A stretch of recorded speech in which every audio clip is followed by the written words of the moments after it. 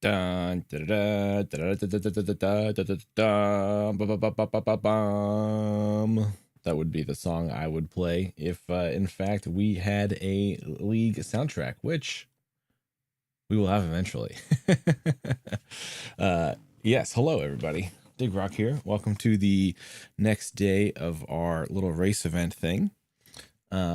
So we have some time trials going on for Smuggler's Gulch. This is the second one we've done. The first one, we only had about, what do we have? I guess I can pull up the scoreboard here. We had about 8 people hanging out. Let me make sure my audio is good. Here, audio, good.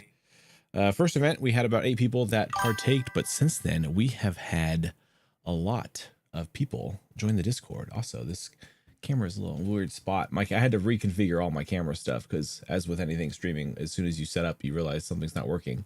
And the camera was, in fact, not working. Hello, UncleAndy. Hello, Walders. So this is going to be similar to the last racing event that we did, where we will get in the Discord here. And anybody can join into the Discord. The link should be in the description below. Hopefully it's in there. Hopefully it's in there. And yeah, we'll one at a time get into the race league. We will check for, I even got my little checklist in front of me to make sure I don't miss anything. We will check for making sure that there's no mods installed, because it was brought up that people could have been installing mods last time. So we'll make sure there's no mods installed. We'll load the map in, check the racer, make sure the racer is compliant, and then we'll do your 5-lap race time. Once the timer starts, that's pretty much your time. You're kind of get one take at it sort of thing. That's what makes it kind of high stakes and exciting. But yeah, so if anybody wants to hop into the Discord chat, we can start doing this thing. Otherwise, in the background, we will be messing around with creating various things and messing with the race league. I have a roadmap that I release, so if nobody wants to hop in immediately to the chat or into Discord, I can go over the roadmap that we have. But if somebody wants to pop in, and if there's for some reason an issue, please let me know ASAPually. I do not have, let's see, I do have the Discord on. Yes, it is on streamer mode. Might have to turn off streamer mode though, potentially. We'll see. We'll see. Anyway. Buttons. Which buttons am I looking for? Lobby split screen. All right. So we got the Discord here, so anyone can pop in here and we can start racing. Last time we did this, let me pull up the event tracker, because I'm tracking everything here with our event tracker. And this is in the Discord if you ever want to see it. We had some times last time. Let me go make this bigger. Had pretty good racing last time. Brib took the top 5 best lap time and the top 3 lap time, but Splash Damage was right there behind him, Jason, with the 2 second best lap times. So that's pretty. It was a pretty close event for that. Splash Damage on this one, actually, he was probably a threat for the overall lap time, but he had a really bad lap 3, so he knocked himself out of the top 3. Brave had a pretty flawless 3 in his Kestrel and took the best lap time. UncleAndy was right behind in a really interesting build that he basically engineered specifically for Smuggler's Gulch, which was like I guess I can click it here. UncleAndy had the Chaos Smuggler. I don't think the image really shows it, but basically the 5-meter thruster you're allotted was put sideways, and he had it pointed to the side since the track was mostly left turns, which was very clever and ended up netting him the second best lap time. It was very, very clever build there. And then Blunt got 3rd place in the top 3 5-lap circuit. It's tongue twister. And he did that with the 5er here. Just a nice sort of live one, easy to fly around. And then Brib, I'll show Brib's build here, was the Kestrel. This one basically swept the first event, sort of more of like a missile or dart type build, which worked pretty good on Smuggler's Gulch, but on some of the future courses, they're going to be a lot more windy and curvy. So I'll show you here when I'll pull it up on like a tighter track, and these type of builds work well on like the Gulch, which is like kind of like a speedway, but it doesn't work. They don't work as hot on the more windy tracks. So it'll be fun to see as we have more tracks, how different builds sort of thrive and stuff like that. Still holding the unofficial world record of 3:30 with the Chaos Smuggler. Yeah. Yeah, I mean, I'm sure you can nail it during the event. I'm sure you can do it. Would you like to go first, UncleAndy? Who wants to be our first test subject here? And I really can't wait till we have actual multiplayer. We can actually set up on a server and have people racing with each other in tandem. This time trial thing is obviously just for as we're just the game's in alpha, so we're growing in alpha with it. So this is just the way we can do it in the meantime. But if nobody wants to hop into the Discord, not driving today. Oh no. Well, hopefully you maintain the top 5, one of the top three. Oh, this is why I keep messing this up. Top 3, 5 lap circuit times. I'll just say top 5 lap circuit times, and then this one will just say top lap times. That's what's messing me up. Just watching, having no time to practice, and I don't want to race with the Chaos Smuggler again. All right. Well, you could race somebody else's build. That's the thing, is you don't need to race your own build. So I guess while waiting for people to hop in here, maybe nobody races this week. Who knows? I hope somebody does though. So I got the roadmap out for the league, and I wanted to get this out. Blunt asked for this, and it was a great idea to ask for it, to just sort of show you sort of my plans for the league and to grow it and stuff like that. So we're sort of in the phase 1 now, and this is going to kind of grow as we get more stuff in the game as well. So phase 1, we're just kind of building out the smuggler circuits. So we had messed around with, like, I took a poll on like a spec race class, which would be a class that is just, well, I guess I can show you here I think I have one here in the workshop. Oh, that's right. You can't view like local workshop, just you have to be in the game. So the spec race was going to be just like everybody was going to be a fixed configuration, and we were going to mess with it. It was going to kind of land around like where Blunt's like light smuggler class was going to be, and everyone was going to be the same thrust configuration. And definitely seemed like there's a lot of excitement for that, but it seemed like the consensus was that would be better held for when we actually can have multiplayer, because that's a spec race where everyone's the same class. Like the time trials are going to be pretty close. It's going to be kind of who can run the best line. Like the spec race is most fun when you're like racing in a pack together. So I think we'll hold off on the spec race until we have multiplayer. So we will sort of just put that in the back pocket with the spec race. We put the specs requirements up there and stuff like that.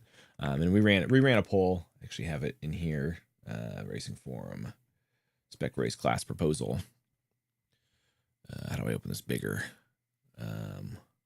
Should be a way to open it. Oh, I must have locked it or something. I don't know. We did run a poll, and yeah, had the requirements and stuff like that. But we'll hold on to the spec race until we have multiplayer. It'll be a little bit more exciting then. Otherwise, we kind of haven't really scraped the surface of the smugglers. We've raced on this one track, and that's what we're racing on again today. And because I just wanted to make sure we had time trials rolling. A lot of people haven't had the opportunity to race on the first Smuggler's Gulch. But basically, like now through June, we're going to build out more smuggler circuits. So we're going to have more courses. Ideally, I want to have 3 to 5 courses, including one that like actually involves like loading cargo in. I haven't messed around with seeing how like I can build a course with like the turrets and stuff like that with like NPCs to see if we can build sort of like a more like hostile course or something like that. Otherwise, we'll have something just catered to like hauling cargo, and maybe they're just figuring out the best routes. We'll sort of figure that out. But otherwise, we'll have more courses for the smugglers built out. And during this phase, we'll have more time trials than what we have had. The last one was March, and April got really busy for me, so I didn't really have time to host one in April. We had to go out of town 8 days for a funeral, and I had to kind of fit everything else into the month of April into a small window. But yeah, so we'll keep putting out smuggler circuits and have a larger variety of courses, which open up more types of racers. I mean, we barely scratched the surface with the smugglers, so we'll do that. And the side quest during this phase is I'd like to start building out the points-based like budget system, which a lot of you guys have heard me talk a lot about.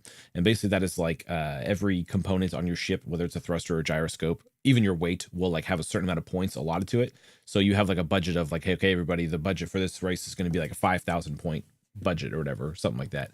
And you can sort of configure your ship however you want. So like thrusters will cost a lot of points, gyros will cost some points, power will cost some points as well. So you have to sort of like figure out what the how you want to budget your ship, and that's sort of works in sort of juxtaposition to like the smuggler class we have right now, where we just have the max thrusters and they all point. You can like point them all in one direction. You have the just max gyros. So like, there's really no incentive to like not have the maximum of everything on your ship right now. Whereas with the point system, you can sort of choose sort of where you want to allot your points. So maybe you want to have like all forward thrust and have all your points to that, which means you don't have any points for maybe not much gyro or thrust in any directions, or maybe you want to have more balanced build and want to have more balanced points. So we'll build that out and have the first we'll sort of mess around with that system and collaborate on that as we're building out the circuits as well. So that's sort of phase one, is have more smuggler courses and then start developing that points budget class system, because that'll be probably the more ideal way to make classes going forward. Time will tell. And then the next phase two, would be like June to August. And this is going to be, we're going to beta an actual season. So instead of just doing these time trials where there's like a winner of the time trial event, we'll actually do seasons that span over the course of like multiple weeks.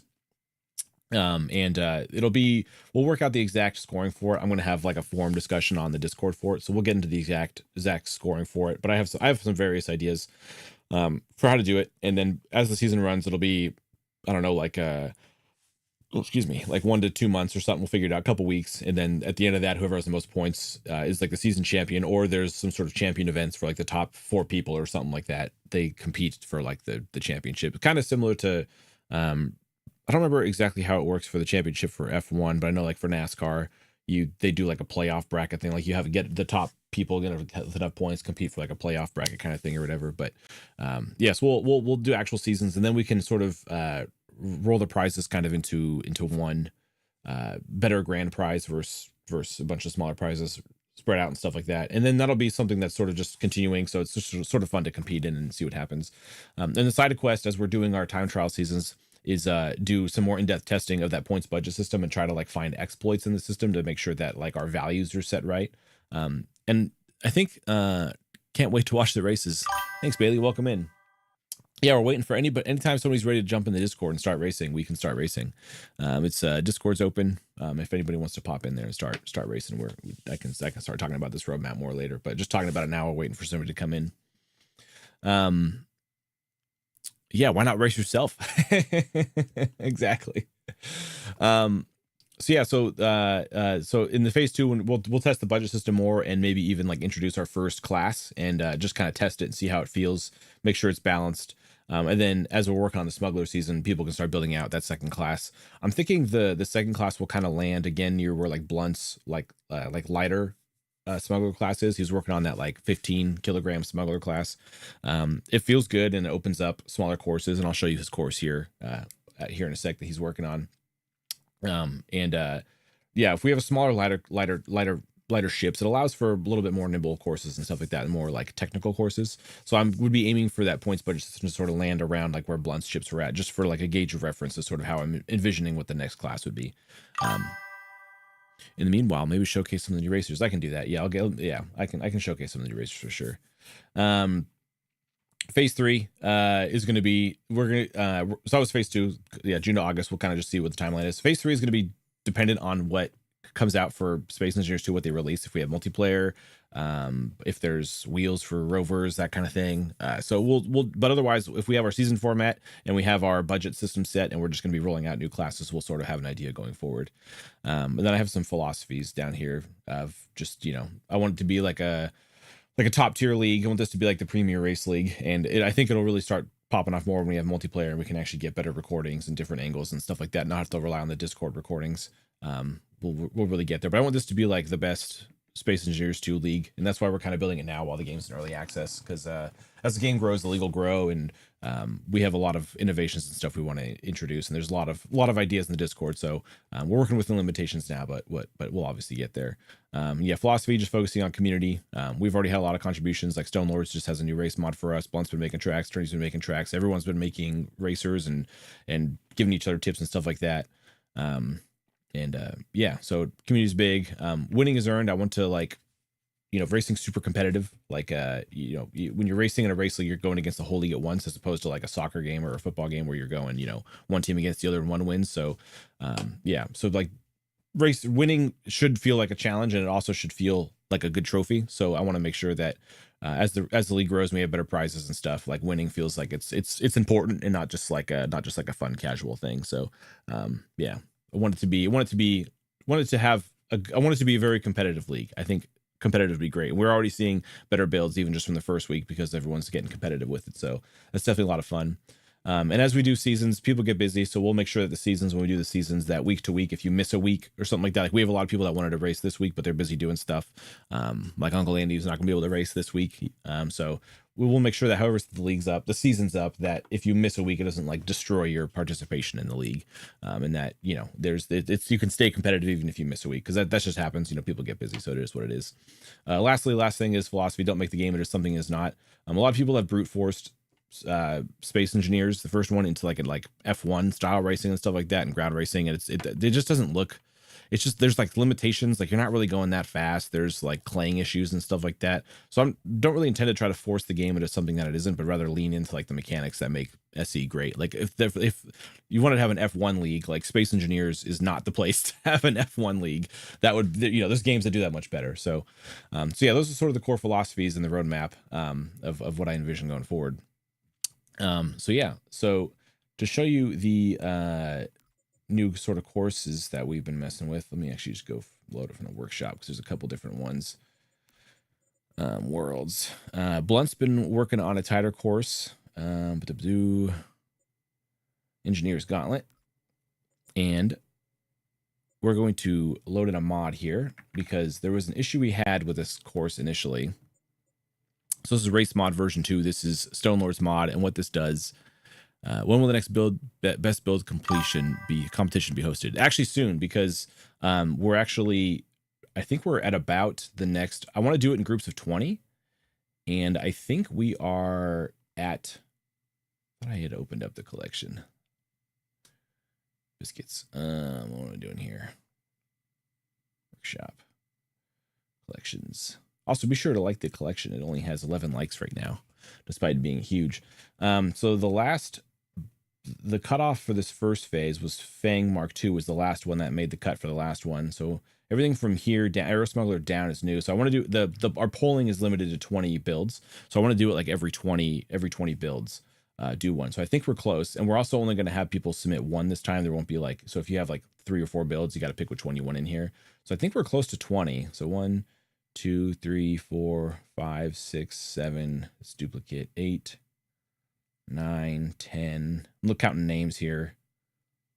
11, 12, 13, 14, 15, 16, 17, 18. So yeah, so we could probably this weekend, I can probably start setting it up and messaging everybody who has multiple and see which ones that they want to race or submit to the competition. And what that is we just do a poll, and we'll run it a little longer this time. And now that we know there's a limit, now that we know the limitation of polling, we won't do that multiple round of polling we did last time. That only happened because we wanted to have a winner by the end of the race event weekend, and I didn't know there were polling restrictions, so I had to sort of work within restrictions that I didn't know even existed. So we basically had 2 separate polls of 17 racers, and the top of those each got an award.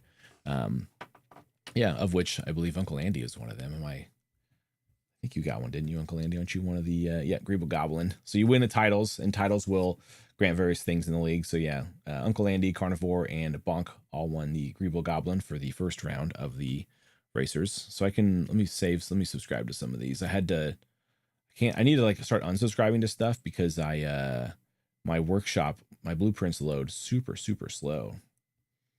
And I wasn't going to go through all of these in this video. I was going to have maybe a separate video for this.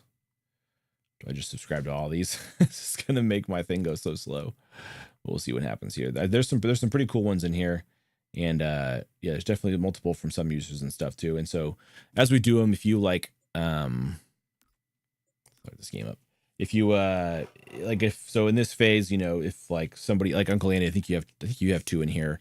So in this next competition, if you just submit one, you can submit the other one for a future competition also. So just because you can't do them all this one doesn't mean they won't all be selected. So let's load in here. I feel like I need to turn my game music on or something. I need to get some background music. I also want to start making a custom soundtrack for the league as well.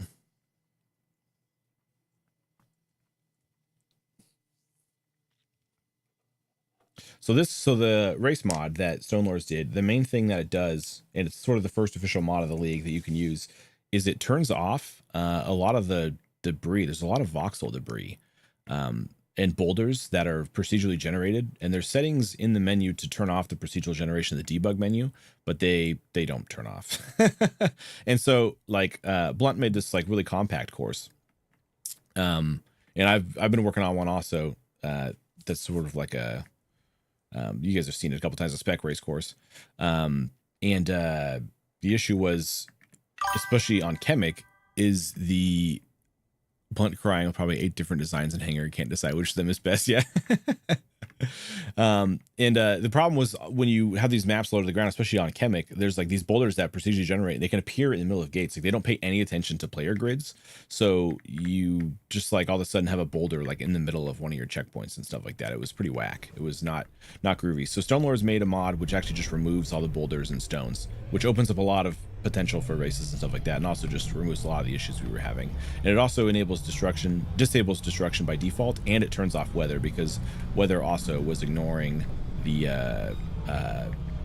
debug settings. You turn off weather in the debug and it saves with the world, but there'd still be weather, and sandstorms were pretty bad. So yeah, so it disables the boulders, so now we can sort of create these smaller courses. As you know, guys, I'm really bad at talking and flying.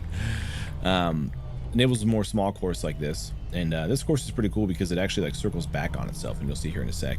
And I'll load some of the smugglers on here, and we'll see if they do good or not. Because one thing I was curious to figure out about this track is if the smugglers can race on a course like this, or if it's too tight.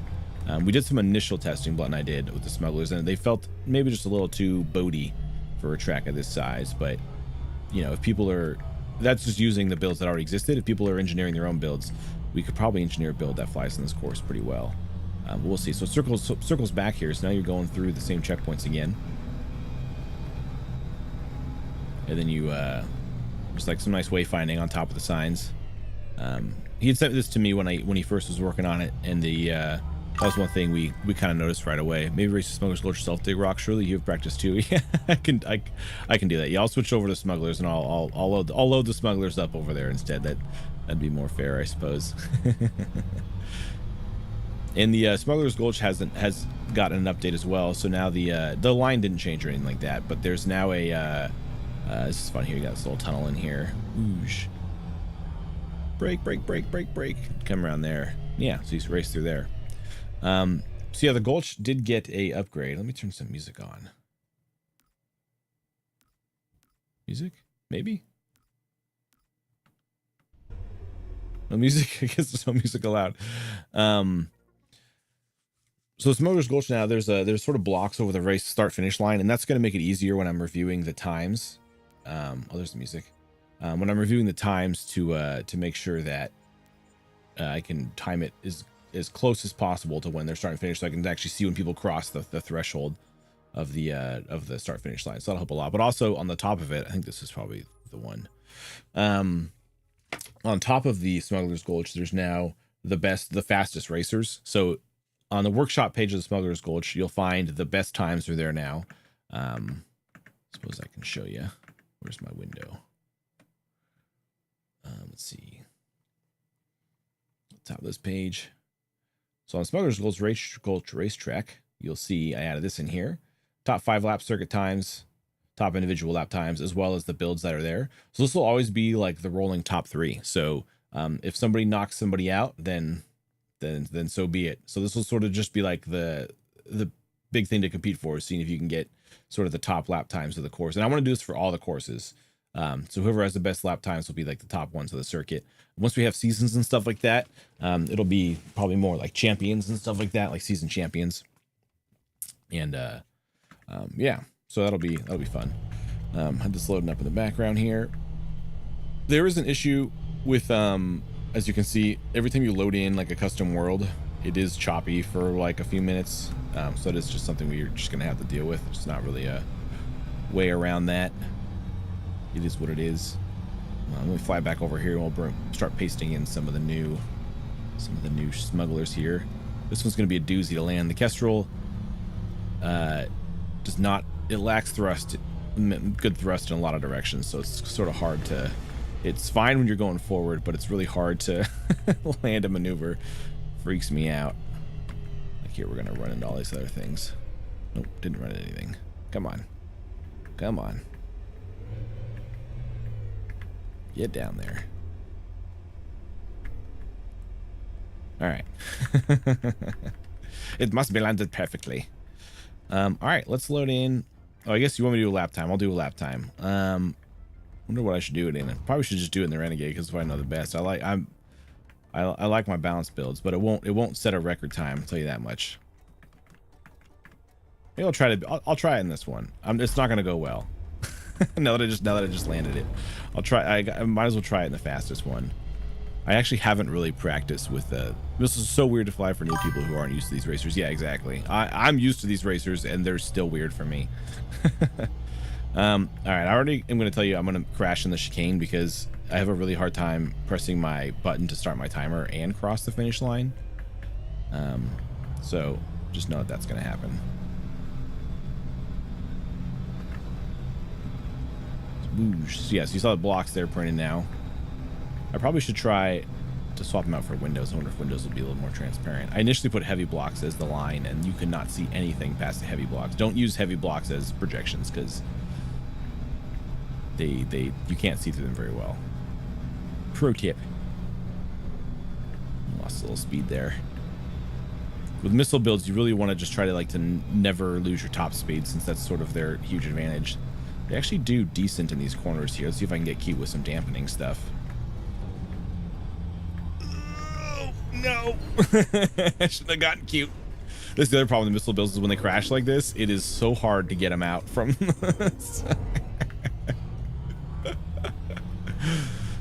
shouldn't have gotten cute. Disaster. But the time's rolling, so stuck with it. What are you gonna do?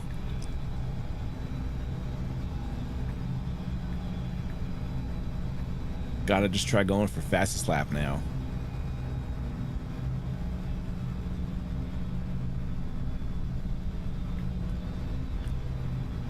This was kind of fun though, is figuring out like where to risk it and where to get cute with maneuvers and stuff. It's sort of, these missile builds are very high risk, high reward because these are the fastest on this track, but they're also the hardest to fly for sure.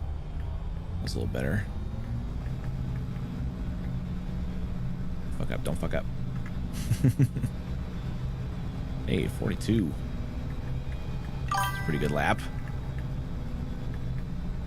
Confident approach to the hairpin, yes. Racing demands confidence. If you're not confident, you're not gonna do good.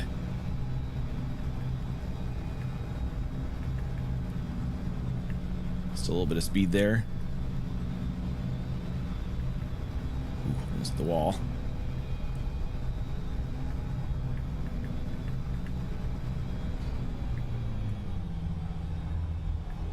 You have to sort of yeet yourself kind of blindly a little bit too through it, honestly.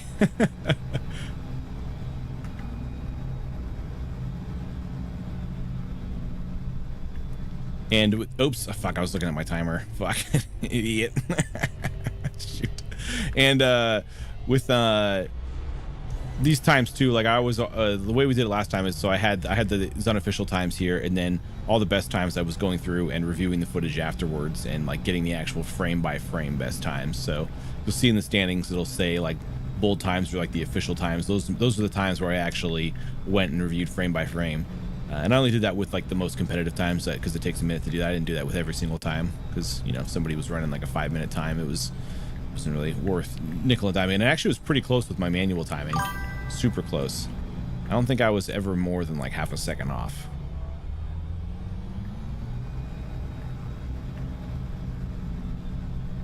Oh! Disaster! And that ruins my last lap. Great 2 laps though. Yeah, there were some good times in there. But I have to go look to see if they were, how close they actually were to the best ones. Ugh. So 3:35 was, I think, the best time, overall time. So I'm only starting my 5th lap, and that was that. That's how the crashes get you. That's what's, I mean, that's sort of the thing with race days. If you have a bad race day, it is what it is. That's why it's fun to have the like the official times, is because you have to like show up on the event. Because if we were actually racing together in the actual event, you know, there is no do-overs. Like if you screw up, that would be it. I messed up the last turn anyway. Considering I was talking the whole time, this actually didn't go as bad as it normally does. Boom. So yeah, so that'd be the 5 laps. So then those times get entered in, and anybody who was close to the top times, I go and review the footage, because I actually take like screen recordings of it. I didn't do a screen recording on that one, but I have screen recordings, and then yeah, go review it and see who's the best.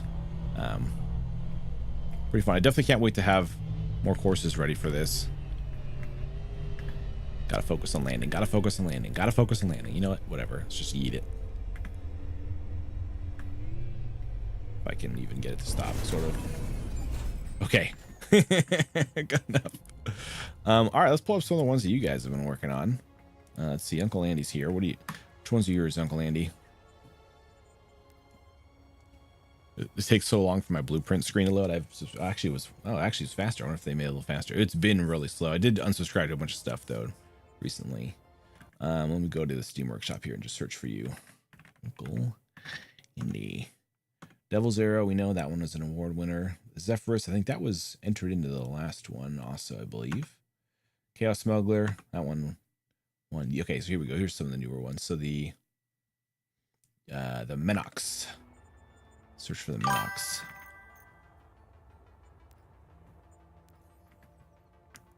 Now, is this one built for the Gulch, or is this built for like a well-rounded one? It's always funny when I'm placing them in the air. A lot of people don't save their blueprints with like dampeners on or thrusters on, so you place it and it just like drops out of the sky. Oh, it was weird. I was looking at it and I was thinking at first this cockpit was like in here, so I was like, where's the seat? I can't see the seat in there, but it's just sitting on top there. Let's do a little fly around.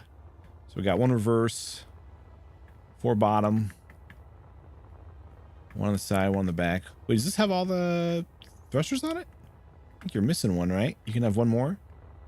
1, 2, 3, 4, 5, 6, 7. You got 1 more thruster on here. Hard at work practicing right now. Well, whenever you're ready, the Discord's this. Oh, there's the other one. It's on top there. I see. Sneaky. Didn't see that at first. It's behind the cockpit. Sneaky, sneaky. A little narrow one. Narrow build. See how it does. So this one's more of a balanced build. Actually, kind of a similar layout to the Renegade. You just have the you used one of your brake thrusters for forward thrust.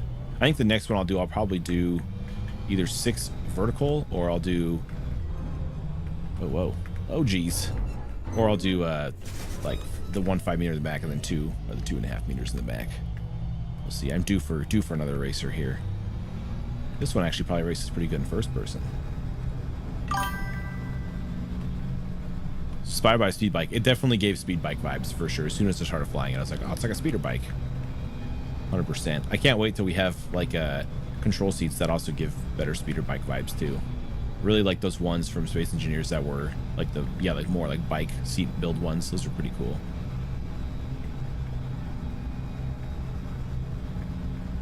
Cruising. Oh, I forgot to start the timer. See how it does. Oops. Uncommitted to the corner, in the middle of the corner.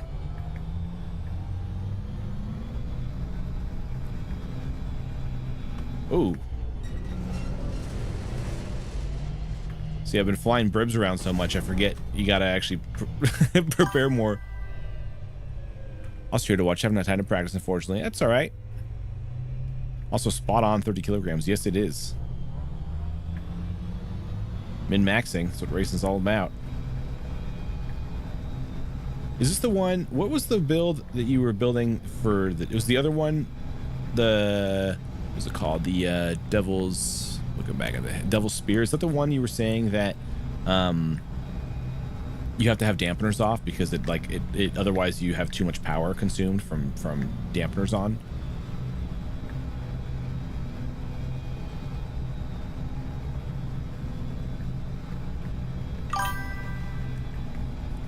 Love a look at this one. Well, UncleAndy's got to decide if he wants this one or the other one in the competition, so maybe that's a vote in this one. I'll pull the other one up here.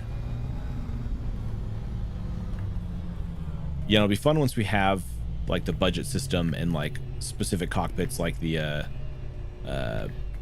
like speeder bike cockpits, because we can have classes sort of that are like speeder bike classes.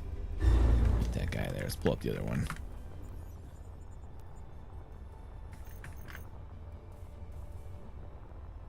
Devil Spear. This one looks sick. I really like this one. You don't have to, but fly it fully without dampeners. Okay. I don't know how consistent that can be, but it sounds fast as heck. Yeah, this one looks super cool. You did a great job with this one, UncleAndy. Got 6 up on this one, plus 8 little small ones in there. 3 in the back. Okay, so this is, oh, so you did get 6 and 3, because when I was thinking about it, I was thinking about keeping, this will actually be interesting to fly, because I was curious if you did the 3 in the back and the 6 up, if it was still how navigable it was, not having the braking or anything. But for a course like this one, I guess you don't really need the braking. Oh yeah, I see like the right thruster turning off. To your point, yeah, I'll turn off the dampeners. Yeah, don't need to have dampeners for one like this then. That's where it kicks in. So that will be entering the competition. Okay, yeah, I do like the look of this one better than the other one. Oh, weird. It's the right engine was not firing there for a sec, even though, oh, because I was pressing up at the same time. Oh, so even, yeah, because even as you're triggering it yourself, that right thruster turns off as you're pressing up thrust. Interesting. So this is kind of more of a technical build in that regard then. So you could probably even, oh, interesting. Man, you can sort of really you have a couple ways to stop with this one. Yeah, the maxing out your power is interesting. But even if you lose that right thrust, you still have 2 other in the back. The question is, am I losing vertical thrust? No, they all fire. I wonder how it decides priority. Because no matter what combination I press the buttons, that back right thruster always turns off. I wonder if it's based on like the order you place them. When you press up, you are supposed to already go at full speed forward. Yeah, that's fair. It's just weird that that right one always turns off. I forget to, man, it's been so long since I've raced without dampeners. I mean, I guess it's fine the back one turns off, because like you said, if you're already at full speed, you'd rather probably have the up thrust be prioritized versus the back one, because you're already probably going to max speed. So what does it matter if that right one gets knocked out? It's just weird it's always that one.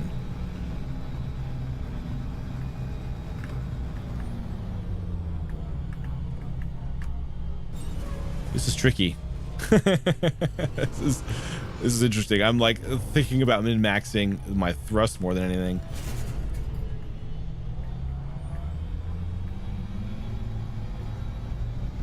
I suppose you could turn your dampeners on and off. Can we assign stuff to mouse buttons now? Because I would love to assign them. I would love to assign dampeners to a mouse button. Is that possible? I know we can map controls now. Dampener. Ha! We can. Sick. Oh, wait, that's the wrong. Wait, relative. Oh, wait, that's the wrong one. Dampeners. Ha! Nice. So now you can really flick them on and off easier. So if you get in a pickle, press your mouse button. It's just a little easier than pressing Z when you're already pressing 100 other buttons on your keyboard. I think it's perfect. I really like the fact that the game prioritizes the back thruster. Yeah, that definitely works out. That back one's definitely the one you would, like if you were to turn one off when you do this, it would definitely be that one. It is weird flying without the dampeners though, which is funny because when I first started racing, I always had dampeners off. So it's like, it's better. And then I realized it was a little easier with them on, and now I...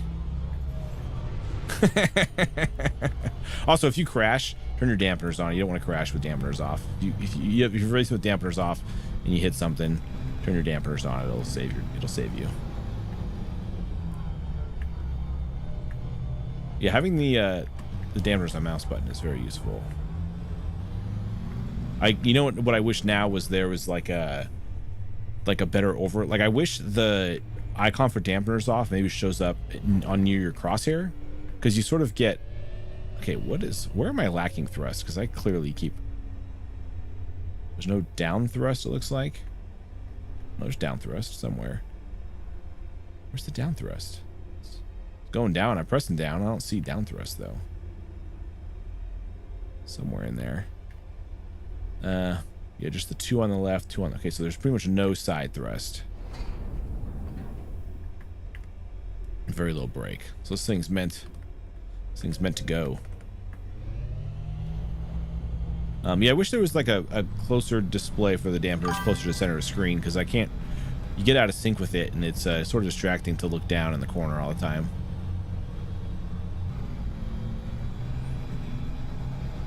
Oops. This is hard. This is actually not as easy as it would seem.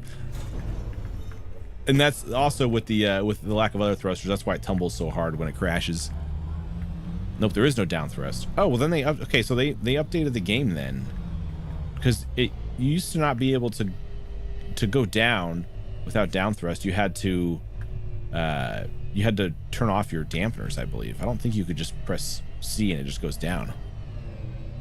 Yeah, down move without thrust. Okay, which is what it should. Yeah, it was kind of weird that wasn't the case in the first place, but just alpha things. Yeah, this is tricky. I can definitely see really good times being set with this if you like practice the heck out of it. Yeah, that's what it should have always done. It's just, one of them. I'm sure they always plan for that. It's just they have a million things to do.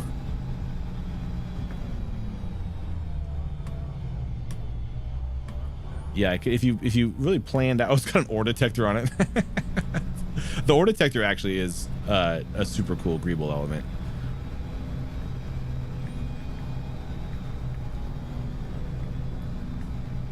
I don't know if it spins though when you turn it off, so you have to have it on. Here we go. Doing a little better now. Oh boy. Oh boy. Man, that's tough. When you get out of line just a little bit, I guess in that case you gotta fly it like a missile build where you just turn by pointing a different direction. Interesting. I'm curious to see if somebody practices with this, what kind of times they could post. Definitely see potential with this.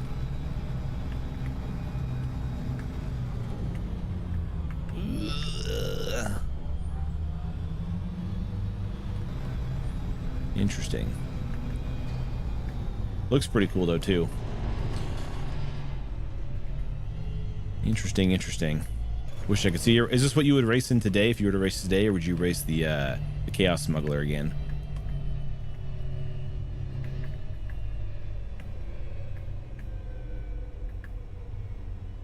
Also, where are my racers at? I know people were up late practicing last night.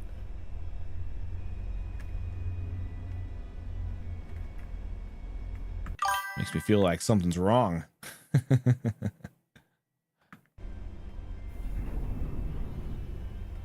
Also, if you haven't practiced much but want to race, right now you would be the winner if you just raced. For this week anyway. Currently prepping. All right. Oh, Star-Lord is here too. Nice. I didn't realize that the down thrusters was your comment initially.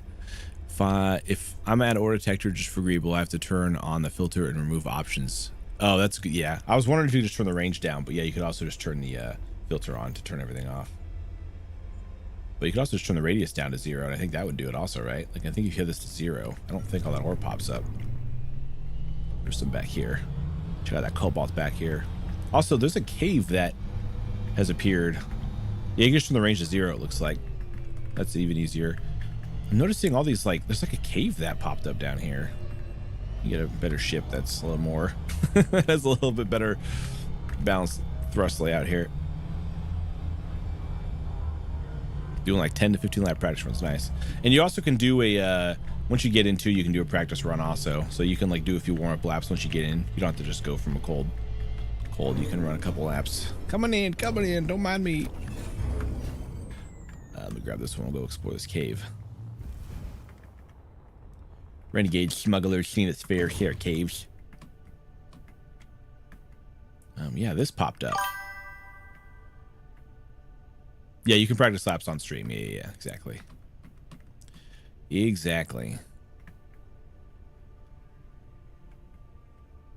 So procedurally generated cave has appeared, which is also kind of frustrating that these happen too, because like, so if caves were all procedurally generated and those were rolled, like, can we not build in caves and have like a new world load? Like, I wanted to have like a race where you go down into a cave like this and the gate is like at the bottom, just like sideways. So you have to fly down. You can approach the gate from the other side, but then the gate's like upright. So you come down, hit the gate, and then fly out the other side. But I don't know if that'll work because the caves are also procedurally generated. The procedurally generated thing is really, I think, needs some work, because it's gonna the Stonelord's mod turns off the debris and stuff. But for everybody else, it's just like, it's gonna, like, if you make custom worlds and stuff, the procedural generation is just gonna ruin it. Like, if we make a cool, like, I want to have like cool combat scenarios and stuff. Like, see here, there's these caves down here too that appeared. It's just a little one. These were never here before. There's one over here too. Like, if the, like, I don't even know if we're gonna be able to have like custom worlds with caves, because the procedural generation might just make it underground all of a sudden. I feel like they have some work to do with the procedural generation. Worst performing race engineers will be buried in that cave, defeated by the smuggler culture. Yeah.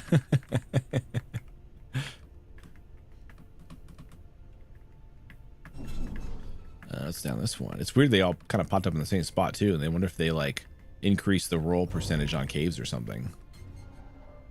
It's kind of cool. I'm also curious to know how detection is going to work in SC2 for caves, because it was really stupid in the first one. You could like just fly out on the surface and it'll like detect stuff underground. So like you could find underground bases. Not to mention you could like see the voxel change from a distance. But even if you didn't see that, as you're just flying around, you could have an underground base and you like your ship detects a ship or a grid. Oh, here's another one. A grid like underground. And it's sort of like, okay, if I can detect things a kilometer underground, what's the point of an underground base then? A lot of caves, man. Ooh. Interesting. See, but like if I build in here and then like somebody else loads it on their computer, it might just bury the grid. I mean, they already have problems with that in the already with certain missions being buried underground. That's happened a couple times. A few bug reports for that. All right, let's check out some more smugglers. Not tested, I would imagine. If you build in the cave or edit it, it would save the cave to be there. You'd think so. You would think it should. What I envision would be the best solution is to keep procedural generation doing its thing. All it needs to do is, if there's a grid around, just save that generation, that seed, from like in a 500 meter radius, like around every grid or something like that. Just save that information and then procedurally generate the rest. Because you can't save like the whole. You wouldn't want it to save like every generation of everything in the world, because your saves would be ginormous if it's saving every little rock. But certainly just like around grids, just like preserve it. And that would at least, like in cases for like racetracks where like if we don't want a boulder to pop up between the start finish line and like checkpoint 1, whatever that range is, even if it's a 100 meter radius, we could just like kind of put a few objects between here and there, and it sort of just protects that canyon from being procedurally generated. That would fix it. That's really all I think it needs to be happening. But I don't know what that does implication wise for game save size or anything like that. Yeah, so we'll see. Stone Lords, you gonna race one? Haven't had you in a race yet. This one just got an update also. This one's pretty cool by Chris. This is a very, very cool looking build. I'm sure this one will do well in the voting polls as well for the Greeble contest. But is it fast? That is the question. Looks like, let's see, similar. That might smoke. I feel like that's going to cause smoke and damage. Looks like it's a pretty similar thrust layout to the Renegade. No down thrust though. Good use of the cover over the top of the cockpit. What does it look like in first person? Pretty tight.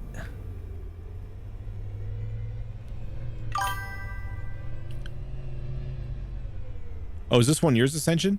I don't know everyone's YouTube names compared to their Discord names or their Steam names. Why can't I? The double tapping Alt also like doesn't work very well sometimes. I don't know why. It's supposed to reset your camera, and it just like doesn't always do that. Or is that centered? Wait, why is the center for this camera so weird? It's like I'm looking down. That's weird. That's very weird. I wonder if it's because there's stuff on the roof of the cockpit or something. To test the lateral thrust shouldn't cause damage. We'll see. Yeah, it'll smoke. You'll see smoke if it does. So yeah, here it's. I actually don't know why that's not causing damage. I feel like that should cause damage. But yeah, if it's not smoking, you're good. Yeah, it'll smoke if it's even if destructions are off, it'll still cause smoke, and then you'll know it'll be damaged. It's weird that the double tapping that the camera center is off. Target based gyro, toggle it with one hotkey. Oh wait. Oh whoa. Wait, what is that? Oh man. Okay, I was also why I was flying weird. This is just, something just seems so weird. I forgot that you can turn that off now. That's right. Toggle based or target based gyro. Yeah. Yeah, I'm glad I was when they first did the target based gyro, I liked it for 90% of the time. It's just when landing it was the pain in the butt. So I wasn't sure if they were gonna have any way to toggle it. So I was glad they did. I know they had talked about initially adding in the setting to revert back, but I didn't realize it was going to be like a cockpit setting you could toggle, which I thought was a great move by their part. So you can switch back to the old SE1 style flying, which will be really useful for docking, especially when you're docking on something flat. It's really hard to get things like flat or like hooking to a connector. It's the target based causes issues, or if you're like reversing, it's sometimes hard to see.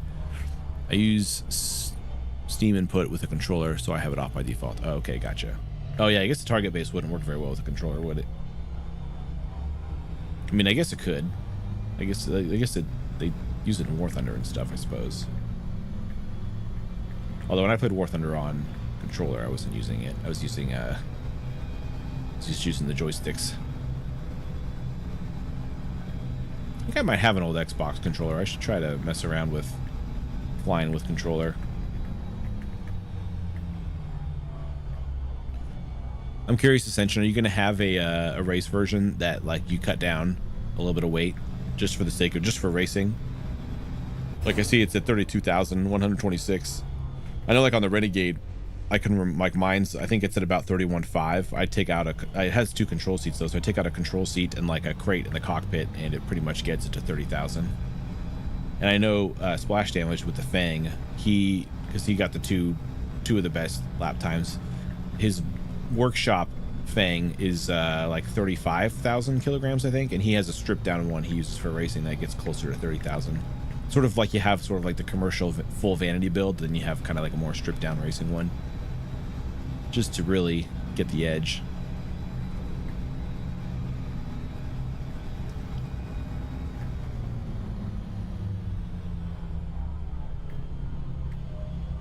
Don't hit the ground, don't hit the ground, don't hit the ground. Because you could probably just knock a little bit of fractions off your time if you were able to keep it at 30,000.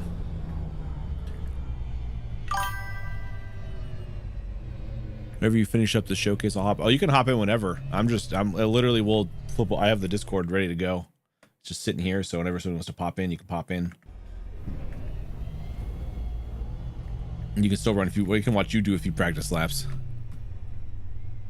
Yeah, exactly. Remove the spoiler. Yeah, this one, yeah, it does fly. Yeah, this is more balanced build, so it does fly nicely. It's got the, yeah, similar. Oh, I like the little area underneath there too.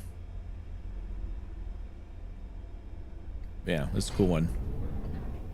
Yeah, I think if I get in this Fang here, I think it's at 35,000.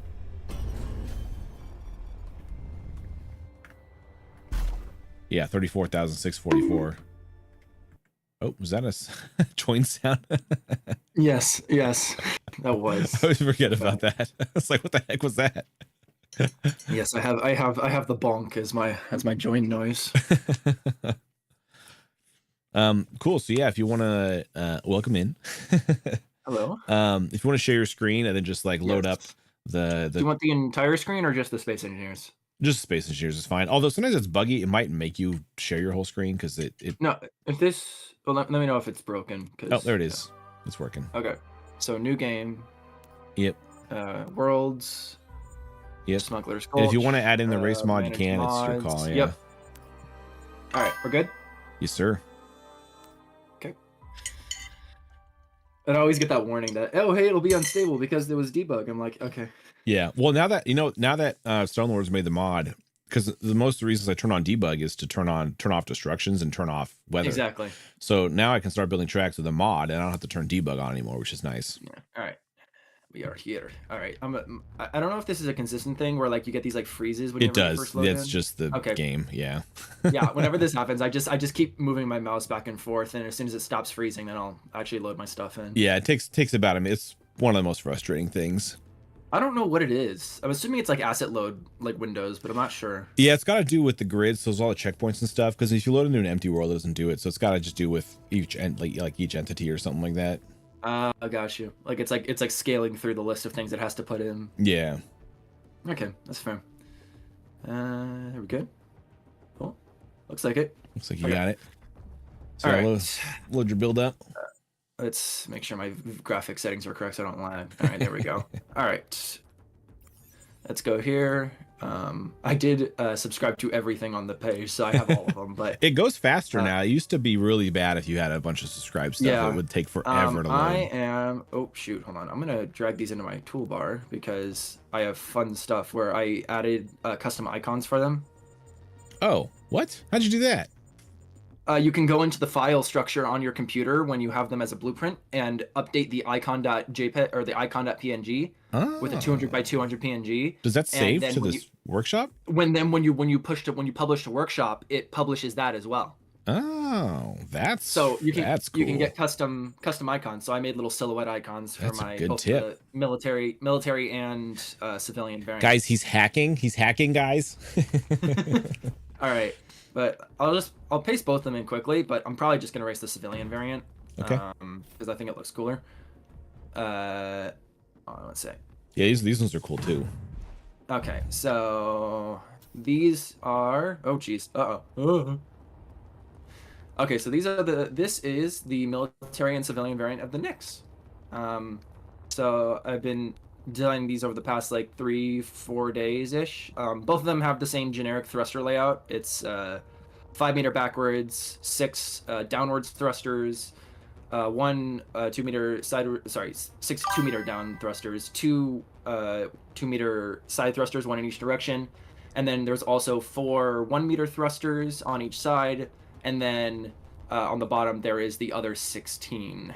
All pointing downwards. So there's a very down thrust heavy craft. No kidding. It's designed to do heavy G turns. All right. So the other thing is, if anyone else is playing this thing, as a very important note when you're either flying or when you're worrying about possible crashes or stuff, it has no thrust upwards. Like there's no upwards pointing thrusters and there's no forwards pointing thrusters. So it cannot slow down very well. There's no forward? No. There's nothing pointing forward. As in like, pointing forward, so like there's no reverse. Yeah, okay, I see. There's nothing for it to back up. If you're going one direction, the only way to turn around is to physically turn around the craft. I'm never flying this. No, it is 100% a momentum craft. It is not built to do anything other than race this track very, very quickly. All right, so let's run through your component list real quick. Okay, yeah, hold on. Let me stop. Also, that piston on the toolbar is a glitch from when I tried to use pistons, and that will not go away. There are no pistons on this craft. So let's go through. So thruster 1 meter. 24. There's no other thrusters other than the thruster groups. All right. So there's 24, 8 2 meters, 5 batteries. Okay. Oh, this is not the right version. There should be 25 of these. Hold on, one sec. There was more not in the group I saw, but I think it was more than 25. I don't think that was. Oh, did I not group them? There were some out of the group, yeah, but it looked like they were maybe more than 25. Oh, that would explain why. Hold on. Okay, so 1, 2. Okay, so. Oh, wow. So that's 8. You got to remove 4 of them. That's okay. Hold on. You know what? Let me just race the military variant. I know that one meets spec. They're the same craft. I think I just messed up the groups and I accidentally put too many. Okay, so shoot. Let me just select all the 1 meters. 1 meters, 2 meters, Okay. 5 batteries. and then gyroscopes. 25. Oh, there's 5 batteries 25, there. 5 batteries. Cool. Cargo container. Yep. You got it. So this one meets spec. Cool. I'll update the other one and update the workshop page after because I think it looks cooler. But UncleAndy this wants one to does know meet if the there's UncleAndy wants to know if there's any lore behind the ship. So if you read the workshop page, both for the NX7, because the official designation for these ships are the NX7 and the NX7C. So the NX7 was originally designed as a lightweight fighter by the design group or the design company that I made up, Paradox Design. Paradox, just because it also kind of means puzzle, which my name also means. But it was designed as a light fighter. It was designed as a high momentum fighter, so it's designed to do high G turns, dogfighting, keeping its nose pointed on target as much as possible. After it was released as that, eventually some got out into the smuggling community. People in the smuggling community decided, hey, this thing has a really, really good potential. Why don't we strip all the weapons off this thing and just try and make it really, really fast and hard to catch? And so it's not built to slow down, but as a smuggler, you very rarely want to slow down. And so it's just designed to go fast, to turn hard.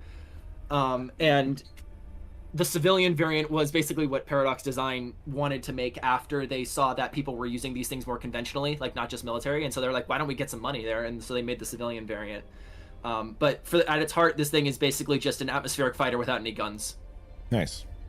Hope that satisfies your lore checkbox there, UncleAndy. So I'm gonna do like yes, you just do your practice laps. Yeah, just do it, and Yeah. once you're coming around, just say I want this. Just go ahead, once you're coming on that last hairpin and you're ready to start going, say, all right, this will be the start. Sounds good. UncleAndy says, love it, looks great and cool lore.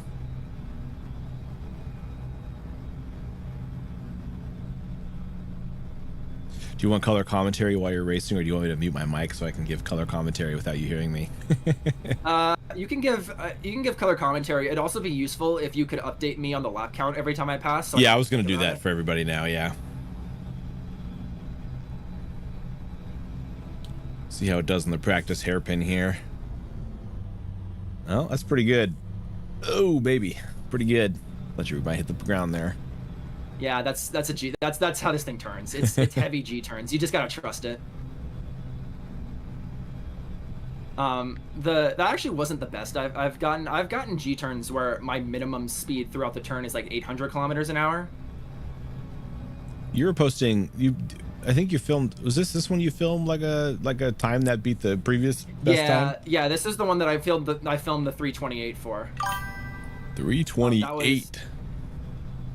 Yeah, I filmed the 328 with this thing. I've been practicing a bit with it, so I'm moderately consistent on that kind of scale of time, but it depends on the day. I'm also kind of played a little bit safe. Yeah. Because I don't want to risk crashing. Like that run was like at the end of 4 hours straight of trying and failing.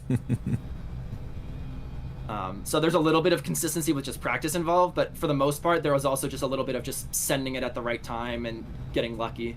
Yeah. It's called confidence, not luck. Yeah.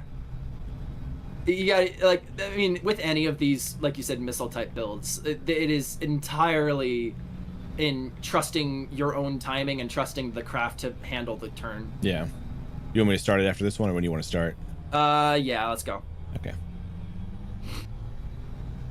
Here we go. Coming down to the race line. Race begins. Lap 1. Let's see if this military vessel has what it takes to compete on the smuggler circuit.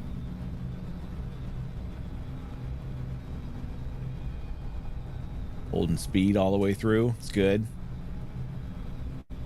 See a lot of times posted of people hitting the first 2 checkpoints and they're losing speed. And every time I see that, I'm like, you can shave another half second off your time there. Yeah. Most builds should be able to get through turn 1 and 2 full speed. Coming to the hairpin here. See how it does. See how it does. Not too shabby. Not too shabby. Coming on lap 2. 41.92 unofficial time for the first lap. Pretty fast. I think our previous best time with Brib was 42 something. We might have a new challenger into the race league.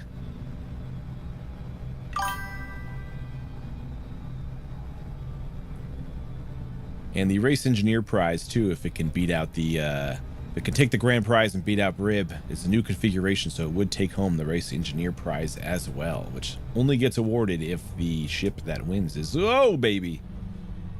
If the ship that wins is a different configuration than the previous one. Coming to finish off lap 2, entering into lap 3. Lap 2 time 41.72 unofficial, 0.2 seconds faster than lap 1. We're improving times. We're getting faster. Let's see this thing get 41.5. See if it has what it takes. That autosave was dicey.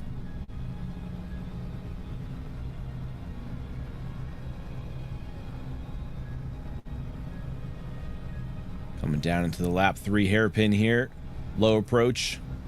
High G-force turn. Right through. Getting low. Nailed it. Coming on to lap 4 with the lap 3 time of 41.45. We got under 41.5. Holy smokes. This thing is cruising.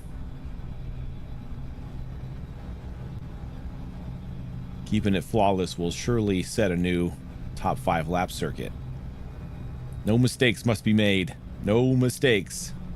Coming into the hairpin, the make or break area for every racer. The low approach is very unique. I haven't seen much of that low approach. Navigated through, no mistakes. That's kind of what you're looking for at this point. Entering final lap. Lap 4 time 41.75.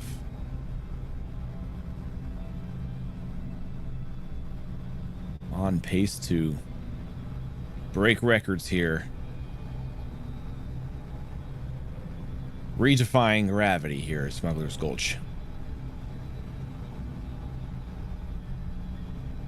Coming down, final approach into the hairpin.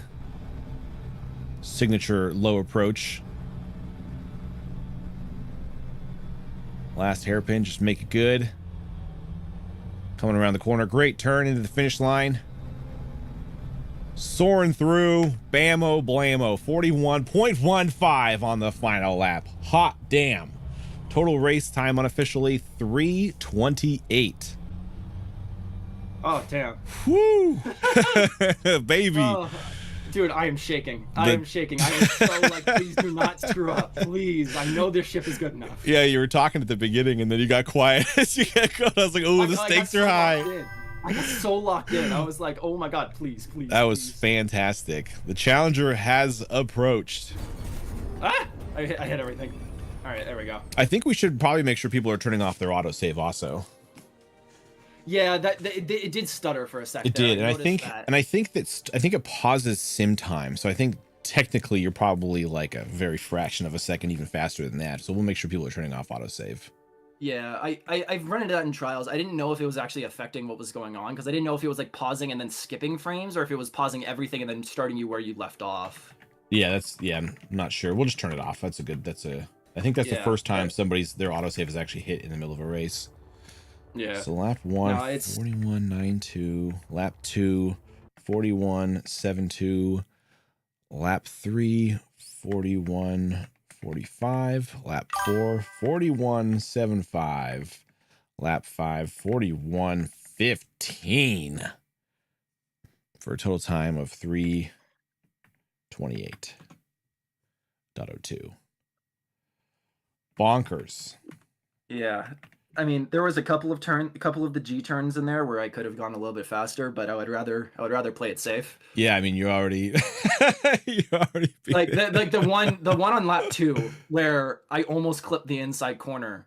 I realized after I committed to the first turn that I was too shallow, that I was going to miss. And so I backed off of it just a little bit, let go of forward thrust and just let my thing coast just a hair. And then I kind of tried to gun it and then turn more aggressively, which I've found that when I'm fixing errors, it's better to do it that way than trying to like re-straighten out, because re-straightening out pushes my thrust direction so that I'm pushing me towards the outside wall of the canyon. Whereas if I just let myself coast and then push, even if my speed ends up at like 600 or 700 for longer, I'm carrying that speed towards the finish line. So I'm ended up losing less time. Yeah.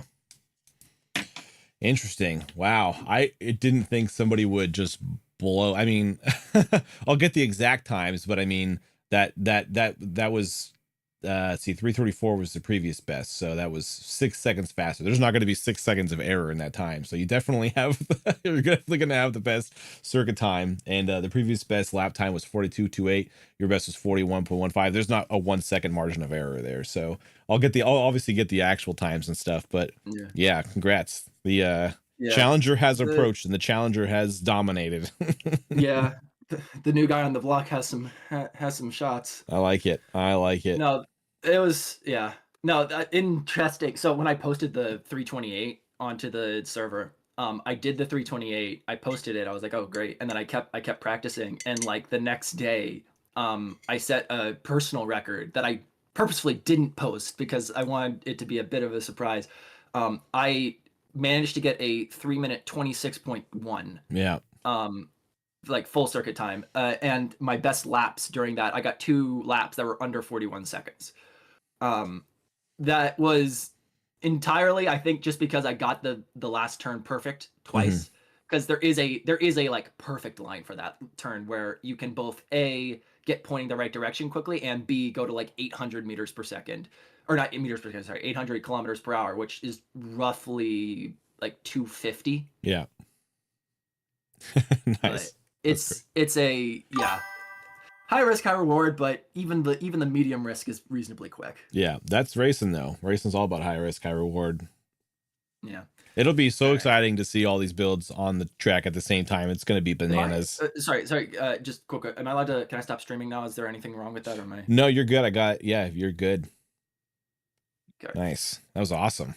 Well, yeah. No, I saw the first 2 streams and I was like, oh, this is awesome. I love the way this looks. And so I was like watching, I was like, man, I want to be out there. I want to make a ship for this. And so I spent some time. And then when you announced the second one on Smuggler's Gulch, I'm like, thank God, I can actually, it's the map that I've seen. Yeah, we'll keep hitting these. Yeah, we'll keep hitting these because we'll have like 5 courses that we'll race as a season, and we'll have actual season times and stuff. So yeah. That's gonna be crazy. I need to go off and fix the spec on the civilian. I mean, it makes sense for a civilian variant to have more turn power, just in case. But at the same time, it's like I kind of want it to be race spec so that people can fly it if they want to. Yeah. Nice. But yeah. Also, that tip about the custom icons it's not hard to do. I just Googled it. Yeah, the custom icons, I didn't even know that was a possibility. That's a super good thing to know. Yeah. Well, anyway, I love the content. Keep it up. All right, man. If there's nothing else for me to do, I will go back to lurking like a creep in the chat. No creeps. You're fine. No. Lurking like a hopefully former racist. Oh, that was the wrong word. Racist. Looking like a champion, baby. Hopefully. I'll bet UncleAndy is getting FOMO now. He wants to get back out here and get his time back up. Yeah. Well, he deserves to get his time back, dude. I saw his run with the Chaos Smuggler, and I thought that was amazing. That's actually what I modeled. A lot of the handling characteristics of the Nyx off of was the way that the Chaos Smuggler took turns. Yeah.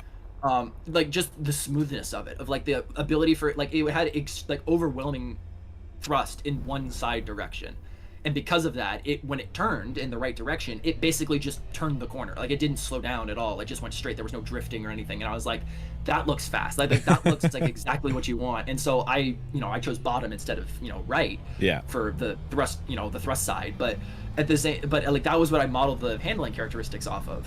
And so like I watched that video, I was like, oh, I need to do it like that. So I was like, I had that pulled up on the side while I was flying mine to be like, okay, do I have enough? Do I have too much? Can I like pull it towards the side?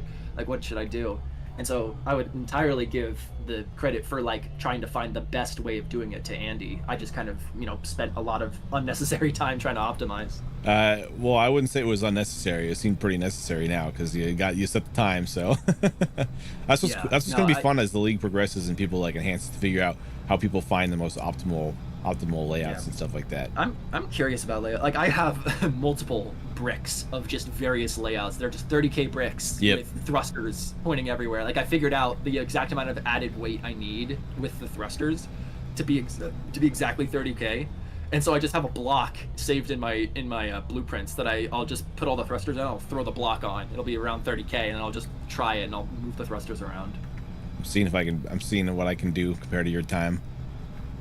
Hold on, I'm not watching the stream. Give me a sec. Hold on, I need to see this. What's going on here? As soon as I loaded it in, it was like at an angle, so it started like flying forward. I was like, oh no, it begins. Oh yeah. You always have to load it like nose up. I'm just gonna yeet this thing when I have to land, when I have to park it. I'm not even gonna try to park it. Although I'm gonna have to try to park it eventually because it's gonna have to be on the pedestal now for Smuggler's Gulch. So the main way that I've always found to try and slow it down and park it is when you want to turn, you kind of you angle, so you do it like you would do like a kind of a high angle drift turn where you lean the ship basically fully to the side and then you just do a really hard pull and you're kind of just doing a big loop almost. Also, this thing has incredible upwards thrust, so you can very easily undershoot. That's one reason why you were mentioning while I was flying the low angle into the final corner. Yeah, I was wondering about that. So there was a couple of reasons. I didn't start out that way. I started with doing the normal approach that like I saw because I kind of got inspired on Racing Line by Andy. I started with that line where you come in really steep and then you kind of pull up into it. But I realized a couple of things about the way that the space engineers like speed calculations work. Your max velocity is, it's capped, but that max velocity is not like directionally based. It's almost entirely it's in whatever direction you're currently sliding. So if you're drifting sideways, right, and you don't have a lot of thrust slowing you down in that direction, even if your front thruster is strong, it's not going to accelerate you forward because you're still near the speed cap. Just in the sideways direction still. So when you want to turn, it is in your absolute best interest to kill momentum in all other directions than the one you want to go as fast as possible. And because my thrust is primarily centered on one side, I realized that starting on a low angle and killing all of my vertical momentum on the slight upturn to flatten out my line, and then killing all my sideways momentum with the side angle turn ended up actually being faster because it meant that I could use my strong thrusters in both directions that I needed to slow myself down. And so instead of trying to slow myself down in both directions at the same time, I staggered out the window in which I was slowing myself down so that I could end up accelerating out of the corner faster. Science. So there is a lot of trial and error, a lot of messing around with ideas, a lot of technically the line I'm taking isn't the perfect line. It's just the line I found that I could do the most consistently. Yeah. Because the perfect line would be hugging the right edge of the canyon wall, and I was kind of hugging the left center gap. Because if you hug the right edge, it shallows out your angle a lot more into the turn, and you can end up actually taking even higher speed into the corner. I think during testing, I managed to get one successful G-turn from that angle, and I think I kept 900 kilometers an hour, thereabouts, of speed through the corner. Dang. It was, it was not sustainable. So I was like, I'm not doing this for race day, but if for like a single lap time, I might. That was how I got the sub 41 second laps, is I had to do that for the final corner, because that final corner entirely dictates whether you get like a 40, a 41, a 42 or higher. Because like a great turn is a 40, a good turn is like a low 41, an okay turn is a high 41, and like an average turn is like a low to mid 42. UncleAndy says, I think UncleAndy Industries wants to sponsor Enygma. This type of performance will be brought up in the next company board meeting. I mean, I'd be happy to collaborate with him with either a ship design or something. Like I love spending the time to try and science this stuff out. Like I'm an engineering student, so I love trying to build this stuff. It's for me at least, this is like one of the most pure combinations of like hobby and career that I can find, where it's like it does the thing that I'm studying for, and it does the thing that I enjoy to do all at the same time. I'm pushing all the other ships off the platform. yeah. I mean, that's fuck out of here. I mean, it's a very boisterous ship. We might say that.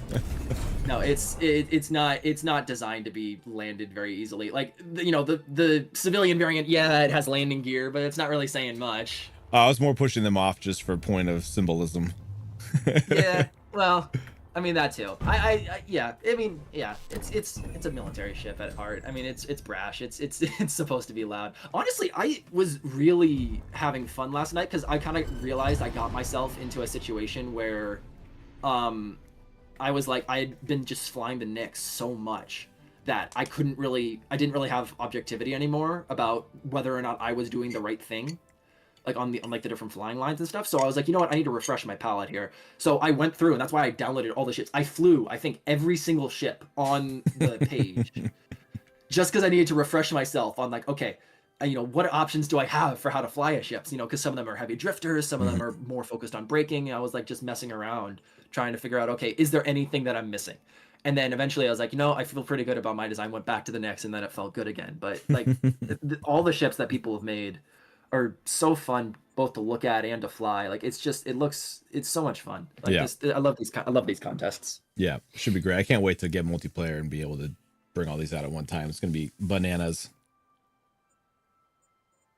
Yeah. So anyhow, I will update the civilian model to meet spec, which means I'm gonna have to remove, I think, how many did I have over? It was like 29, so I need to remove 4. Yeah, you had 4 over.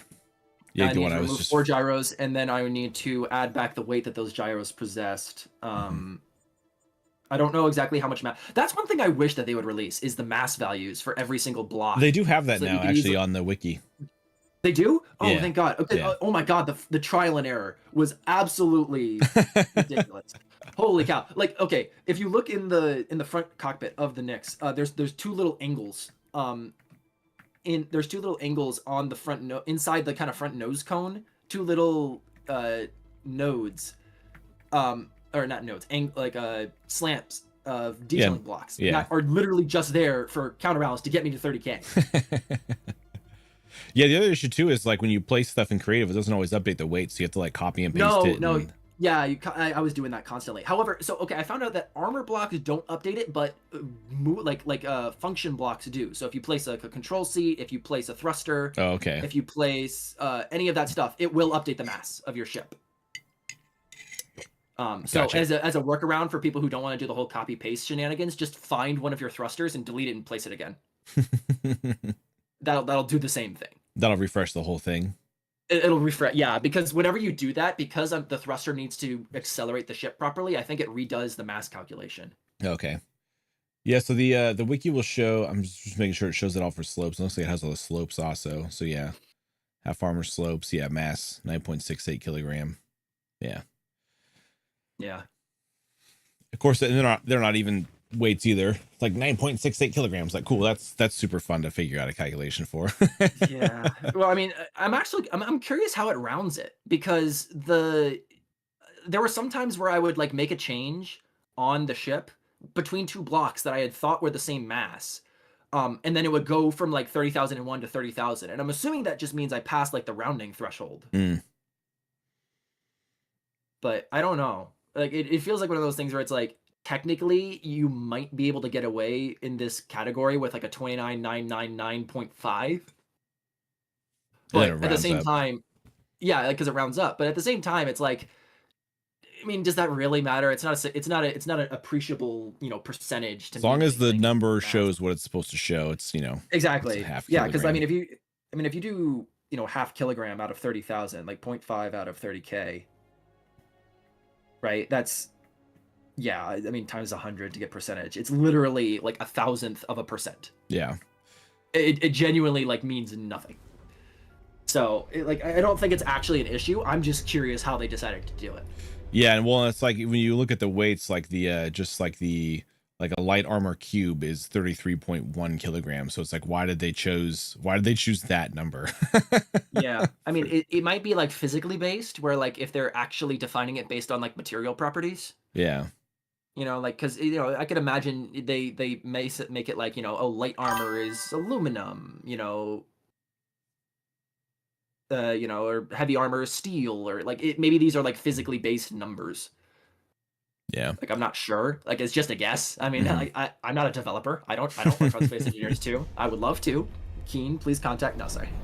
But No, also why is the detailing cube so much more precise in terms of its number than Yeah, all the other ones? yeah, it's 5.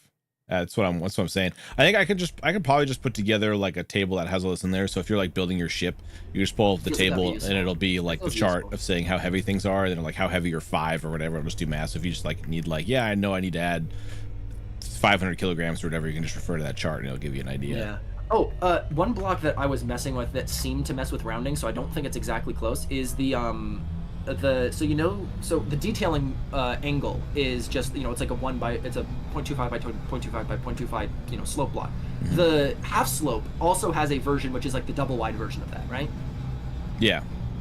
I'm wondering how much that is, because from my testing, it's not the same as 2 detailing blocks. No, they're not. Usually if there's something that, so the detailing blocks usually will add up to more. So like if you have like the half slope or the half block, I know that's so they're more dense, because the detail cubes are, because if you think about surfaces, like the detailing cube, like if you have 4 detailing cubes, that makes the same as the light armor half, but there's more surfaces because the light armor half is hollow on the inside, where the detailing cube has 6. So you have like 24 surfaces compared to 6 surfaces. Got you. So you just have more weight. So yeah, so like so this is at least that was when I was initially, that was before they had weights on the wiki. Let me confirm. So the detailing cube is 5 kilograms, and then the light armor half is 18.25. So it's a little bit lighter total. Well, You save the light armor half, 1.75 kilograms.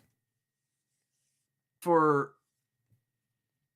wait, that hold was on, wait. That was just for the cubes. So like 4 cubes equals 1 light armor half, and you save. No. What? You're just talking about the cubes. I'm talking. But about it's the same. Yeah, it's the same principle. So the is it the same ratio? It's the same. Yeah. So let me go. The light armor half slope.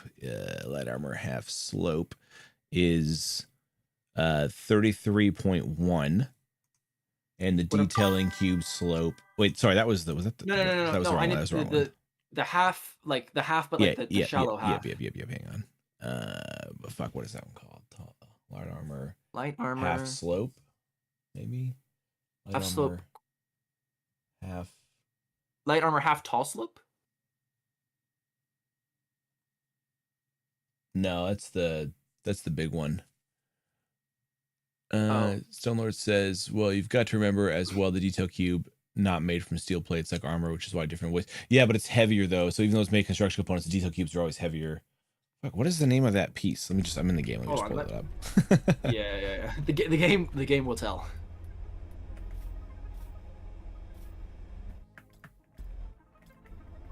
Light armor wide half slope. Wide half slope. Interesting name. Wide. Oh, it's at the very end. So 9.68 kilograms versus 10. But just the detail cube slope is 5, so you save a little bit on the doing the 0.4. Armor. I'm saving 400 or around 400 grams. Yeah, but your end weight still needs to be the same, so you're just saving it to be able to have more greeble somewhere else, basically. So you can have more greeble if you use. What I was saying was I was like 30,001, and then I would switch out 2 side-by-side detail cubes for one of those. And and I was like, what the hell's going on? Yeah. It's like, okay, well the 0.4 is just pulling my rounding below. Yeah, I deduced the lighter weights to the bigger blocks is just because there's less surfaces to make up the full. Like I guess you could justify it a few ways. I mean, I guess the easiest way to justify would be like, oh, well, the bigger cubes have more like scaffolding inside instead of solid metal. Well, yeah, I just assume they're supposed to be hollow for the light armor ones anyway. There's just the light armor. Yeah, okay, that makes sense. Also, I saw a lot of people using heavy armor as like ballast, and I thought that was really smart. I just didn't find room for that because I wanted to have the large decorative wings. Yeah, it just depends. People use those if they want a smaller compact ship. That's how they're making the weight, is by adding heavy armor blocks. So if they like the form factor and it's super light and thin, they'll slap on some heavy blocks to get to weight. Yeah. No, when I was messing with the engineer's gauntlet, the kind of technical circuit, I basically just have a flying brick that I'm testing with, but I did find that because the checkpoints are so much narrower, it might be in people's best interest to do the same thing, to keep it really, really small. Yeah, like you could even have a version where you pull the wings off and just replace them with heavy, just to avoid snags. Yeah, but the wings look cool though. I like the inverted wings. I mean, for the Nyx, you could pull the wings. I mean, I could also just change the profile of the wings. Yeah. But the other thing that I found as an issue with the Nyx on the Engineer's Gauntlet is that the Nyx, I mean, like I said, it inherently does not have thrust in 2 directions, and there are a lot of turns where you do not have time to rotate. you have to rely on thrust in one of the directions for a little bit. And so you could probably do the circuit with the Nyx. It just is going to be incredibly cumbersome on a lot of those corners. Yeah, like it's just like it's built for this circuit. It's built for pretty much any circuit that's momentum based. You know, if you want to go high speed, if you want to turn, look at the Chaos Smuggler, look at the Nyx. Both of those do their job really well because they, you know, over optimize on, you know, one thing, and they over optimize pretty well. Yeah. By the way, if anybody wants to race, we have a spot for racing. We're just hanging out and shooting the shit. But if somebody wants to actually race, I'm just yapping. I just like talking. It's all good.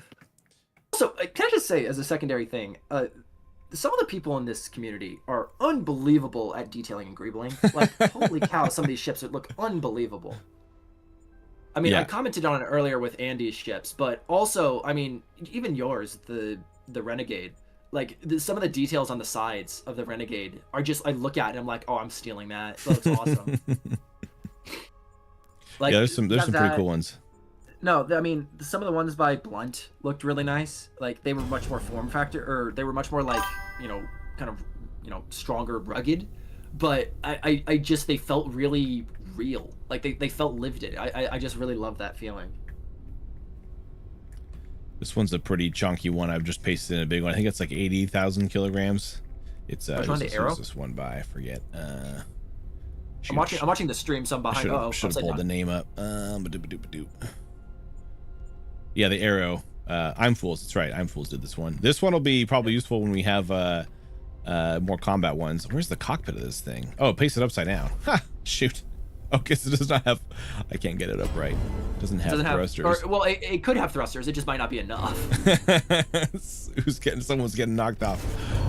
Oh boy. Also, I don't, you know, so one thing that I've been doing when I've been like testing and just like when I was screwing around is I just started dragging the blueprints into my toolbar because you can do that now. Yeah, it's really fast for displacing things, but you could do that. You could always do that since day one.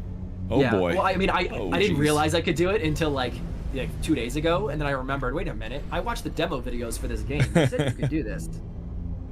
This is a chonky one. Holy! I'm just watching this. 82,000. You're like tugboating things off. What the fuck? Wait, oh, sorry. Hey, once you're up to speed, you're up to speed, man. Oh jeez. Oh my goodness. This is a bruiser. This is the Bowser of are we to make a Mario Kart reference. Are we gonna unofficially name this thing the Chungus? Like this is got mass. Thick boy. No, this thing It looks fun though. I'm surprised it stays in the air, to be honest with you. I mean, barely. I'm like drifting down. I was about to say, you say stays in the air. Oh jeez. I don't know about that. I've lost altitude. I don't know if I can get it back. It can float. I don't know if I would call it like staying in the air. It's reluctantly lingering. Like it's something up there. It looks fun though. It's a fun looking ship. No, it looks awesome. I love. Honestly, I'm super happy that people are like taking the design aspect of this like not as seriously or as seriously as the race aspect, where like they're just making ships which like technically meet the qualifications, but are like entirely built just for the lore reasons, just because it looks cool. Yeah, you never know though. When we get into having like taking damage and stuff with weapons and things, yeah. this might be. Oh no, 100%. It might be way more survivable. Because like if we're doing like a smuggling run where you're like running through. Yeah. There'll still be turns though, so we'll see. But well, I mean, it'd be Star Wars Canyon Run, right? You know, you need to survive. You know, it doesn't matter how fast you are if you can't live. It takes some work to. Oh my god, I can't like correct this thing. It just keeps. Stuck upside down. If you ever run this thing down that canyon into checkpoint 6, you are like doomed. This thing has no way of stopping itself. I can't even get it turned back upright. Oh my gosh. Yeah, that's one thing that I'm really happy didn't happen. This lives here now. This lives here now. This is where that lives. No, one thing I'm really happy didn't happen on my run with the Nyx is if you crash the Nyx and it lands turtled, it cannot turn itself over. Yeah. Like, I am so happy I didn't do that, because if I turtled myself, I would have been like... Yeah, there'll be some... the competition's going to be good. I got to start getting it set up, because we're bad at the amount we need for the contest, so I'll start getting it. I'll start getting it set up. To the game. With the Greeble Goblins? Yep, exactly. That's how you win those, yeah. Yeah, I don't think I'm gonna win. There's too many super talented builders. We'll see. Yours is pretty good. Yours is definitely gonna be up there. Mine, okay, Yeah, I mean, you say that the mine Ascension, is built for function. Mine is built for function. Mine's not built for form. Like people, like it may look okay, it may look, even cool. It is not built with all of the aesthetics in mind that some of these people are building. And when these people are building with aesthetics in mind, they're second to none. Like I'm not going to be able to compete with that when I'm building a ship that primarily is designed to be, fast. Yeah. You can do both. It's like the people who are able to get both, I'm always impressed. I've always been someone who looks at the function first because I always thought it was really cool. That like, okay, yeah, it's a cool looking ship, but not only that, it works. We got to pull the name of this one. So I'm placing in now the FBO5 Baron. This is by FriedBread. This one was just added to the Discord as well in the last few days. We shared photos of it a while ago, but it's now as a Steam link. Didn't they post this or not post it? Sorry, they posted it a while ago, but the initial time they posted it, they were asking for name suggestions. I think so, yeah. And just general ideas. Hey, I think a little collab can change that, is what UncleAndy says. I was thinking in regards to your Greeble stuff. My Greebling thing where I build a ship that works and then I can't make it look as good. The Nyx looks cool. I like the bottom, like you said, has got a lot going on because it's got all the thrusters. That's hard to conceal all those thrusters, but the profile and stuff's really cool. Very sci-fi for sure. Yeah. Well, I mean, there's also a bunch of inspiration in there from modern fighter aircraft. Partially for lore reasons, but also partially because my grandfather was in the Air Force. And so I, as a kid, always I dreamed about being a fighter pilot. So now I get to kind of vicariously do that through this game. Yeah, there's one from there's one plane, like a concept plane. It reminded me of. I can't remember what it was. I've fought against it in War Thunder before because like War Thunder's got all the random. They have so much content that they've now added every single random concept plane that's ever existed. And there's one that was inverted wings like that I remember fighting against recently. War Thunder or forward swept wings. Because the technical definition I think is a forward swept wing because it's not inverted. It still functions. Yeah. No, it's for flying upside down. Yeah. Okay. The German Junkers Ju-287. Also, the Su-47 apparently had forward sweep. What was it? Ju-47? Sorry, hold on. Let me go back. No, not that one. It was the Su-47 maybe, or the EF-131. Although, sorry, those are proposals. Those aren't things. Yeah. It definitely wasn't the 47, but this looks like a lot like it. This is the more jet. The one I was facing against was, I don't even know if it was jet because it was earlier on in the War Thunder tiers. But yeah, there's a few like these. This one looks a lot like it. No, the forward swept wings actually developed for a couple of reasons in like the real world. The main reason being that people realize that the equations of aerodynamics don't actually limit you to normal delta wings. All they care about is the angle of attack. They don't actually care about which way the angle of attack is, whether it's sweeping back or sweeping forward, in terms of the lift characteristics. And so one idea that people were thinking of is like, okay, well, does forward sweeping do anything else? So it's like, well, there's a couple of things. Backward swept wings inherently have aerodynamic stability because if you think about it, when a backward swept wing presents its surface area to the wind naturally wants to flatten it out, right? Like if the back edge comes up, it pushes it and it wants to flatten it back down onto the ground, like into the neutral plane. So it's a stable structure. A forward swept wing is opposite because the center of mass is behind the tips of the wings. So if you tip up, the wing wants to keep turning. So what that means is that you get extreme maneuverability at the cost of stability. So from the perspective of the real world, that's not always the best. There's other ways of getting aerodynamic, performance that aren't as, out there. In the game, I did it because, first of all, I was like, okay, well, what's something that would make sense with the history I want that also looks cool? And I'm like, okay, well, you mean the forward sweep fits that model. But if aerodynamics ever became a thing in Space Engineers, I would totally want to experiment to see if they added functionality like that, because it would be fun to see if there's like, do we need to, is it like a thing where like you need more control systems to, make it functional? Is it something where like you have to, maybe it just functions the same as a normal one, right? There's some trade-offs there that I'm wondering what kind of approximations they would make. and what kind of advantages you could get based off of the shortcuts that they have to take. Yeah, and they might add it because they I know they're gonna add it for wind, because in one of the dev diaries they talked about wind, and Merrick's like, it doesn't push grids yet, and like it was emphasized on yet. So wind is gonna push grids. So that makes me wonder if it's just gonna be a weather effect or if there's actually gonna be aerodynamics. And aerodynamics has been like the top requested feature in the SE2 feature request thing. So I wouldn't be surprised one day if there was aerodynamics. Water SE2. So UncleAndy says water. Yeah. I see that.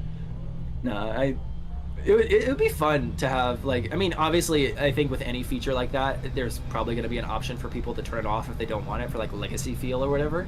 But I think it'd be fun to try and build like ships for different classes depending on like what sort of environment characteristics you have. Like if you have an aerodynamic, aerodynamics enabled or whatever, then you could do. I remember I forget, there was a space engineers YouTuber. I forget which one. I don't remember which one, but they used an aerodynamic wing mod to make a ship back in Space Engineers 1 that basically did kind of what the Nyx tries to do, but it did it more how you would actually do it, where it used the aerodynamic lift of the wings to make high G turns in a very, very small package, and it also didn't have a ton of thrust like down or sideways. It only had really big thrust backwards, like an actual fighter jet, and it relied on the aerodynamic properties of the wings for all of its maneuverability. And I thought that was a really interesting kind of min-max situation, and I think it seems like it'd be an interesting thing to try to mess with, because in a situation like that as well, it's like, okay, yeah, it's kind of, it works in isolation, but like you said, if we're ever going to do like multiplayer races, if you make a collision with somebody and you lose all of your airspeed, you're cooked. Like you have no ability to do anything anymore. Yeah, I'll be interested to see how it plays out and what they add, because it'll definitely change racers a lot too if there's aerodynamics. Like if that determines your top speed, it's going to change a lot of stuff. Yeah, it might even like impact, like if you have like brake thrusters to like slow down, but that's also drag, so you're like got to decide how much drag you want versus how much speed you want. Yeah, there's more min-maxing. There's more trade-offs to deal with. But yeah, no, I mean, it also, like you said, the wind might affect things. Even if the wind doesn't affect things aerodynamically, it'd be interesting if they added a system, like they said, with the wind pushing things, where instead of your ship having a maximum, like, absolute speed, it had like a maximum airspeed. So if you're flying into a headwind, you're technically going slower. Yeah. Right? I wouldn't hate it if they added it. Well, I mean, however they incorporate it is whatever. That's what we'll have. We'll have to figure it out though too, because like especially for like time trial stuff, because we'll have to make sure that wind isn't. I mean, I guess we have this. I guess Stonelords is this mod we have on that which turns off weather, so hopefully that would disable wind, because we want to make sure that somebody's not doing a time trial and they have like 80-mile-an-hour headwinds and somebody else doesn't. From a competition perspective, it makes total sense.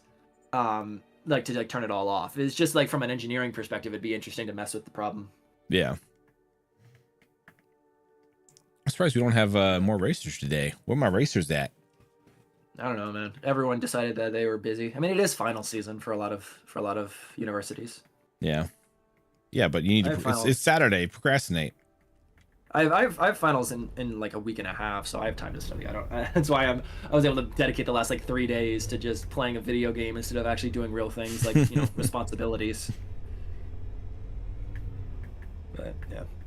This one is the. I keep forgetting to show the user when I'm placing these things. This is the bicorn. By a literal fucking rat. Such a name. That's a name. I'm actually surprised. That's the Discord name. I'm actually surprised Steam has that and allows that name on the Steam Workshop. I hope I'm not intruding or anything. I'm just sitting in here yapping. Well, you're all good. I don't think the ad here in the Discord actually worked. Oh, it didn't work? Well, but still, I've been doing chat at everyone's and stuff like that. Let me see. It notified it. Like when I did the ad here, it was like saying you're about to send this to 100 people or whatever. Oh, hello. Oh, howdy. Right. We have a contender. We have a contender, Arcana. What's going on? How's it going, guys? Not too bad. So you're trying to just set your time, trying to beat the time from the first one. I think I can do that. Ooh. Arcana went first Okay. last time, and with the skid boat, and set the Yeah. the very first pace at 7:05. I mean, Yep, there were just crashes though. That's not representative. I'm just a sure modest, they could do better. Yeah. just Oh a yeah. modest beginning. Yeah. It's all right. Any new ships? Yeah, racing my Ooh. ships. That's why I wanted to run the skid boat at least once, just because I built it. Yeah. Yeah. And now I've got the Digon. Bro, Yeah. Enigma, far out. That was what a run, man. Yeah. Good work. Yeah, I'm not gonna lie. I tried the skid boat out the other night, and I was like, this thing's got a lot of potential. Feels like it could definitely do something. Yeah, could be a what would you call it? Where are my words? Sorry, it's 6 a.m. down under. I'm waking up just for this. Goodness. Like a tourist shuttle or a I'll paste it in here so people spectator know what we're shuttle. talking about here. Yeah. Yeah, it's one that might it's got more armor on it too, so when there's more like weapons things, it might have a little more protection. Yeah, it's just all it's all half sloped light armor mostly, so that I could have an interior without being too heavy. There it is. So I've gone for the complete opposite kind of style with the Diagon, as I call it. This is the skibboat, Yeah. everybody, for I'll be reference. racing today. The Digon, from what I saw, was very streamlined in terms of like the Yeah. actual armor profile. It's entirely heavy armor, so it's got a nice compact. I didn't see the full thruster Oh. layout for the design. What was the layout you went for? So it is 4 down, 2. This is 2-meter thrusters, so it's got 1 5-meter forwards, 4 down, and 2 each side, left and right, and then it's just got 6 on the roof, 6 1 Yeah. meter. Then I've gone for N 1 meter facing back, Yeah. Hope you are streaming now. There you are. and then there's 8 facing forward. I love the way that you kind of like slung the main engine as like the nose of the ship. It's a very fun. Yeah, fun I idea. wanted to have something like that. Like the whole name is basically I wanted to have like a diagonal ship where it was like a, you know, like a single pod racer spec kind of thing. Mm-hmm. You want to run through the check stuff, so popping that to the menu here and loading it up, so Yeah, we man. can just verify mods and everything.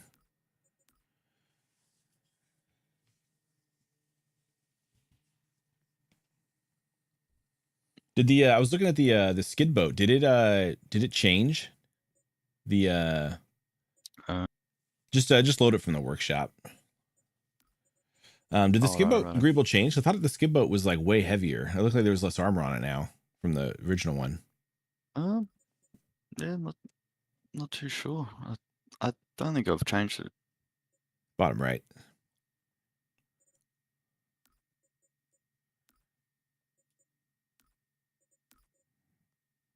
All right. Yep. This race mod was clutch.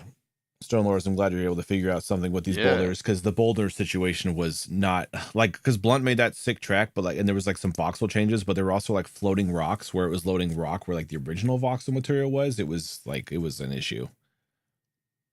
Yeah, okay. Yeah, I remember I had that boulder in my track, and I was like, I don't remember this being here. Yeah, because I didn't even think about it being an issue until we started loading people up, and there was like, because I've been on Smuggler's Gulch I've seen a bunch of times, and all of a sudden I was like, I don't remember, yeah, like a boulder in the canyon and stuff like that. I was like, I don't remember those being there. That's weird.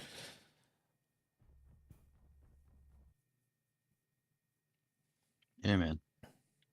I can't wait for At this. least there is a bit of random gens kind of stuff. Yeah, there's definitely pros and cons to it.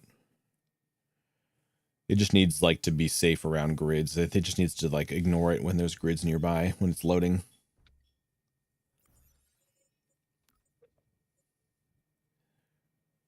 The Diagon Smuggler. Yeah, because I thought the skid boat when you raced it, I thought it was like 40,000 kilograms or something.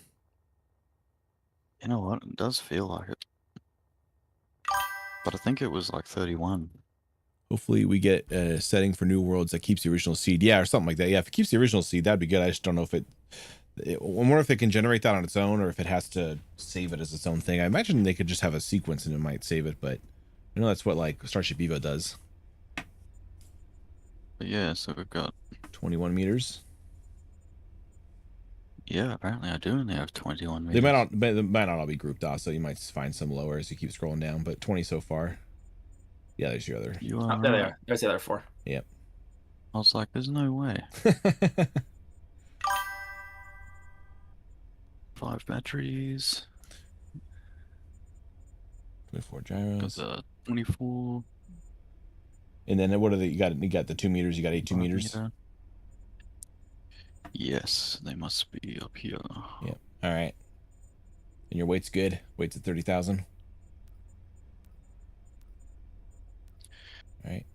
Yes, sir. 30,106. All right. You doing any warm-up laps? I very much should. Yeah, just run your warm-up laps. There's no rush. So the once you're ready, just let me know and I'll hit the timer when she's just as you're coming around sort of your last hairpin you want to start. Just say, all right, we're gonna start it after this hairpin here. Yeah. Yeah, Uncle Andy, nobody's raced with someone else's ship yet. That'll be a first when that happens. I'm actually surprised that hasn't happened. I thought people would maybe race that, but it's fun to also race your own ship. So you know. Yeah.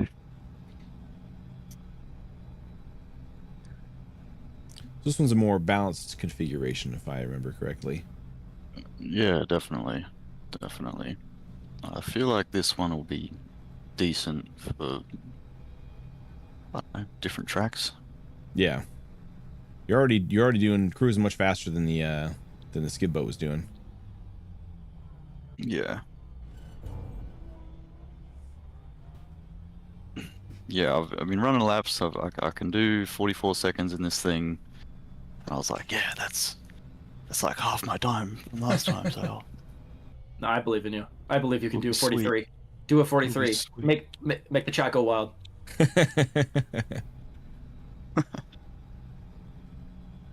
we'll see how we go. Whether or not it's the fastest ship in the world, it's definitely one of the coolest looking. Why, thank you, sir. No, I love the forward swept wings on yours. That's great. Yeah.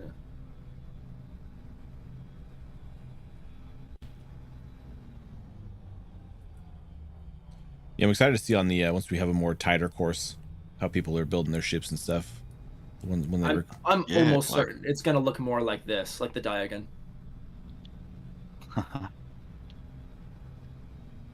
Like this looks like a very just nicely balanced ship in general. I feel like it handles really well because the center of mass is like tight.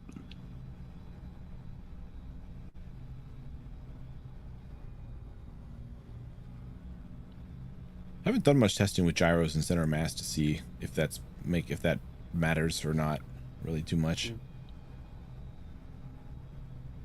Like it just feels snappy.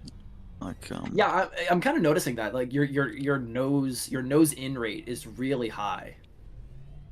oh my goodness.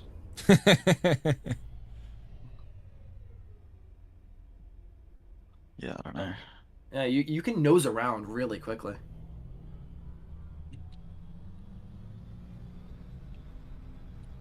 Yeah, like I've just noticed like jumping into the other ships and it just feeling a little slower to the turn.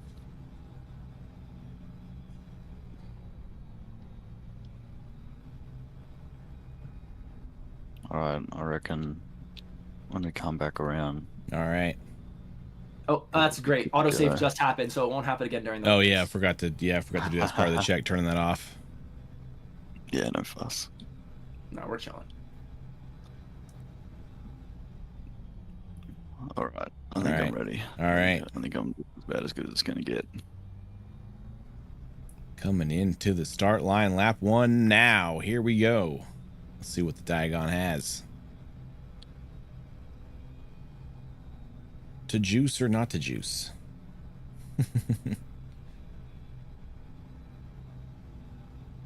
I'm sure there will come a day where every lap is sub 45 when people are racing.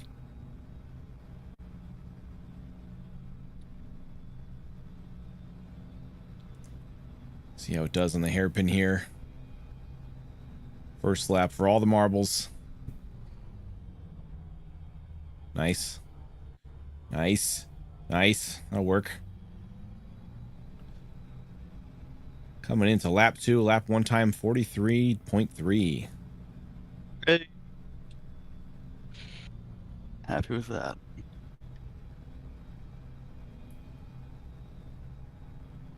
Like I said, everyone's going to be sub 45s now. It's only the second event and already the league is elevated. Love it. Didn't lose any speed in the corkscrew. Nice. Hairpin take 2. Make or breaker. Lead in early. Ooh, we're going to bounce. A little bounce. Not too bad. Not too bad. Hit the checkpoint. Counts. Coming into lap 3. Lap 2 time 44.22.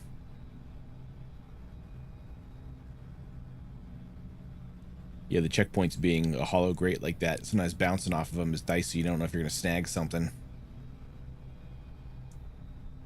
Can't make it too smooth or people will use it as a brake. Yeah. I have gone through them many a time. Inverted corkscrew. Interesting. I don't see it taken like that very often. Didn't lose any speed, though.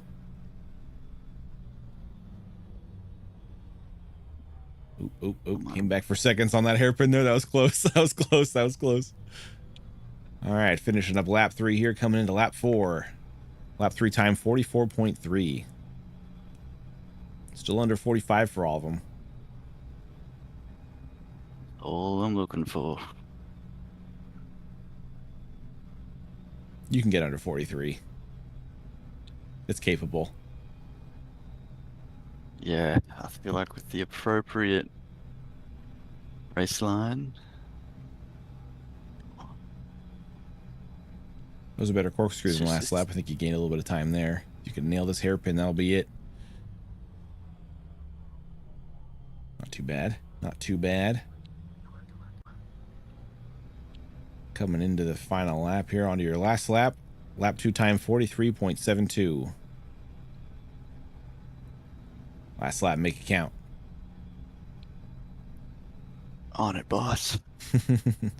Already a drastic improvement from your first run, so that's good. Yeah. You could park it and eat a burger and you'd still beat your first time.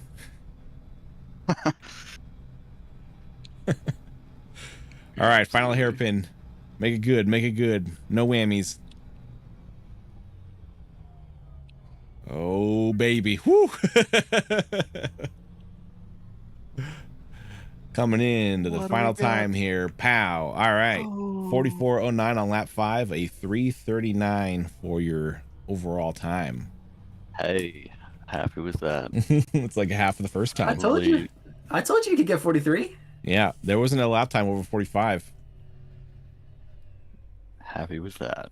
And this is kind of a pretty balanced build too, so this can be even competitive on a tighter course too as well. So Yeah. Yeah, I'm keen to see how it goes. I'm gonna load it in the Diagon and see what I can get on it.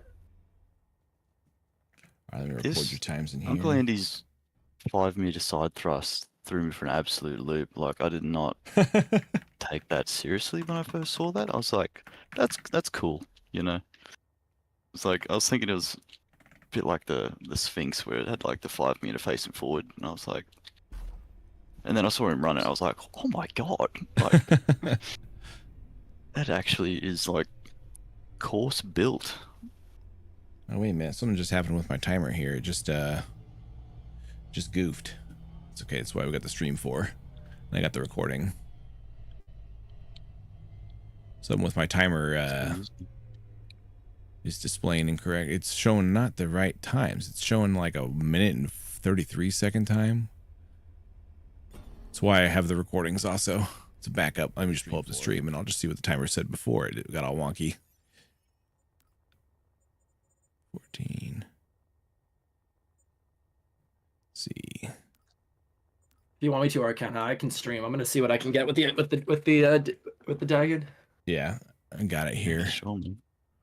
43, 40. Let's see. I'll see if I can find a good line for this thing. Oh geez, hold on, let me turn off the music. 422, 44, 43, 43, 72, and 4409 for a total time 3:39:69.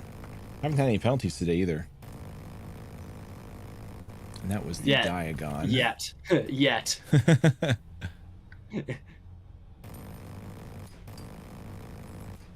Keen for some death races at some point. Oh yeah, there'll be something like that. We'll figure it out. You probably wouldn't have the weapons enabled initially, but kind of more like a like the death race where like they're like deactivated for the first minute or so or whatever. Yeah. I was thinking it'd be cool if we had some Mario Kart kind of like power up things that we get through checkpoints or something. Like get 300 bloody gat ammo or something, and yeah, at least enable it or something, or like it's enabled for like a certain time or something like that. We could probably do something with timer blocks where it's enabled for a certain time. Oh no. Did you just put the Gatling on, or does the skibboat actually have a Gatling gun on it? No, it's got it on it, yeah. He's prepared.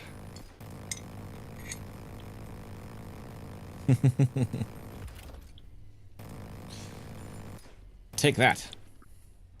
That's one way to lose weight. Let's see if we can still move. I would say no. Yeah. God. Of course, the cockpit still works. Yeah. Main thrust is gone. Start flying like this, I think.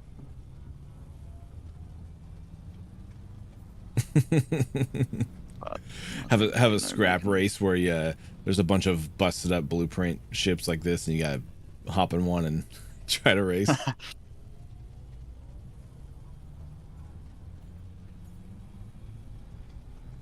As we have events and stuff when we have multiplayer, I am gonna save some. That's actually interesting. You could shoot it even though the grid destruction on the mod is enabled, or indestructible grids.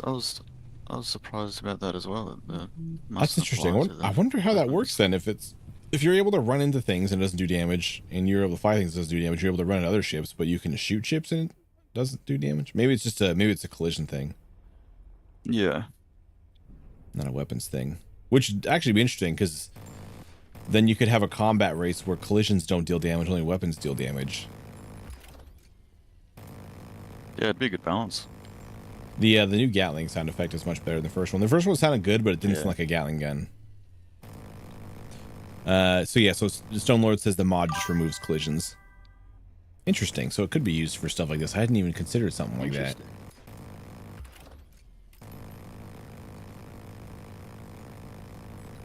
Actually haven't gotten into... Oh, I guess you took out the last vertical one. But it won't explode because collision damage is off.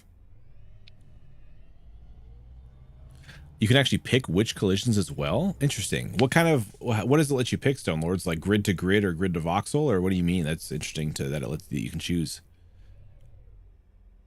UncleAndy says, missed a little bit of your run, Arcana, but great improvement, dude. Thanks, man. Yeah, you deserve all the accolades. That was awesome. Well, it's a bit better than a minute 30 in this. I need to change its name to Drift Boat, honestly. I don't understand how. Yeah, I could have sworn that it was like a 30, like closer to 40,000 when you raced it last time. Oh, maybe it's not. I just got a 43-1. I got a 43-1 in the Diagon. I'm so close. This thing's capable. It can do it. It can do it. It can do it. I know it can do it. I know it can get under 43. It definitely can. Yeah, it's all in that last turn. It's all in that last turn. So yeah, so collisions can be modified for like grid to voxels, grid to grid, player to grid, player to voxel, player to player. Interesting. Well, that's good to know, Stone Lords, because we might That'd be for more combat stuff. Yeah, like that you could said, be handy. yeah, you turn on grid to grid, but turn off grid to voxel kind of thing, or Yeah. voxel to grid. Yeah, because even when we're doing our even like if we have just like a time trial smuggling run through like some dangerous canyon or something like that, I would want it'd be having just damage caused by the enemy Gatlings and not by wall collisions would be probably good. That would be cool. Sort of arcadey in a way, but it's just so punishing running into stuff right now. I mean, you're traveling 300 meters per second. It's gonna cause some damage, but it's a total loss of grid right now for ships of this size. Speed has never hurt anybody. Suddenly coming stationary, that's what gets you. Yeah, like I don't know if you guys have seen The Expanse or not. They have there's like a guy who's like he's like a racer guy and he's always racing around and he like there's like these like warp gate things, but the warp gates have like a physical speed limit. So this guy's like in his racer racing into the warp gate thing and he hits the gate and instantly gets slowed down to like 25 meters a second or whatever, and the ship stops, but he just turns into what's the word? Yeah.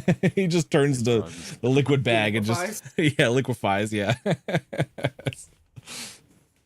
Please, please, please. I got a good turn. Are you streaming yours? No, not yet. 43. Damn it. How long we host this event today? I was planning on going until 4, UncleAndy. I have my own live split that I'm using, so hold on. I'm gonna actually, since you're streaming anyway, real quick, I'll since we're watching Arcana. Oh, Enigma here. I'll switch to this since you're racing it. I'll let people. I'm gonna go to use the restroom real quick. I'll let people watch you. Actually, let me change my stream so that I can show the live split. Okay. There we go. Now hopefully people can see that. Yeah, let me hide mine. Right, hide mine behind my person here. Oh, but it's yours is behind my character, my camera also. Oh shoot. Let's move to the top left. Oh geez, that's the wrong button. Over here. Yeah. Oh, and it covers up the alpha too. That's nice. Oops. Take that, Alpha. Yeah. All right, let's see. Where's the heck? Wait, hold on. What button do you use to zoom out? Because I've been flying in this mode. It's Alt and scroll wheel. Alt scroll. Oh yeah. Okay, gotcha. All right. And you could double tap Alt to center your camera, but it doesn't work 90% of the time. All right. Let's see. I'm gonna go use the restroom real quick while we're watching you here.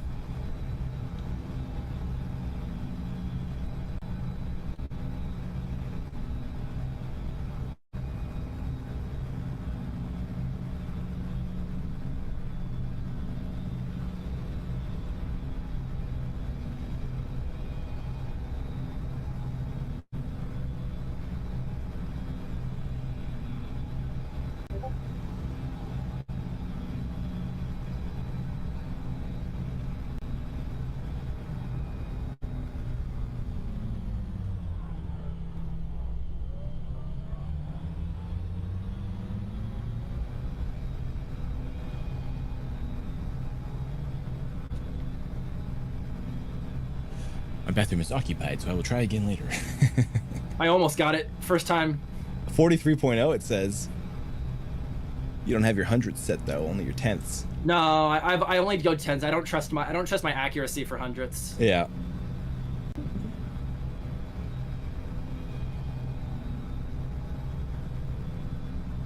Oh yes, my Belter hero.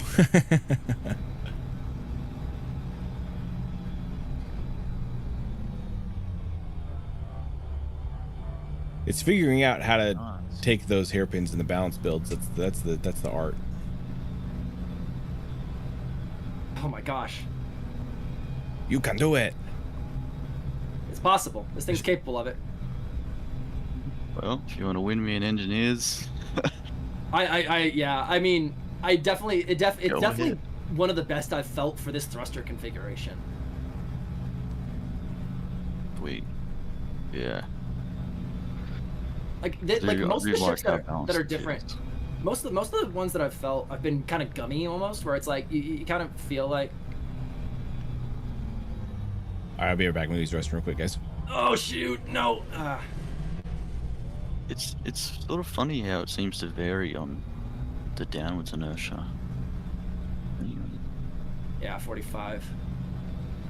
I'm already slower than Arcana. Oh, I need to utilize the downwards thrusters more. This thing has really good turn rate with those downwards thrusters. Hmm. Like if I yank here, like it'll hold the turn. Yeah. I think I might be able to go low here. Let me see if I go lower. And then yoink. Full thrust, full thrust, full thrust. Use the up as well. Use the up as well. Well, that was a no. All right, we're gonna cancel that. We're gonna try this again. As soon as I get one lap under 43, I'll consider it a success. Now, because anything like sub 44 is very good. Yeah. Yeah. Right? It's Anything sub 44 is a good kind of metric for are you competitive. Yeah. And this thing is like pretty consistently, if flown correctly, under 44. Because below that, a lot of it comes down to finesse. Yeah, finesse and just the maximal limit of the thruster configuration. Yeah.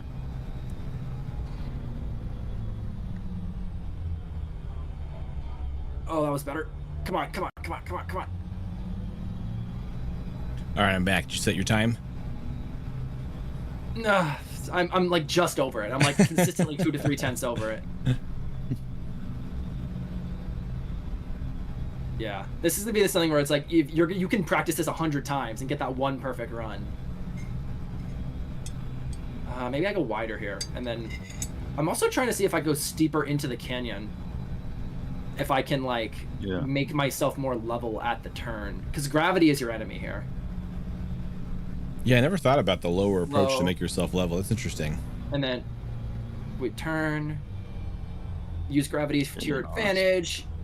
Turn up! Ah! Such advantage. That's it. Nice. Also, if anybody watching is ready to race, we are ready to race. We're just messing around here. We're just screwing around. I'm just trying to find the limit of the diagon.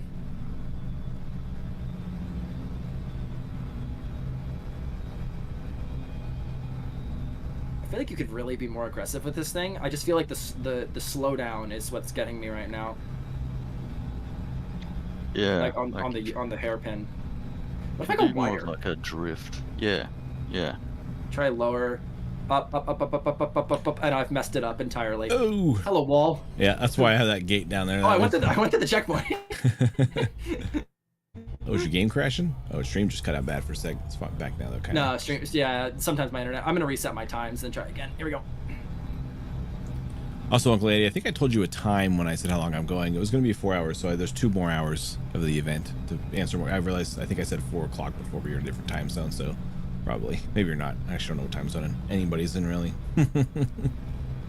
I put this time because this was like the time that was like, it covered most time zones of like people possibly being awake.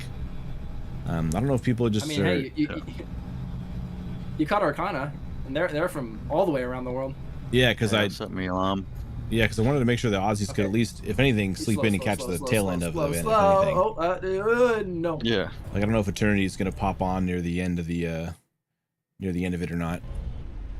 Oh, I've messed up. He's an Aussie also. I am not an expert in this craft. This is Arcana's thing. I'm just trying to see if I can do the stupid thing and go faster.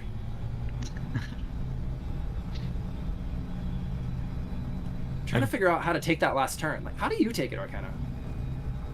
Yeah, I sort of aim high at the first gate up? of the hairpin. Yeah, and then drift down because it's...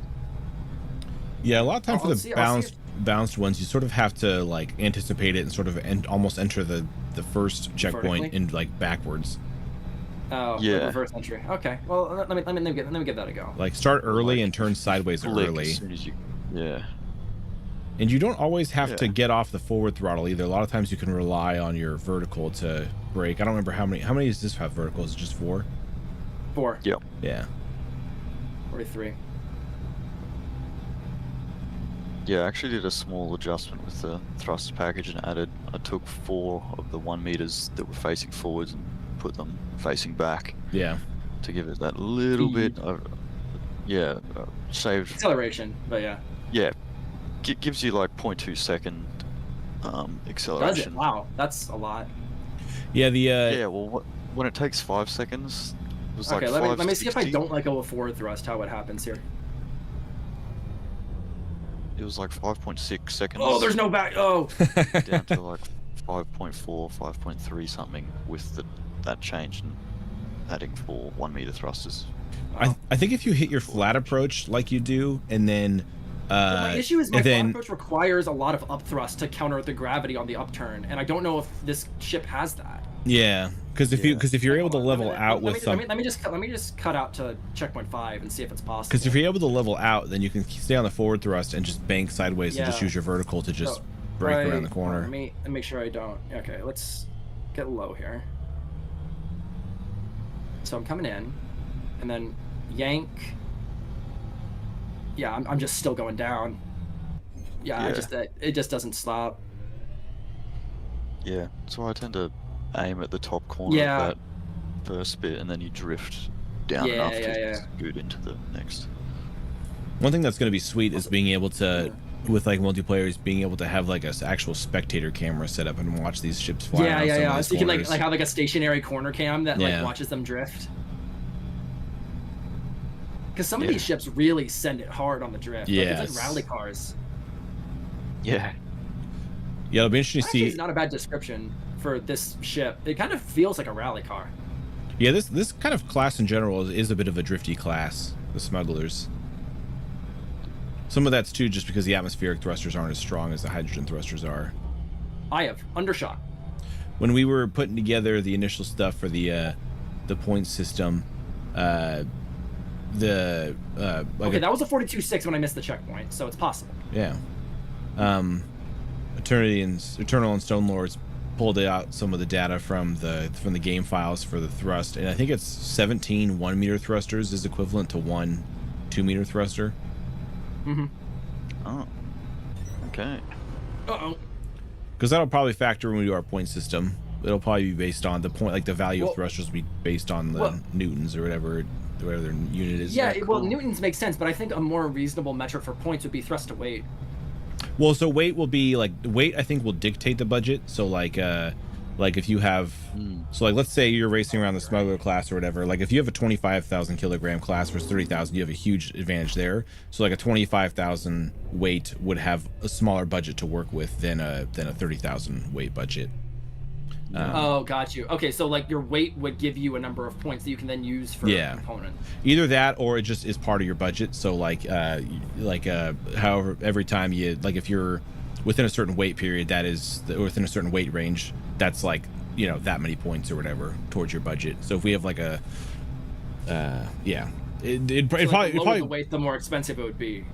yeah, exactly. Yeah, you basically your to be lighter is a performance upgrade, so that is in and of itself like points. Yeah, I got you. I kind of want to. It's kind of like, have you guys ever played like Forza or Gran Turismo? Yes. Yeah. Yeah, so like you do performance upgrades and you like it increases like the points of your car, and so like you could have like an A-class car and your points are like 600 or under, and it, you know, the game scales values, so like a Lotus Elise or something that's really light is going to have a certain amount of. Oh, did you get there it? it is. 42.8. The first lap. 42.8. Nah, timing error Yeah. for sure. Hey. No. I wasn't paying attention. I was too busy talking about other games. No! You got a clean hairpin. Yeah. Yeah. Okay. I will take it. I will take that. Okay. I'm gonna kill live split now. Cool. Cool to see it done. Oh. No, I don't want to save the splits. Took you long The enough. Duggan is fun. Hey. All but I can do it in the first 5 laps. Is that a challenge? No, hold on. Let me. I'm gonna stop my stream for now. Whoa, what was the other? What's the other thing I just saw? What are you racing in here, Arcana? What is This that? is my monolithic heavy armor. 559,000 Looks kilograms. It looks like a minefield. Yeah. So I just wanted to. What the heck? It's just purely heavy armor. Like I see that. I wanted to see how. Oh, I'm gonna listen and watch you guys while I fix my my civilian variant. Just like what the limit of weight to these. It's like the Speaking of I forget drifting, what those size. hydrogen? They're like, Yeah. they're 2-meter hydrogen thrusters, I think. it's funny because like in terms of footprint, it's not like crazy larger than the smugglers, but just the heavy armor just had so much. Well, like if this was light armor, it's got to be way lighter. Yeah, 100%. So what does this thing do exactly? Oh, it's just a flying brick. It's a pointy brick. It's just meant to take shots and put some down range. Just wanted to see what the limit of like. This is not for. This was just like a random build to try and like it. It has about 2 meters per second of up. You're gonna crash. Thrust. Go. You're gonna crash. Ah. Yeah. Alright, so It how much? definitely handles better in space, Well, yeah, it's not built for gravity wells. but it can fly in gravity. 175. Just in case. Maybe this will be an AI ship that Okay. flies around on one of those smuggler courses. That's what I was thinking. Is like they'd just one of these small ass ships. I mean slow ass ships that can barely take uplift. Can just come and harass. Take that, skid boat.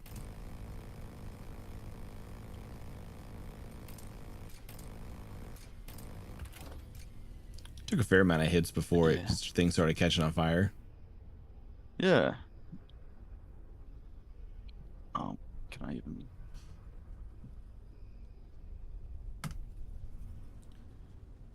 All right. I'm curious to see what was I doing over here. I was looking through smugglers. See what other kind of things we got in here. I don't know why I stopped watching this one. There we go. But yeah, thanks for having us on. Glad I could come beat my last time. Yeah. Hey, smoked it. Oh, thank you for joining us from a land down under. Very welcome, mate. Very welcome. Oh boy. All right. I want to see. Let's see. What do we think is one of the best balanced build smugglers? Ooh, hold on, wait. I haven't thrown this one yet. DSI Flux by Pito Hui.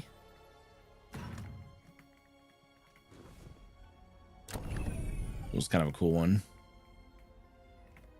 Like the purple. This one really makes the 5-meter thruster feel giant. 6 up. Wait, this is a. Wait, that's bigger than. What size thruster is that? Is that bigger than a 5-meter? That is a 5-meter. Oh, God, it looks huge for a 5. I think it's because this build uses a lot of heavy armor for weight, so the build's a little more compact. 30,000 though. This is an example of using the heavy armor to keep the build slim. I think pretty much most of the armor here is heavy armor.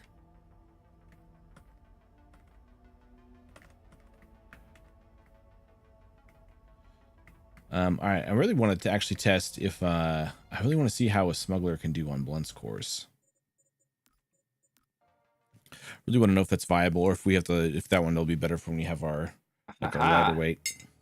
What'd you get? No. I have managed to make my civilian variant spec compliant. Oh, there you go. So it now only has 25 gyros and it fits the weight. And you can override the your Yes. I think that overrides the description as well, and I spent time on that. Yeah, so just go into Steam, Actually, I can copy the description, and then upload it and just Yeah. paste it back in, or just paste it to a notepad Yeah. or something. I got you. Yeah. It's better than to lose all your like progress on it and your people, subscribers and stuff. Exactly. Cool. Copy all. Oh, actually, wait. Let me go into the edit so that I get the actual markdown. Copy that, and then.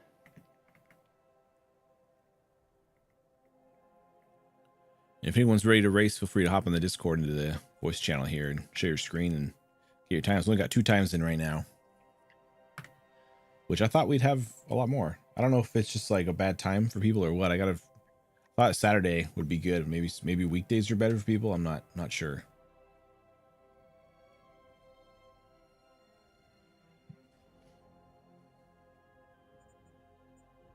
Got to figure that out. But we'll have more time trials also, so.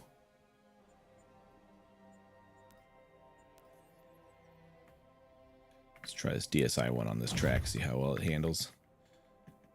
I know the smugglers can race on this track. It's just a little, they're not, you really got to do a lot more braking and stuff. You can't really go all out as you'd probably want to. The missile builds are for sure not good on this track. Or any navigable. Oh boy. Haven't seen one's track yet. Oh boy. This is almost too fast.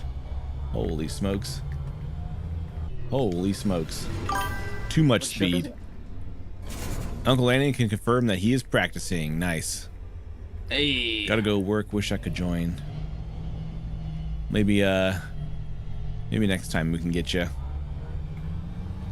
Yeah, I gotta just really figuring out the best times to get as many people in these things as possible. Because the last time I did it, it was like maybe Sundays are better for people. You can probably scared everyone off. Like, nah. yeah. The bar was set too high out of the gate. I was like, never mind. But you get participation progress. So I do mark like the events you will participate on the event tracker. So, and that'll have different. There'll be different perk. Participation definitely will get you perks for various things as the league goes forward, and I do other events and stuff. I believe it should be updated. Okay. So I like the gates. They look cool. Yeah, the when you first did it, they were kind of dark, and it was hard to tell because it was just like it was black with a red and green stripe for right and wrong. So we sort of like worked on better wayfinding for it, and yeah, I think the solution is a good solution. And he's got the lights on there and stuff to do this like dim course and stuff. Hello. The Baron himself has arrived. We were just flying one of your ships around earlier, FriedBread. Perfect. I forget which one because I think you have multiple. No, I just got the one, the Baron. Let's see, FriedBread, watch stream. New challenger approaches. All right, got your stream pulled up. Perfect. Make sure you turn off autosave when you start this here. Yeah, I turned it off earlier because I was running into issues with it. Okay. Remembered that time.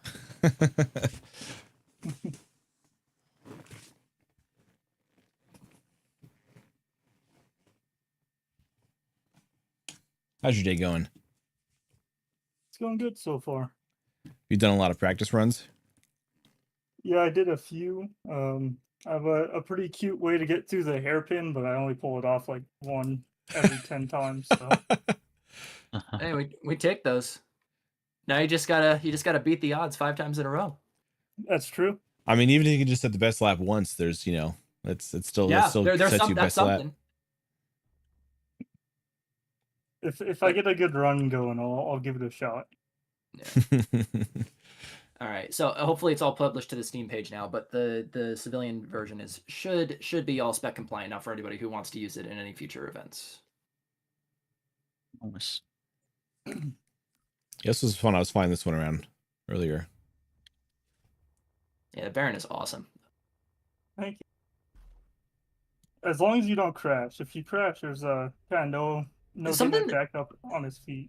I don't know who said it, but someone mentioned that the Baron feels like one of those like old muscle car racers, where it's like a holdover from like a previous era that someone's like souped up and brought back into competition. Right. I was kind of going for a. Oh, sorry. I'll go through my. Yes, with your. I was kind of going for like your early like Civic feel that somebody just kind of strapped some engines onto. Mm-hmm. It's fun. 2 meters. All right. Okay. Got it. Got it. I think that was just scroll down, make sure there's nothing else on that list. Scroll to the bottom, yeah. All right, got it. Cool. Yeah, do your does your game just have no audio? No, it does. Oh, why can't I hear it? Hang on, where's the I get my audio pretty low. there we go. I love that Turn the it up. car. I love the ships that people design with first person in mind. Like this just Yeah. looks like It does look just good. cinema. First person. Yeah, I think Also, I Splash like that you- I do not know how you guys race in third person. It throws me for a loop. No, the third person for me has always been just a thing for. I use it because I use terrain features as markers for when I need to turn. This is going to be hard to time. Your stream is it keeps going like slow-mo, then it speeds up. It's very laggy. Let me try streaming the whole screen. Maybe that'll help it out. Yeah. It's very like it goes slow-mo, then you like teleport forward. I mean, I'll do my best, Yeah. but This might be a thing where you just have Steam recorded on your end. yeah, if you can record on your I end also just to don't have back up. the best internet, so Yeah. But a local recording should be fine. Yeah. Oh, my tea's cold. Dang it. Mine was too, but it had ice in it, to be fair. Yeah, that was intentional. Mine was not. Yeah, it's still doing it. If you just have a way to record locally also and just send that to me once this is done, I'll time it here. I mean, it just does like it goes slow, then it teleports you forward really fast, so it's still the same passage of time more or less. But yeah, it's going to be pretty Right. hard to get precise lap Yeah. times. Frame count might be hard. Yeah. Dude, I love the way that your ship just kind of rides. Like, I love the little intakes you built for the engines. Yeah.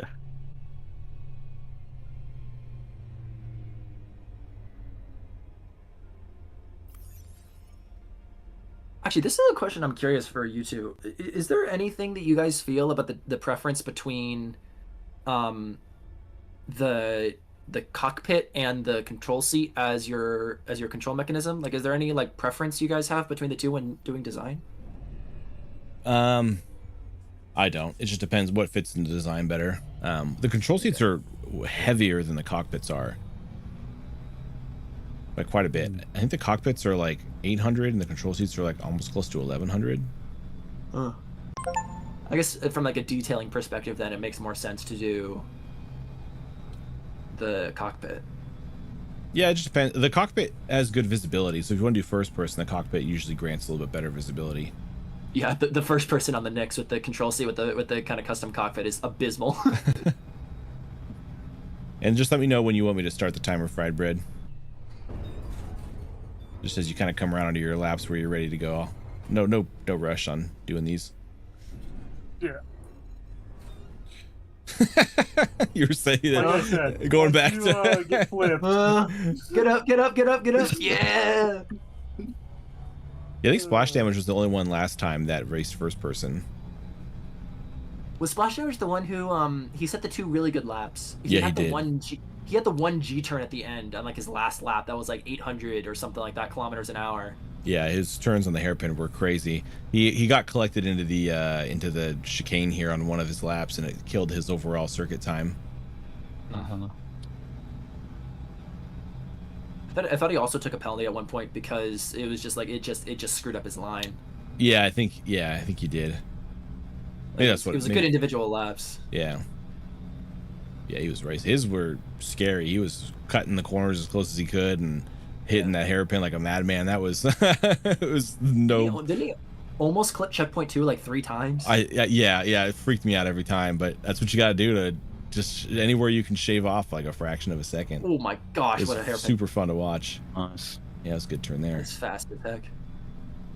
Man, yeah, stream. I might leave you guys to it. Good luck, FriedBread. Have Alright. a good. Thank you. Thanks for hanging Have a out. good morning, Arcana. Catch the run. I will mute when the run starts, so I do not. And you got your local recording going, right? Yeah. Okay.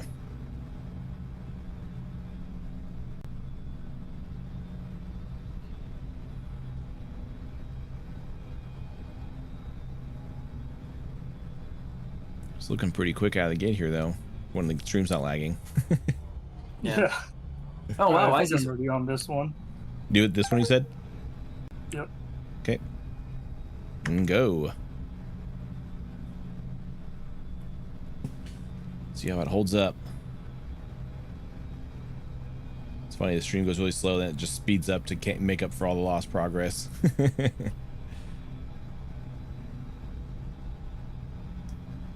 Hopefully we get a decent reading on the unofficial times, but we'll see. Uh-oh.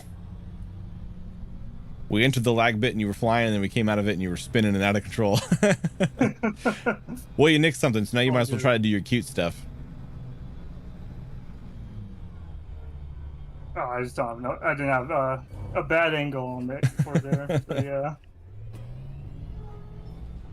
It's alright, you just gotta come in just right. You just gotta get one fast lap. Exactly. Alright, coming in a lap 2. 52 seconds on that first lap. Surprisingly still not bad considering how bad that crash was. Yeah.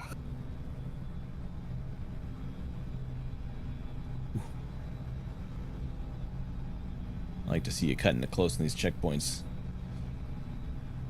You can shorten the whole race line by just cutting the corners tight. Yeah, exactly. Cut a few meters off the full lap time. See if we can see some hairpin action here. Through the lag. There you go.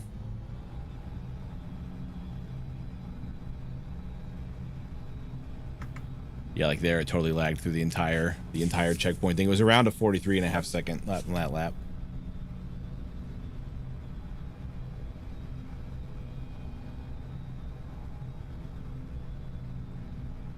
So what'll be nice when we have multiplayer and timers in the game is it'll just do this all locally. Yeah. We won't even need to verify with video files after the fact. We'll just have it. Amram Productions says Andy is on the way. Smash the hairpin.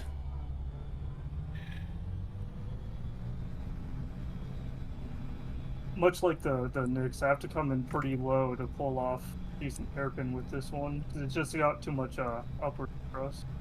I got 42.61 on my end from that one, but the start of that lap was sort of rocky because the lagging situation. Pretty fast though.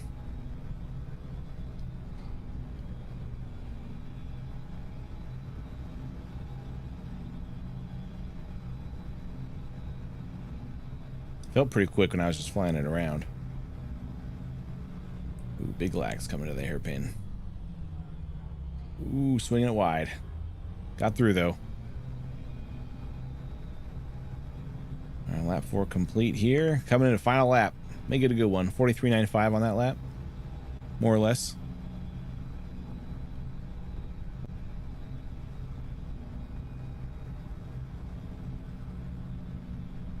It's hilarious when the stream speeds up from the lag spots because then you just whip through the points really fast.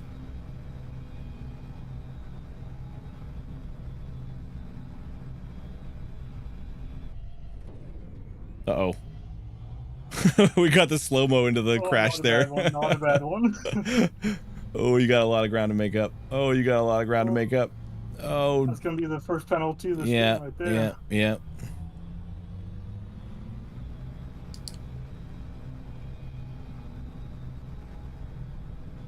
And boom.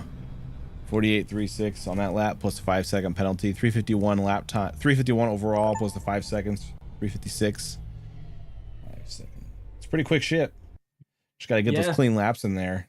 Yeah, it's just the clean laps. The individual laps. Fault. Nah, the individual laps were great. There was the second time you went through the hairpin, I was like, Jesus, like you sent that thing. Yeah, shoot me that. I think I just need to send it, and not second guess myself. It's a little bit better. Yeah, shoot me that recording if you can. If you have like a Dropbox or something, you can shoot it over with. I'll get the actual times in there. You had some fast ones, so yeah, so hovering around 42, 43 for the fastest ones.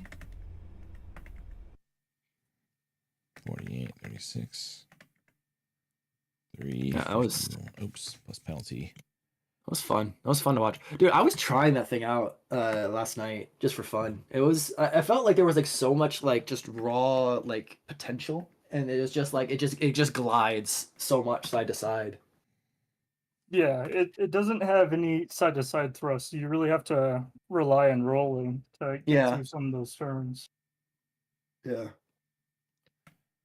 No, when you get it right, you get it right. Like that thing zooms. All right, got you in there. Yeah, mostly just curious to see if one of those lap times where it was lagging, if maybe you encroached onto Enigma's lap time there. It's possible. It's very possible. Maybe. I'm just trying to find where the Steam puts those recordings. Oh yeah. No, I can tell you. I can tell you where that is if you Okay. stream.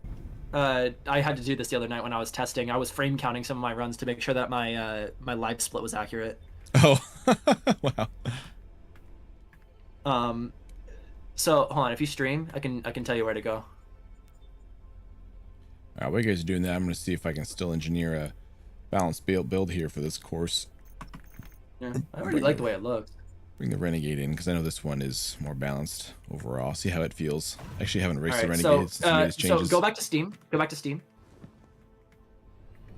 No. Sorry, the app Steam, not the. Oh, okay, got it. Get out of this window. So go back just regular Steam, just like the Steam normal Steam page. Yeah. Go up to View at the very top left. Click on it. Go to the very bottom, Recordings and Screenshots. And this will show you all of your recordings and screenshots. You can grab the most recent one. You click on it. Whichever one is the right one. And then you can say share. And you can export video file. Got it. Okay, perfect. Do you have a cloud Yeah. storage link? I can share upload one if not. I don't believe I do, so that'd be great. Okay. But yeah. So yeah, as soon as that exports, you're all good. I'll have to set that up. I'll set it up after the stream and I'll just DM you for the link. Yeah, sounds good. It'll just be like a Dropbox folder. It'll be like a file request thing. Yeah, and I'll just drop it in there. I think the smugglers are too fast for Blunt's course is the issue. I agree with you. I found two things. The one is that most smugglers, just by inherently how heavy they are going to be very, very heavy on the drifting. Yeah. And that combined with the very, very tight checkpoints makes it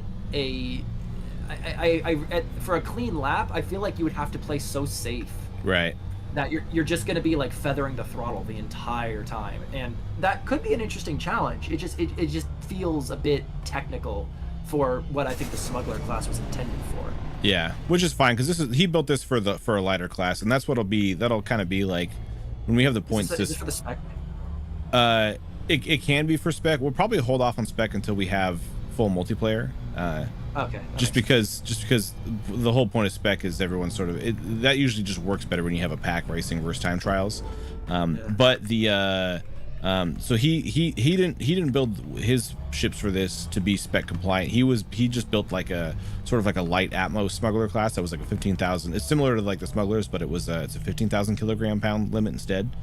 And so half the weight, yeah. And those race good on here. So I think the next class will be is a class that kind of lands around that, like those Blunt's lighter builds and the spec racers will be like sort of the model for what we're looking to aim for, and then that'll be the first points based class is just trying to find classes that land around that level of performance. That way we can race these like super tight courses like this. So this in this phase of the roadmap, we'll build out the first points based system as well as the more smuggler courses, and then coming into like July, August, we'll have the first rule set for our first like lighter class, and it'll kind of land around where like Blunt's builds were at.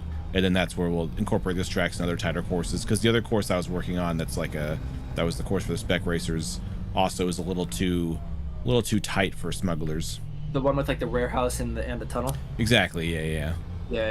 Which I was watching you messing with that, and I was like, this looks like a fun course, but I don't know if a smuggler would be good on. Yeah, and it wasn't not intended to be either. So yeah, the light ones. I'll come back over to the beginning over here and grab Blunt's lightweight racer. They work pretty good. Yeah, I mean, it's physically possible to race the smugglers on this. It just doesn't feel It's almost like trying to run like a NASCAR in a Formula One circuit. Yeah, which they do road courses on NASCAR now. Yeah. They're adding more and more, actually. Grab one of these lighter ones here. These ones feel really good, and the Spec Racer also feels really good on this one too.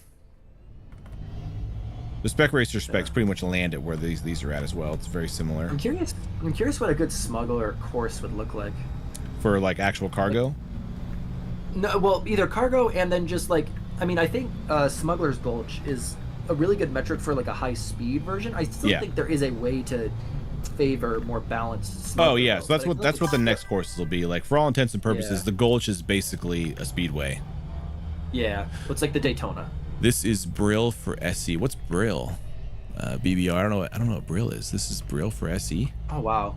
Yeah, this ship looks way nicer on this course. Yeah, it's the lighter. You can slow down much faster. Yeah, it's got braking and it's got good turn rate, so you can really maneuver. And I think also the acceleration, even though it's lighter, I think the acceleration is actually less than what you'd get in a Smuggler, so you don't get up to speed as fast. Well, it might be less than what you get in like a standard Smuggler, but like, what if like the people who are only running the 5 or like the Chaos Smuggler, which only runs the 2 meter and the 1 meters going backwards? Yeah. Oh, brilliant! Brilliant. Brill is brilliant. I see. Ha! Look at me! I learned a new cool slang word today, kids. We got new Gen Z slang. Yeah, no, the racing for SE is going to be great. Yeah, I know there were some there's people have done race leagues in first base. There's one that they actually do. They've like kind of brute forced like F1 style racing on like flat surfaces and stuff, but it's not quite what SE's. That's not quite what it excels at. Yeah. I think one thing that I really liked about the Gulch was that it really rewarded people for leveraging their role commands, and so it made the racing lines feel very organic. Mm-hmm. I thought that was very, very smart in the way that it was designed. Like I mean, the corkscrew is like the most obvious example of it, but even just like the final hairpin, setting yourself up properly for that, there's a lot of ways to set yourself in for that corner, and it's very fun seeing the kind of the divergence. Yeah, and the race line was kind of put together sort of like following the terrain that made sense. Like the initial race line was a little different. I was like, it just doesn't feel right. It's just does not quite go. So I just kept kind of finding a spot. I knew I wanted to have that hairpin. That was sort of, I found that section and I was like, oh, this kind of actually even reminds me of like the Tatooine service ramp for when they were pod racing. I'm pulling the Nix onto this track to see how it does. Oh, it's not gonna be good. Just it to show, have forward thrust. No, it doesn't. And the I know from previous experience, the missile builds on nimble courses are so bad. Yes, no, it is genuinely awful. It is not built for this. It also doesn't have up thrust. It can't turn down. Maybe it's fast enough to where I can just scrape the bottom. It cannot turn down. Actually, it's doing a little better than I thought it would. I mean, that's something. It's something. It's not designed for this. This is not the operational window. No, I was playing around with like Bribs Kestrel 2 on the other spec race course I was working on, and it was hilarious to see just like how useless those kinds of ships are on like a winding, which is like, fine. It's not what they're made for. It's hilarious. I mean, it's like you take an F1 car, you throw it off road, right? Like it's just never gonna do what it's supposed to do. I would actually be curious to see an all-wheel drive F1 car racing off road. That'd be crazy. Yeah, I mean, I just feel like the whole like the rule set for F1 is so antithetical to the kind of environments that rally usually brings. Yeah. I don't even know if that would be possible. Because I mean, so much of F1 is like optimizing all these tiny little things like the aero lines and all that stuff, and then I feel like rally just has so much inherent randomness to it that I don't know if you'd be able to do it correctly.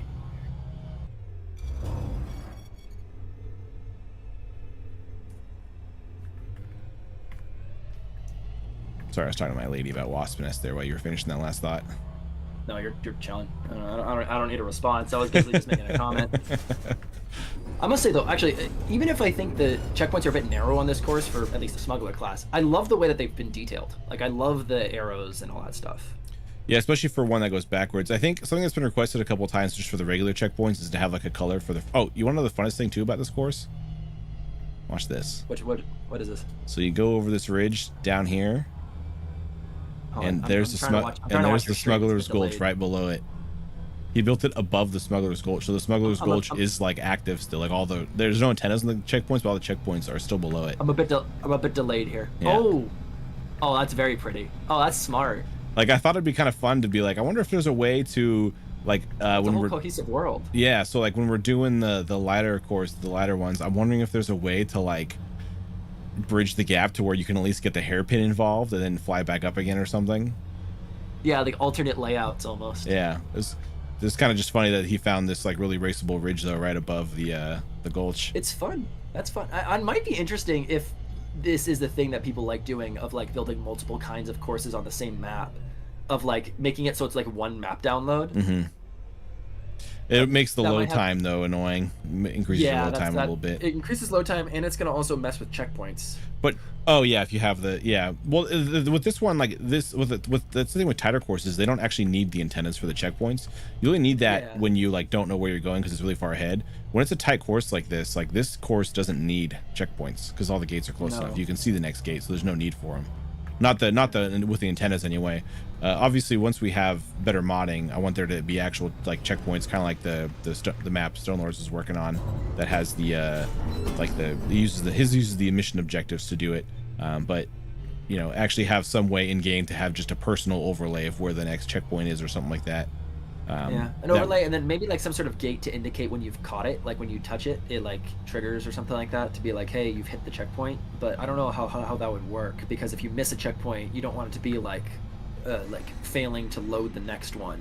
Yeah, well, there have to be, because if there's like penalties for missing checkpoints, then basically there would be like a pass through for the main checkpoint area and like an external pass through that you hit that triggers the penalty if you miss it.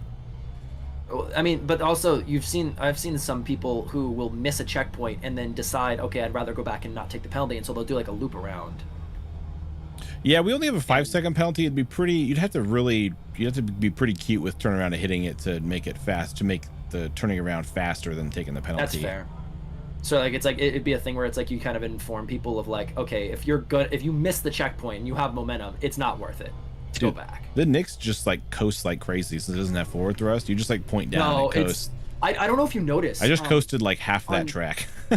on the footage of when I'm flying it on the Gulch, on the downhill, I let off the throttle for like the second half of the downhill. I was coasting. And there's two reasons for that. First reason is I eventually realized I didn't need to, and it frees up my fingers so that I can focus on my turn point. Mm-hmm. The second thing is I noticed that on my turns, my maneuvering was a lot stronger when I didn't have forward thrust for the first part of the corner, because my forward thrust would push me too deep into the hairpin. And so it's only after my back thruster starts facing in the direction of the end of the turn that I start forward thrusting.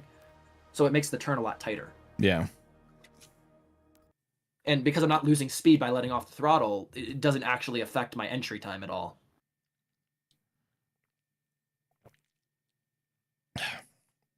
Yeah, I mean, if you're already going max speed anyway, what does it matter if you're letting off the throttle? Yeah, I mean, I was messing with how early I could let off. Like there were some trials where I was letting off the throttle halfway through the corkscrew, because by that time I was aiming downwards and I wasn't going to slow down. I was messing around with these smugglers on this other spec race course here. Let's see if there's a balance. What are you gonna call this one? This one looks fun.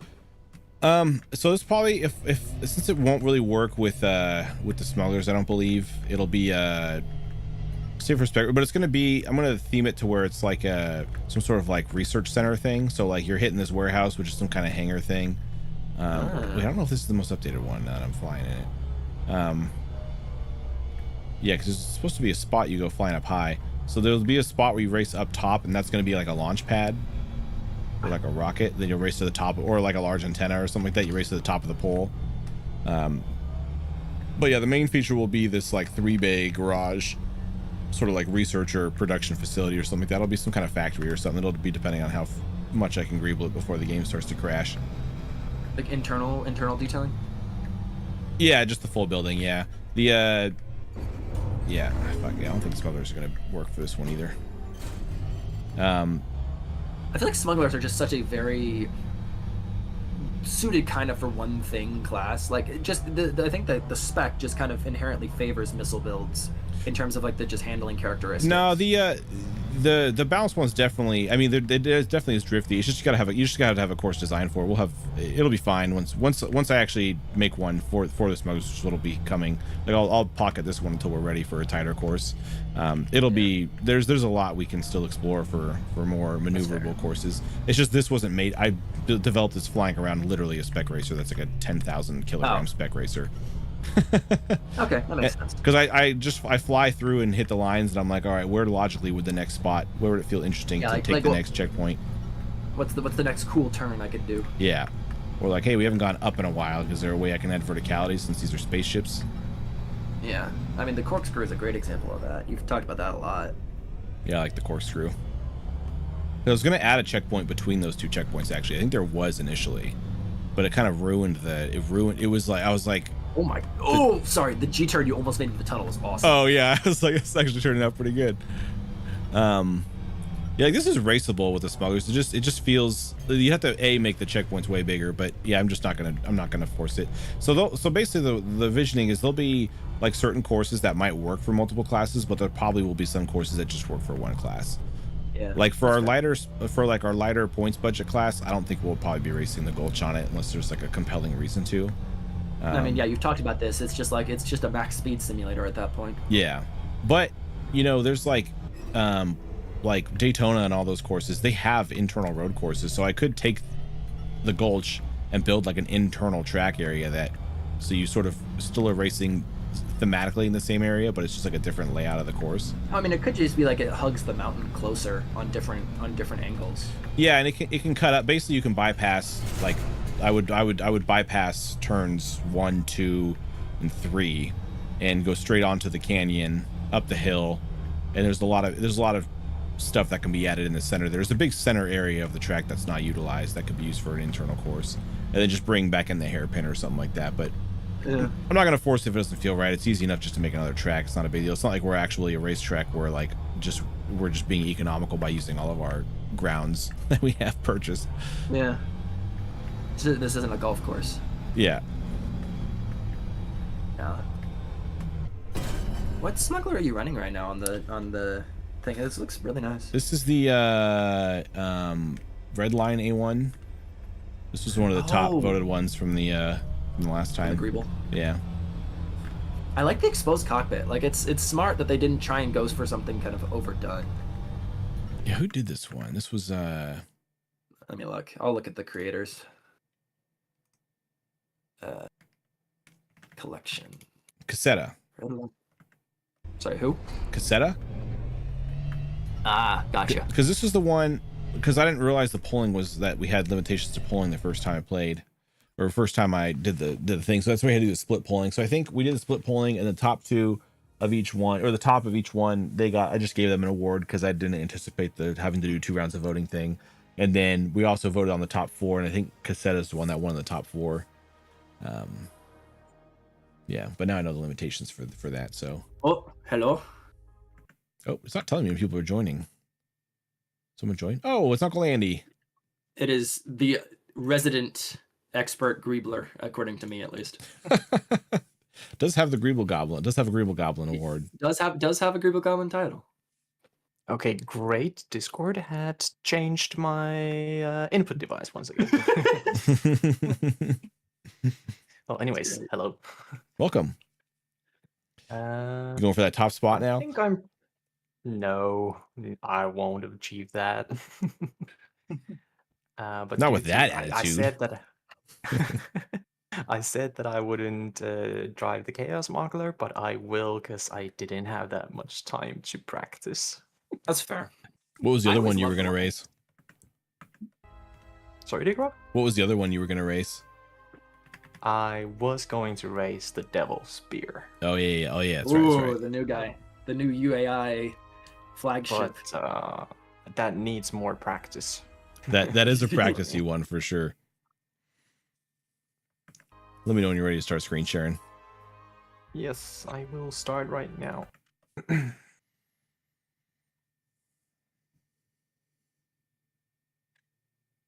Okay, let's all right. Let's make a new game. Make sure your autosave's turned off. Yep. Where is it? There it is. Up, up, up. And can I do it here already somehow, or do Oh, I maybe. have to? Okay, never mind. Oh, maybe it's got to be made and then. I know there's a master setting for it. Yeah, the fourth one down. There. Yeah. It'll just save you that stutter mid-line. Yeah. And there. Race mod. I'm curious why it stutters when it autos. Yeah, it's just saving. It's just using disk space. Yeah. I'm not gonna do well on the Chaos Smuggler either. What? You got Actually, second place I was last just- time. What do you mean? Yeah, but I'm out of practice. I'm rusty. Also, now that I practiced, I didn't just practice with the Chaos Smuggler. I was Oh, yeah, actually practicing with Enigma's ship, Oh. Oh. civilian version. Well, you can race that too if you want to. Yeah, I could give it a go. I don't know. Which one first? Wait, why don't I have dampeners on? Well, you get one official shot, but you can try another one after the fact just for fun if you want to. So I would Yeah. race officially whatever Yeah. you think is going to be your best one. Yeah. I think it's gonna be the Chaos Smuggler, but Nah. oh, it's so nice that it's already here.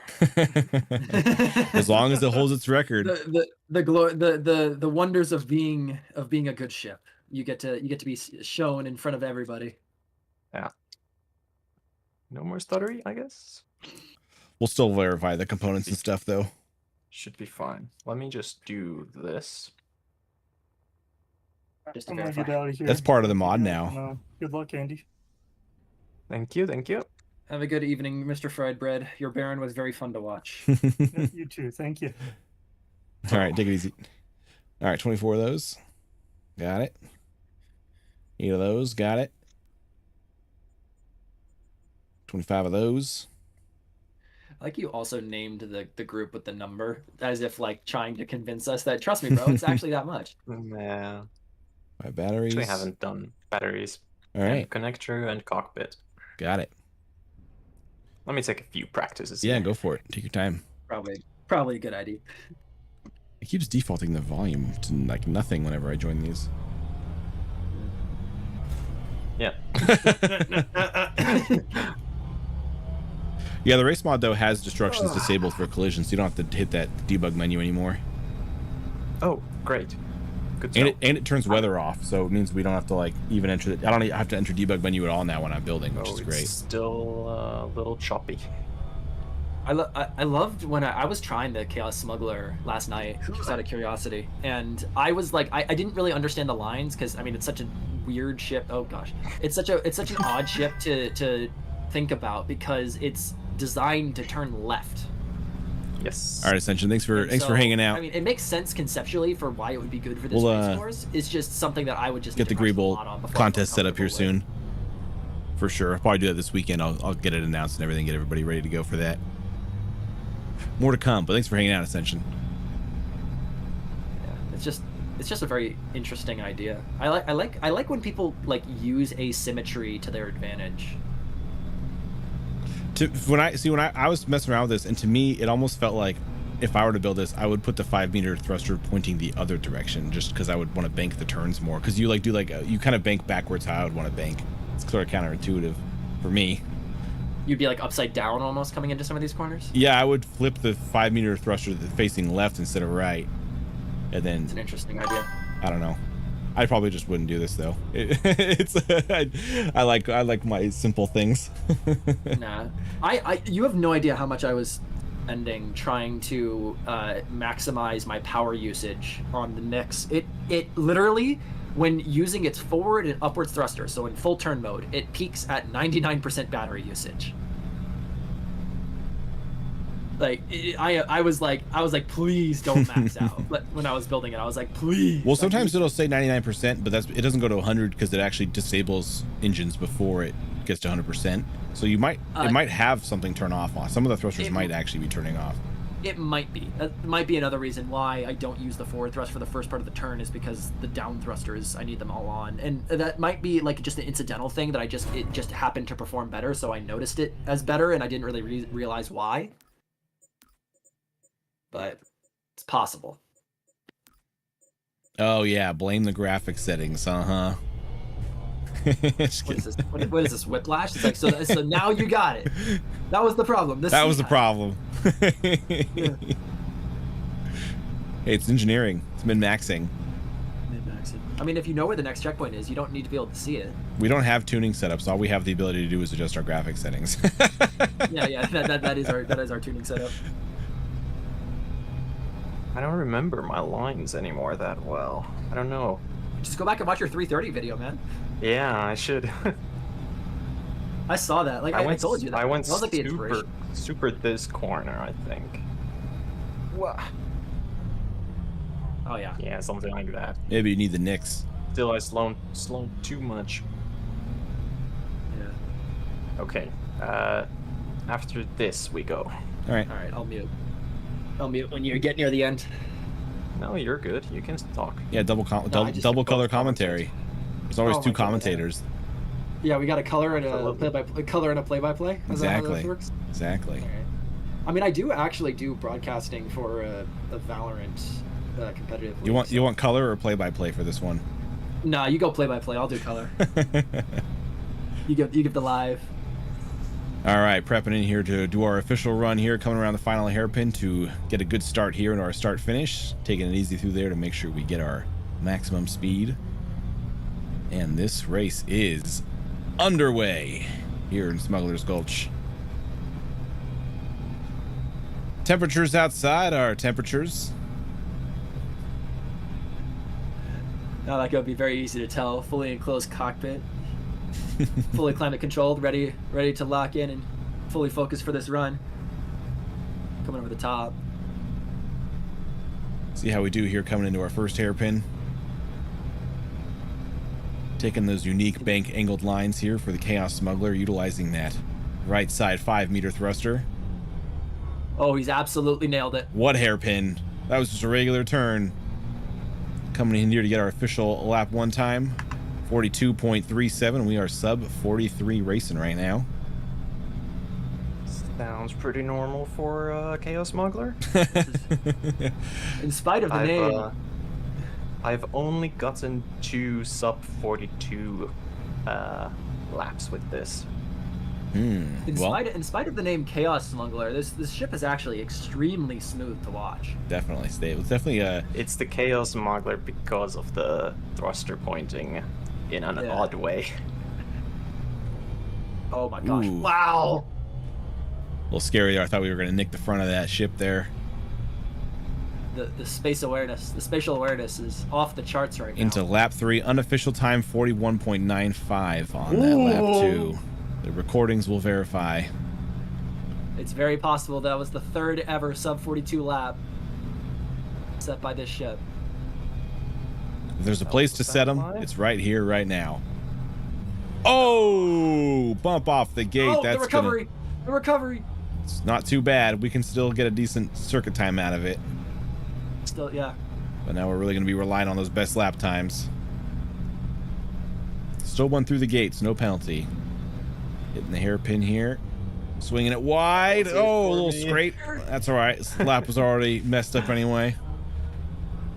Probably just be chasing those best lap times now. Coming in here to lap 4. Lap 3 time, 49.04. Still under 50, despite 2 errors. That's impressive considering the mistakes that were made and the contact that was made that were still under 50. Shows how capable both the pilot and the ship are. See if we can nail this corkscrew here down to the hairpin. Almost did the same again there. Lost a little bit of speed there. Yeah, but losing a little bit of speed is better than losing all of your speed. That is science.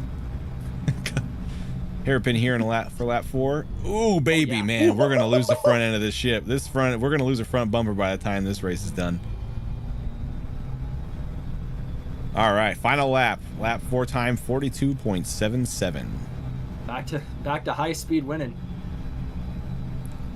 Unless you could pull a 30-second lap out here. Not going for circuit time, but Lap time is still on the table. let's get that best lap here. Give it all. Let's see if he gives it all he's got here. For all the marbles. Does not currently hold a top 3 lap time. That goes to Brib and splash damage, but of course we know that Enigma here's got some bumping. There we go. Gosh, Didn't lose what a the front turn. bumper. Decent speed coming out of the hairpin. Oh, this is gonna be a really good one. Go, go, go, go, go. Oh!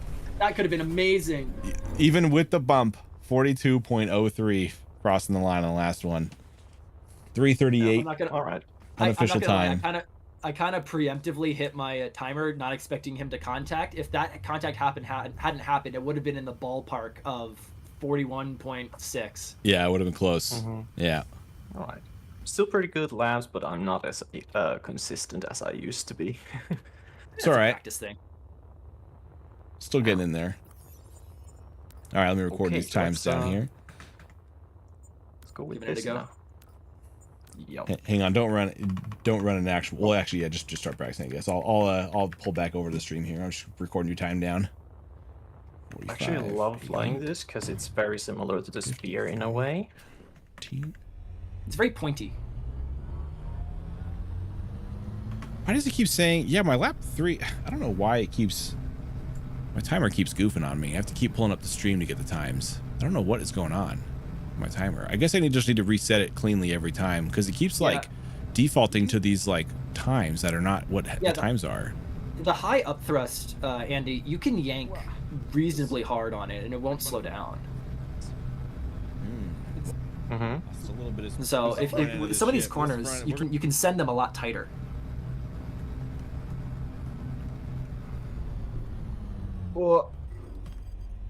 Okay. All right, got the time here. Wish we would see their screens. People can watch you racing while I'm recording this time. Oops.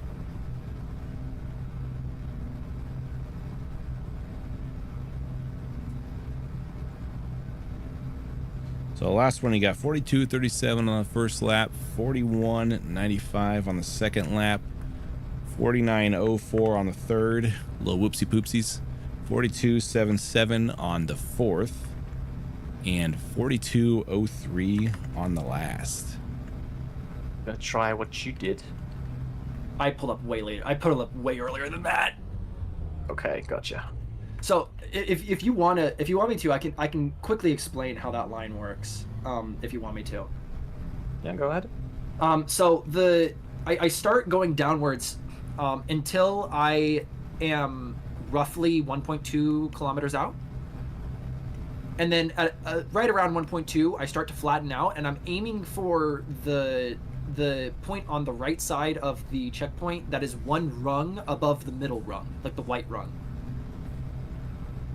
And then I pull up just before I hit the checkpoint, but I'm rolled sideways, so I pull sideways. So right at 1.2, I pull up. Right side? Yeah, right side. No, not the bottom, the middle of the right side. I'm gonna start timing you too, but these will obviously be unofficial since this is just for fun. The middle of the right side of the sixth checkpoint. So you know how like the checkpoints are set up with all the black like little like bars along the long edge? Yeah. There's a white bar right in the middle. I aim at the black bar just above the middle white bar. Mm-hmm. The left bar is connected to the right bar. The right bar is connected to the left bar. So, yeah. And then, so yeah, close enough. And then it's the bar right above. I'm supposed to be. You're fine. lower. You're fine. And then just yank. You're Roll supposed to yank. be I also- wherever it feels like you want to be. Yeah. Also, I roll early. Once I flatten out, I roll early so that I pull into it. I'm not turning while I'm rolling. I'm rolling preemptively, pretty much. 44.06. I'm gonna That try was- my own line here with this ship. Oh yeah, no, go for it. By no means is my line the best line. It's just the one that I found to be the most consistent for me. By no means is it the best line. It's just the best record time we have for this map. And I'm never gonna say that my line is the best because there's always people who are gonna innovate and find better ideas. Yeah, because one thing when you do the route where you come down low is you're making this run longer in a way. So it'd be interesting to Yes. see That was one thing Yeah. I thought. I was just like, well, he's coming in low, so he probably could shave a little bit of distance off, but that doesn't necessarily mean it's going to be faster. Yeah, I found that, at least for me, like I said, stopping in one direction then stopping in the second ends up being faster. The second thing I noticed is that because you need to, like, that corner is harder than just a regular hairpin because it's a hairpin with a downwards entry. And downwards means that gravity is working against you when you need to make the corner. And gravity in this game, at least at this track, is the most significant alteration to the handling characteristics of your ship. And we also have on the sense. corkscrew, if you go too high, you actually lose thrust because you start to get out of atmosphere a little bit. It goes down to like 0.97 if you get too high. And it actually, if you test it, it actually very quickly loses a lot of thrust just by losing even that little bit of atmosphere. Yeah.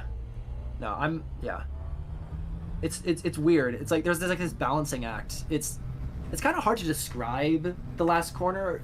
At least for me, I've always, like, I kind of just did it like a bunch of different ways, and then I went back and watched the footage of myself and saw, okay, which ways of these was the fastest, and then I just tried to mimic that over and over. The hairpin's also a very lot- different vibe when you come the other way. I don't know if you've raced it reverse or not. It actually races pretty well in reverse. I've unintentionally done it just setting up laps, and I agree it's an interesting thing. I feel like it's something I would need to practice more. Yeah. Because we could race, when we have people here, we could race forward and reverse just to get different times if we wanted to. Yeah. And then yank. Yeah, slightly better. Still clipped. Yeah, that's the one thing about these forward swept wings that's kind of annoying sometimes, is that sometimes it's hard to tell how far out in front of you they are, so you clip sometimes when you're not expecting it. 44 is still the fastest one I got from the one laps I've timed. Yeah, but Andy's I'm not getting experimenting. He'll figure it out. I'm Yeah, not yeah. getting the hairpin. Yeah, I mean that is where I found most of the time to be found in general on this track, is the hairpin. It really is. I mean, that's the one thing I noticed with your 330. Like I said, I used that as inspiration for the handling characteristics. That's the one thing I noticed really strongly with the Chaos Smuggler was how smoothly it took the last corner. Yeah, turn earlier. Oh, that was Survive that. That would be insane. yeah. I think that's where, like, when he comes in flatter, that kind of turn works, but because he comes in flatter, you don't have that gravity fall that you had there. Yeah. No, there's a couple of, tricks you can try, but I think there's a couple of ways to take that corner. Like, hold on, let me load up my my game, and I'll stream it, and I'll see if I can figure out how to explain this corner. Also, if someone's watching and ready to race too, just pop in here. Oh, cool. We can get your times. Oh, sorry. Oh, you said if someone. I thought you said If someone, is. yeah, if someone's ready. Closer. Blah.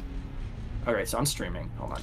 It'll be interesting if they add aerodynamics too, if like things like having air brakes. Yeah, that might be interesting, so that you don't have to have thrusters to slow you down. Exactly. Like Where the this heck am I with going? with air brakes would be bananas. Oh, there it is. Oh man, your stream is such higher quality than everybody else's. I have nitro. Holy shit. I have nitro. That's why. It's like, oh, that's why. Yeah, I was like, wow, this is like super crisp. I have our server's upgraded to do 60 frames per second, but it's still 720. Okay, so I'm gonna go through corner 4 here, so I have the right line. But if here we go. So when I'm coming down here, it's like coming low, thruster off, pull up, roll, yank, Gotcha. and then it's just send it. Yeah. So that's most of what I'm doing on that corner. Yeah. And then because I'm coming in flatter, like you said, it's like I don't have to deal with the gravity as much. Like if I came in a lot steeper, like let me experiment with a steeper line here quickly. Oh, Andy's got the devil loaded up. Oh, So hell yeah. the reason why I took the high corner with the Chaos Smuggler is because I wanted to have as much space to go like a wide turn around it. That's what I tried to do with my line. I'm not used to the steep line. I think there is something to that. It's just figuring it out, but because you actually cut it too good and you missed the checkpoint. But Yeah, I turned too early. Yeah. All right. Well, I will stop streaming for now because I was just basically demoing that corner. yeah, I'm curious to see, Andy, what you got with this one. How well your times are looking with this ship. Yeah. I'm curious. Yeah, what the Devil's Spirit? Why do you have ore detectors? Greeble, man. Is it just It's It's great Greeble. See, this guy is on a different level for Greeble than me. Oh, wait. He actually is.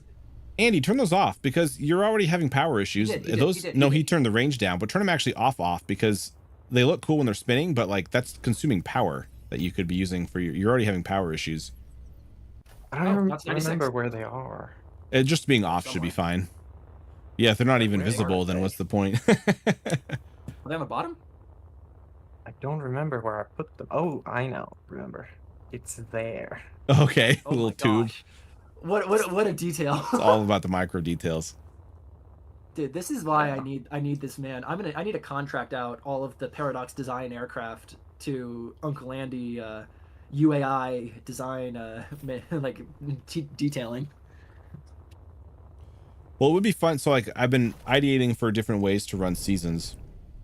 And you know, one of the philosophies was that like, you know, people get busy, so I want to make sure there's a way that seasons are set up where if you like miss an event, it doesn't like ruin your progress, because otherwise Yeah. it'll just kill participation.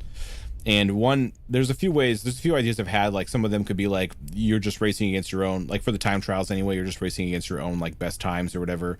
Or like if it's if there's like an event and you get points or whatever, you just get scored for like your top 3 events. So like every time you're just trying to, you know, just to beat your other best points, best positions you've finished.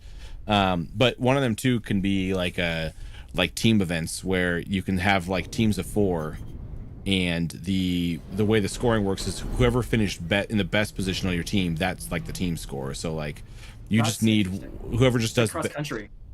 Oh, is that how cross country works? Cross country, they take like the top 5 runners on your team of 7 usually. Okay, yeah. So it could be the same thing where just that way, in terms of like participation, if like to like keep progressing in the season, you just need to have like at least one teammate show up and just like do decent to like score for you guys to get points. That's an interesting idea. Andy, we need a build super team incoming. Yeah. It would be fun to see like what kind of teams form. It'd be kind of hard for people coming in the first time of like getting. I mean, we could just kind of throw like if people are just looking for teams, they can just join teams or whatever. But it'd be interesting to see the alliances that form and if there becomes like champion teams or whatever. It's also an interesting idea when you're talking about teams, about like what sort of rules would come about with that. Like, does each person on a team have to run the same ship, or can they all run different ships but with like similar liveries, so it's clear they're on the same team? Yeah, I don't think they had to be the same ships. I mean, I know that I know that like NASCAR and F1, they're usually all racing the same builds, right? Like they're all racing Chevys or Ferraris or whatever for the league. I mean, F1 is a little different, but it's similar. Yeah. A better example for homologation would be IndyCar. Because the IndyCar chassis are basically identical. The only thing that's different between any drivers is which engine they're using. Mm-hmm. Because they have Chevrolet engines, Honda engines, and that might be it. I don't know if there's a third one.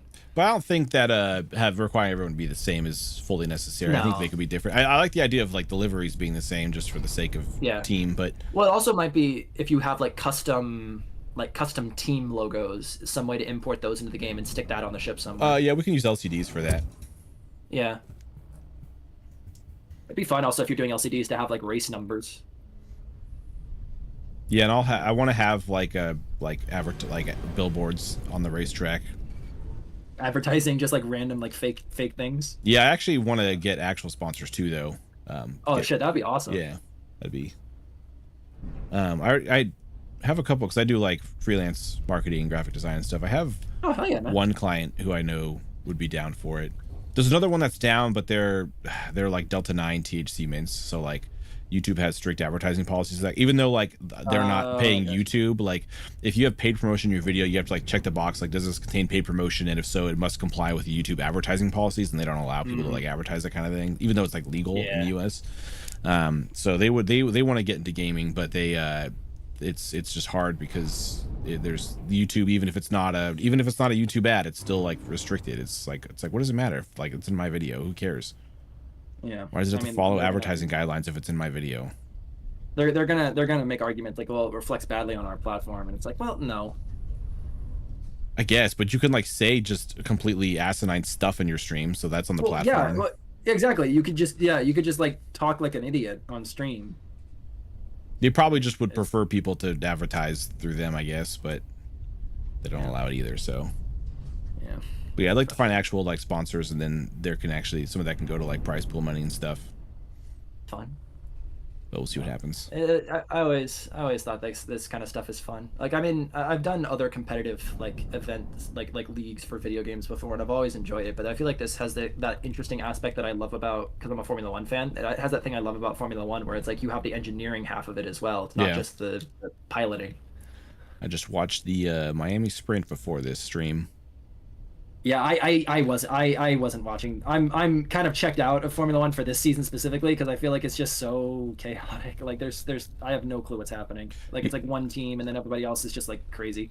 Yeah, I don't really follow it that closely. Just every now and then it's fun to watch the events. I watch more race highlights than anything like that. A lot of the racing I've watched is actually just like following just like people that just like do like local circuits in their like cities and stuff. They just have like, you know, dash cams and they're racing whatever random cars.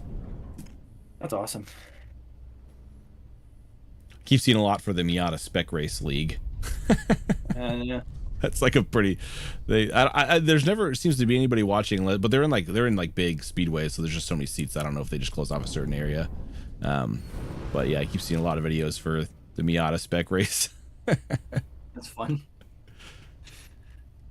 I'm not gonna lie, the Devil's Arrow looks like one of those ships where it kind of feels like the Baron, where it's like it's got a very, very high potential. It's just gonna be. It's a matter of control. Yeah. So what do you think you'd be able to get as a time? Smuggler is easy to control. Yeah. What do you think you'd be able to get as a time with this one after you had enough practice for it?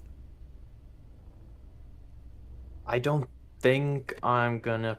Well, it's so much down to if this ship has a unique way to get the hairpin. That's all it comes down to.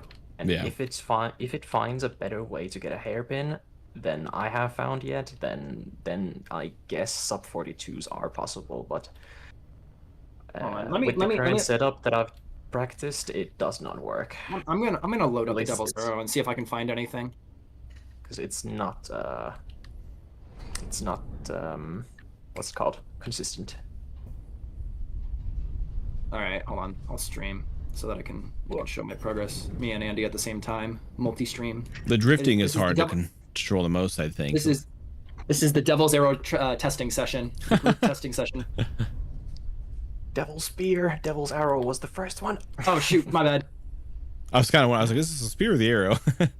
You know, you could also like, I think like those two little thrusters in the back, I don't think they give you that much forward thrust, and they're just taking away from that much more power as your dampeners are on. I'd almost put those on the side. I want to explain. Okay. Yeah, I want to explain. So, the idea was to do the hairpin with the 6 thrusters pointing downwards. Yeah. Yes. And then after the hairpin, you're supposed to use all the backwards thrusts to, get back into full speed to go through the finish line. Yeah. That was the idea. I get that. I just mean the because it. Oh shoot! Hold on. It drifts so bad to the left and right. I'd almost take those two little thrusters, since they're so inconsequential, and put them on the sides just to like get a little bit of drift control back. Or take one. I powered off the ore detectors. I kept getting ore. I kept getting ore readings. Like, I think if you took the 2 off the back and put them on the sides, and took like 2 off the bottom and put them on the sides, you would get just enough drift control to where you wouldn't drift as bad into those chicanes and stuff like that. I think it would help just a little bit on preventing some of the errors that happen in like the easier parts of the course. You know what I mean? Okay, so hold on. Let's see. Yeah, no, I know what you mean. It's like it prevents a lot of accidents, but then again, this shit was made to perfect racing lines. Yeah. All right, let's see. Hold on.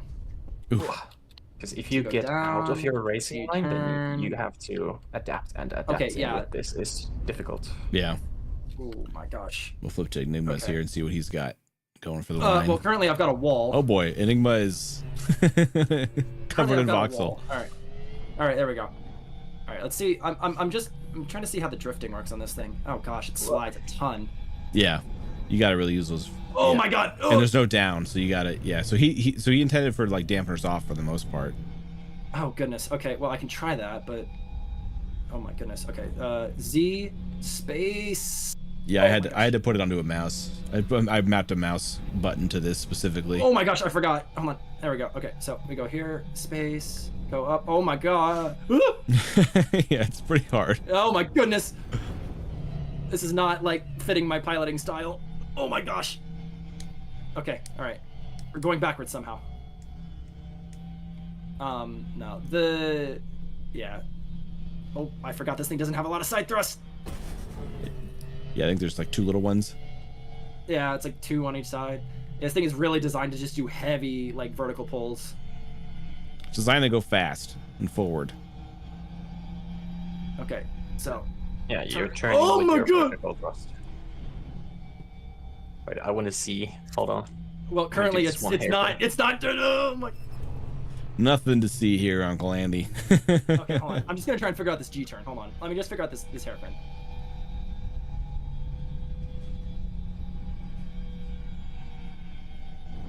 That's too high. Okay, so I can go lower. Okay, good.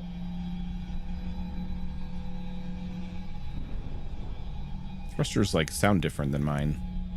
Yeah, I don't know what's going on there. I think I just have an audio bug right now. Yeah, I don't hear my thrusters at all.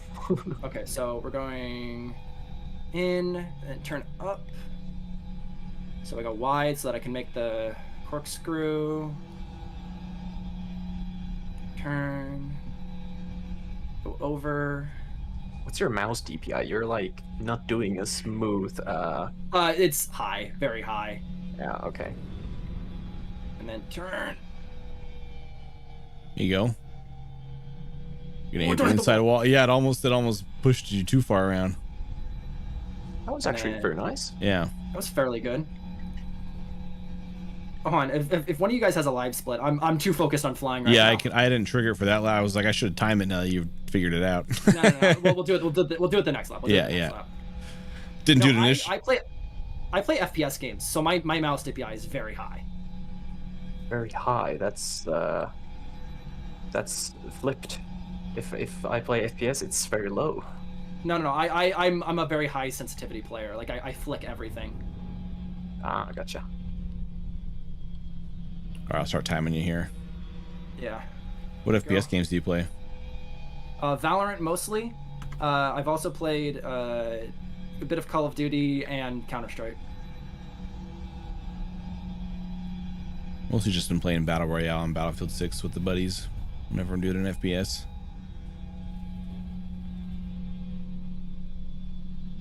Okay, good. Up. Yeah. I forgot. I'm so used to the side thrusters on my ship that Yeah. I can just kind of make that turn. Yeah, it makes a big Okay, difference. Oh shoot! Wait, hold on. Let me. How do I turn off the autosave? Right there, 4th one down. Although I don't think it actually saves it here. I think you got to do it on the world save itself. Yeah, Enable feature autosave that. Yeah, off. that feature will only apply to newly created games. It says you got to like. Otherwise, you got to go back to the menu and then like change okay, the it doesn't game matter for save now. setting. I'll figure it out. Yeah. Oh my god. Okay. Well, I paused, so it's fine. All right. We'll try and get a clean lap here. If I can get one clean lap, I'll feel reasonably confident that it's a good lap. Okay, that was too high. Good to know. So I can start lower. Because I'm trying to do If what I you can usually get a do with big mine, one. where I'm trying to find waypoints that I can. Oh my god. Okay, you know what? Hold on here. Wait a sec. Wait. Hold on. Let me reset my speed. By the way, to anybody joining in now, we're just kind of experimenting around. But if you're ready to actually race a lap, you can hop in the We're Discord doing some and share screen, yeah. and we can some do your time design trial. studio- Min some design maxing. studio work. Yeah, some design studio work, some collaborative designing. All right. Oh, hello. Oh, jeez, that was spooky. That is a spooky join sound, Abby. Welcome in. Okay, get up, turn, I just had to do that. and then down. All right, here comes the hard part. Can he do it? Can he do it? Oh, Nope. it doesn't turn enough. Wah wah. I need to aim more inner. I can do it. I just need to aim more inner. Trying to get a time trial in, Abby? Hello? If you're talking, we cannot hear you. That is true. I see your mic sometimes going off, but I haven't heard you say anything, I don't think.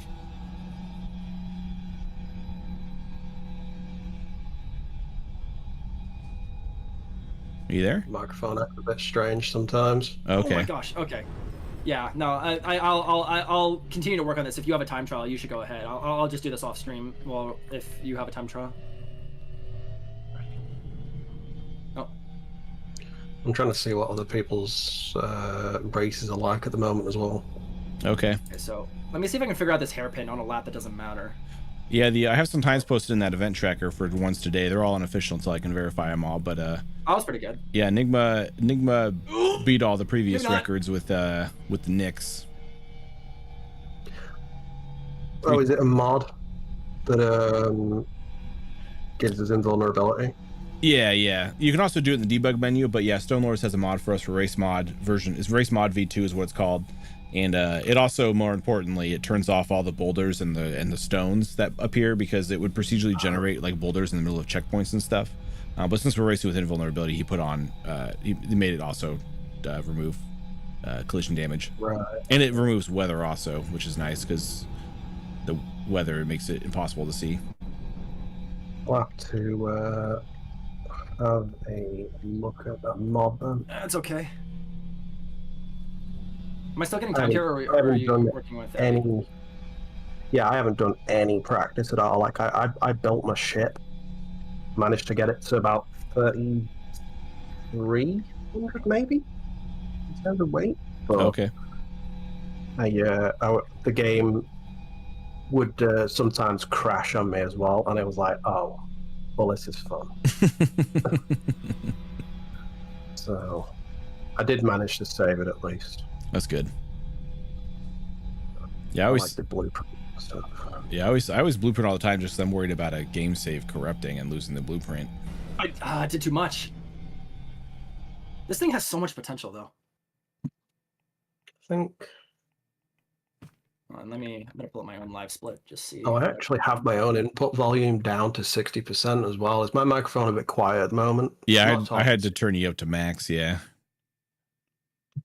Let me jack the volume up a little bit. Oh boy. Is it a bit better now? Yeah. Yeah, we can hear. It's not 100% though, because I was having a thing in another server where I was talking, and then for some reason it was just incredibly loud. Discord is so weird sometimes. Sometimes it's like I'm very quiet, and then other times all of a sudden I'm just like the only person that sounds like they're talking. So I have no idea. It's very weird. Let's see what we can find here. Did you want to try a time try a time trial? Yeah, I might do, just for funsies. I did it without the invulnerability at one point. Oh yeah. I slammed it into one of the starting like pillars. Yep. Immediately, and I was like, oh, this is difficult. Yeah, that's why we turned it on. It's pretty punishing when you crash anyway, so it's not really necessary Yeah, to have. I'm just watching. Oh my gosh! Ooh, And it's turn! there at the moment. There we go. And No. that crash You know what? is painful. Okay, hold on. Yeah, just reset. I'm Yeah. just putting the shit back in. All right.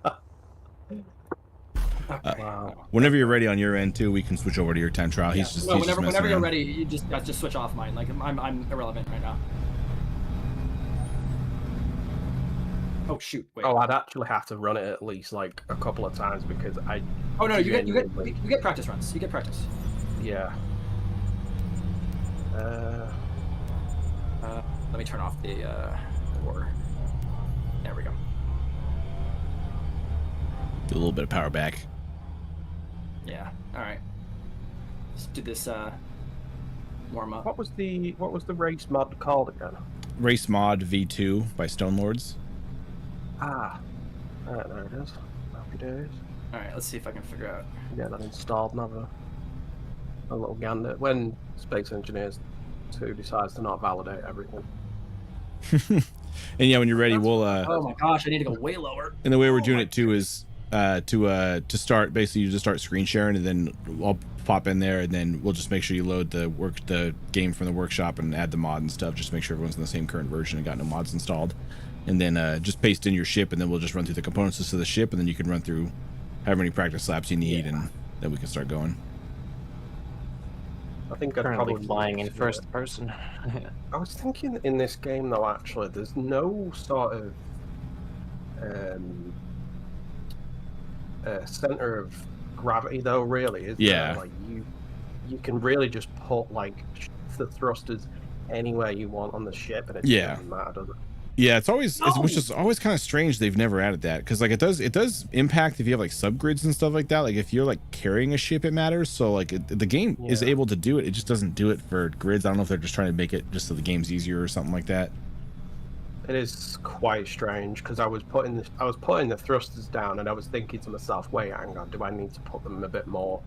Like if I spread them out at the front, is the back end going to start like lowering down or something? But then it's like, no, it doesn't seem to care. Yeah. There's no such thing as thrusting on one side and doing all that. Yeah. But it means we can build prettier ships, I guess, because of it. Very true. Very true. Race mod V2. Got the world boat set as well. Yep. Let's have a camera. Oh my gosh, that stops a lot faster than I thought. Because this will be the first time I'll be able to. Is it? Did you say invulnerability is part of the mod itself? It is. Yeah. Right. Excellent. 'Cause I'll be honest in saying I wasn't sure how to do debug mode. Who's messaging you, boobs? Everybody else has got like this very sort of like, I was looking through some of the ship designs that people have, and I was like, everybody's got this very sort of like race aesthetic about their ships. Like there's a very like, I know that obviously the whole point was to make a racing ship, but it kind of feels like, I don't know, like make something that doesn't look quite like a racer. Yeah, there's no aerodynamics or anything, so you could make it. You could just even make a brick if you wanted to. Yeah. What's 42? Oh, I forgot actually. You've got to wait for the thing to load This is in. very doable. This is very doable. Why is my field of view so low? Yeah, if you want, since we have to verify your loads anyway, if you want to share it while before you load the world, then you can load and all that stuff, and then you don't have to do it again. Unless you're just going to practice for a little bit still. Yeah, I think it's my ship with the way that I've got everything. I've got it all like categorized. Oh no! So it's nice and easy for me to actually like just pop everything out and be like, boop, boop, boop, there you go. But of course, see, like I'm looking at some of these ships here, and some of the detailing on these is just crazy. Welcome to SE2. Yeah, I know. SC2 is so fun with the unified. Oh, I was like that. I remember when they said that the second game was going to be coming out, and I remember reading about the grid size, the way that they had changed it so that you could build like smaller ships but with like big pieces. I was like, what? Oh, wow, that didn't That work. sounds amazing. I've been playing a lot of Starship Evo though, and it's kind of ruined Space Engineers. Like that, I was like, not ruined, but I'm like, man, Space Engineers still has a lot of improvements they could make to their building system.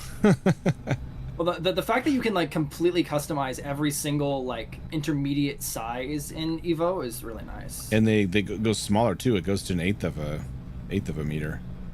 Yeah. I only stopped playing Starship Evo because it's really buggy at the moment, and I was trying to play like, because the survival update came out, and I was like, oh well, that, you know, I like survival stuff in these kinds of games, but I just kept running into bugs all the time, and it was like the ground was acting weird, paths were disappearing and reappearing, stuff was just not working correctly. Like even when I was trying to like smelt stuff and do all that, the game just wasn't agreeing with me whatsoever. Yeah. So I just honestly I gave up and just refunded the game because I hadn't actually that long since bought it.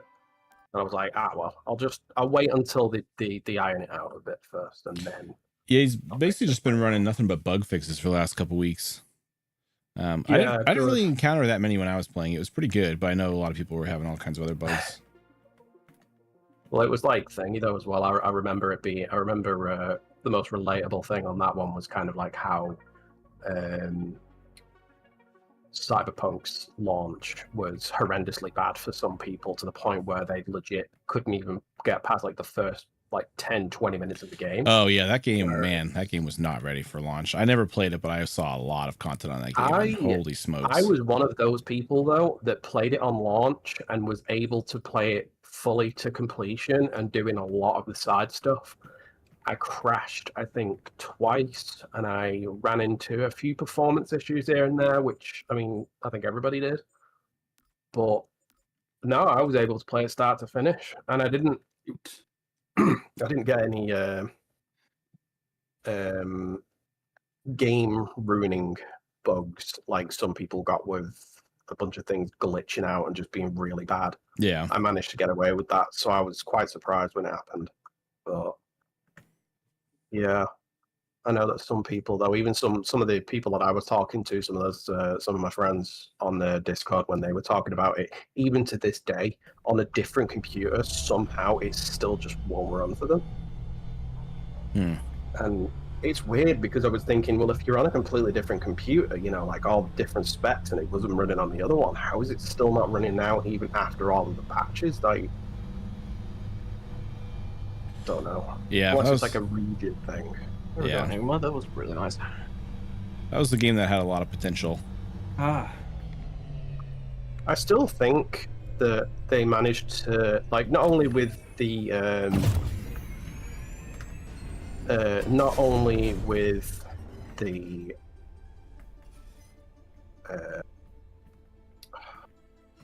Phantom Liberty coming out, and when that released, it was like, oh look, we've actually got our we've got our game now. We've actually got our outfit now. Bollocks and shit just fell off the bloody thing. Bye bye shit. Bye. See ya. Yep. What do you do with the starting ships, by the way, that are on that platform? Do you delete them all or what? Those are Yes! those are the 41.6. those are the like the top. Nice. Those are the fastest times of ships. So those are sort of like the podium of like the best ships. Oh. Yeah, the I'll second keep, lap there. I'll keep them there just for funsies then. It's very possible, but you really got to send the corner, the final corner. All right. It's so rough. You gotta play- point backwards, like the 5-meter thruster. You have to point that. And Yeah, you kind of really to the you direction gotta. you want to drift. Yeah, there's a lot. The setup is very specific to get that last corner Yeah. right. Do you know, I think out of everybody's ships that I've seen, I've not checked the workshop entirely, but out of the ships that I've seen, I think everybody else's ship lays flat down on a flat surface. Mine just does not at all. It So, very okay. much You has say a that. bias Hold on. towards the front. Hold on. One sec. Hold on. Let me get out the Nyx. It's very funny watching the Nyx sit on a platform. Yeah, but it's like still pretty flat. It's pretty flat, but it has a funny quirk because of the specific geometry of the bottom plane. I was trying to get a picture of mine, and it wouldn't sit still at all. It kept rocking back and forth, and then eventually it kept tipping over. Okay, so let me go to here we are. Hold on a sec. Let me get up there. I'm still Oh, trying. you I'm leave still it committed on to there. trying to make a nimble smuggler for this tight track. Yeah, hold on a sec. Oh my Oh, goodness. you even have a thingy on your ship. Well, what do you call it? The little docking port thing. Oh, connector. Yeah, that's the one. Even as a connector on No, our ship. one sec. Hold on. Wait, Andy, you watching? Watch how this thing sits. Hold on. Oh God. Hold on. Oh my goodness. Hold on. Wait, one sec. Okay, so let me. Yeah, this thing is not built to land nicely. Okay, ready? Okay, so here we go. Yeah, it's just wobbling. side to side. Just need some It's gear just to gonna- fold down. Is it stop? This is off. Completely off. That's funny. That's fantastic. So yeah. Now, thankfully, I'm pretty sure that the civilian variant does not have this issue. I'm gonna check that. Not an Well, first issue. of all, It's it has a wonderful feature. It has landing gear, so you can just lock it down. But if you don't lock it down, I'm pretty sure. Yeah, no, this one sits just flat. Bro, it's not an issue. It's a feature, and it's No, cool. Because when you look at the bottom, yeah, yeah, when you look at the bottom of the civilian variant, you see the gear makes the back plane a lot wider, so it's able to just kind of rest. It doesn't roll. Whereas with the military variant or the smuggling variant, hold on a sec. It just avoids wear and tear on one spot. You know, it sort of just rocks it. Yeah, So. it's rocking on these corners right here. I just realized why my field of view was so low. It's because I was taking pictures with it. But no, it rocks on these little pivot points right here, which this one still has those pivot points, but the landing gear just prevent the rolling from actually getting too big where it oscillates. Nope. But yeah. I realized I gotta switch the dampeners on, otherwise it things. I have a Everybody's ships that I've surprisingly seen- balanced I've not ship checked in the the workshop sense that I can have the dampeners on But and out of I the don't ships that I've reach the seen, power I limit. think everybody else's ship lays Yeah, I flat feel like there's down. that's a little bit to on do a with flat layout surface. because Mine Andy's just does not on. Devil's It's Spear. very much I was flying it with dampeners has on, a bias towards the but front. technically it has better power management with dampeners off. I'm just going to share it anyway, even though at the moment I'd have to like come back in probably. I like the look. Oh yeah, you'll see why the front of the ship is all dodgy though as well, because it's like if I try and land this thing now. Oh Bro, the goodness. colors, fantastic choice, dude. Is this? There we go. Yeah, so Oh wow. Oh wow, interesting. you see that with the front though as well. The way I just went like forward leaning, I was thinking, do you know Such what my a- inspiration for the design though was actually? I don't know if anybody's going to be able to get it. Is it? Hammerhead Corvette from Star Wars? Yeah. No, but it is from Star Wars. Is it the? Is it like the rebel ship? There's like a bigger rebel ship. That's like a. I forget what it is. I don't remember what it's One called. of the Corellian freighters? Not No. Corellian, sorry. It's the Empire side. The what, sorry? The side of the Empire. One of their ships. Oh, interesting. Hmm. Let me think. Because you've got the main body of the ship. Is And it then- thinking. I think I've seen this ship before. Is it one of the Sith ships? Yeah. Well, Kind it's part of the Empire, but I'm not really sure if I'd consider it to be the Sith. It's like the Purge troopers? more modern Is this like the ship that version the of the Knights? Empire. that Is it just the Knights front of use, the like ship or the Knights of whole Ren? the Is whole this ship? like the Knights of Ren ship? Mostly the front of the ship, like the way that I've done like this kind of sort of bladed part to it. All right. I really wanted to What get ship is something it? that would make it look more knife-like, but You can do that. You can use the angled plates to do that. to really get like a proper thing. Yeah, to make it like really really sharp. Like go to light armor. Like these. Yeah, the wide slopes. Yeah, you can use the wide slopes. Oh. So the fifth item from the across the top edge. Yeah. Plus- I was just no, looking at no. old The school wide stuff. that one. That one is the one that you would want to use. Because that maintains your like current workout. angle. That maintains your current angle. What's the ship that inspired it then? The Eclipse class Super Star Destroyer. Eclipse Ooh. class. You'll know what I mean the second you see it. Oh, okay. Yeah, I like that. I don't think your Oh. scale's correct. No, the scale is absolutely. It was mostly just the front part. Is this? If is I this wanted the to go workshop? for a full scale, I think I would probably just be sitting on top of the course and saying that I've completed it by just moving an inch. Are you gonna do a time trial with this one? Is this the This workshop? one will be the one, so this one will need to be verified. But it was mostly just kind of. I haven't really flown it on the track. Okay. Is this thing on the workshop? Not yet, because I was still fiddling about with some of the Gotcha. design. I just wanted to see. So if you hit R, you can get the inverted version of this to put on the inside corner. So hit R Oh, once, and then Oh wait, hold on. yeah. Right. So hit R once, and then you just rotate, and then down, like that.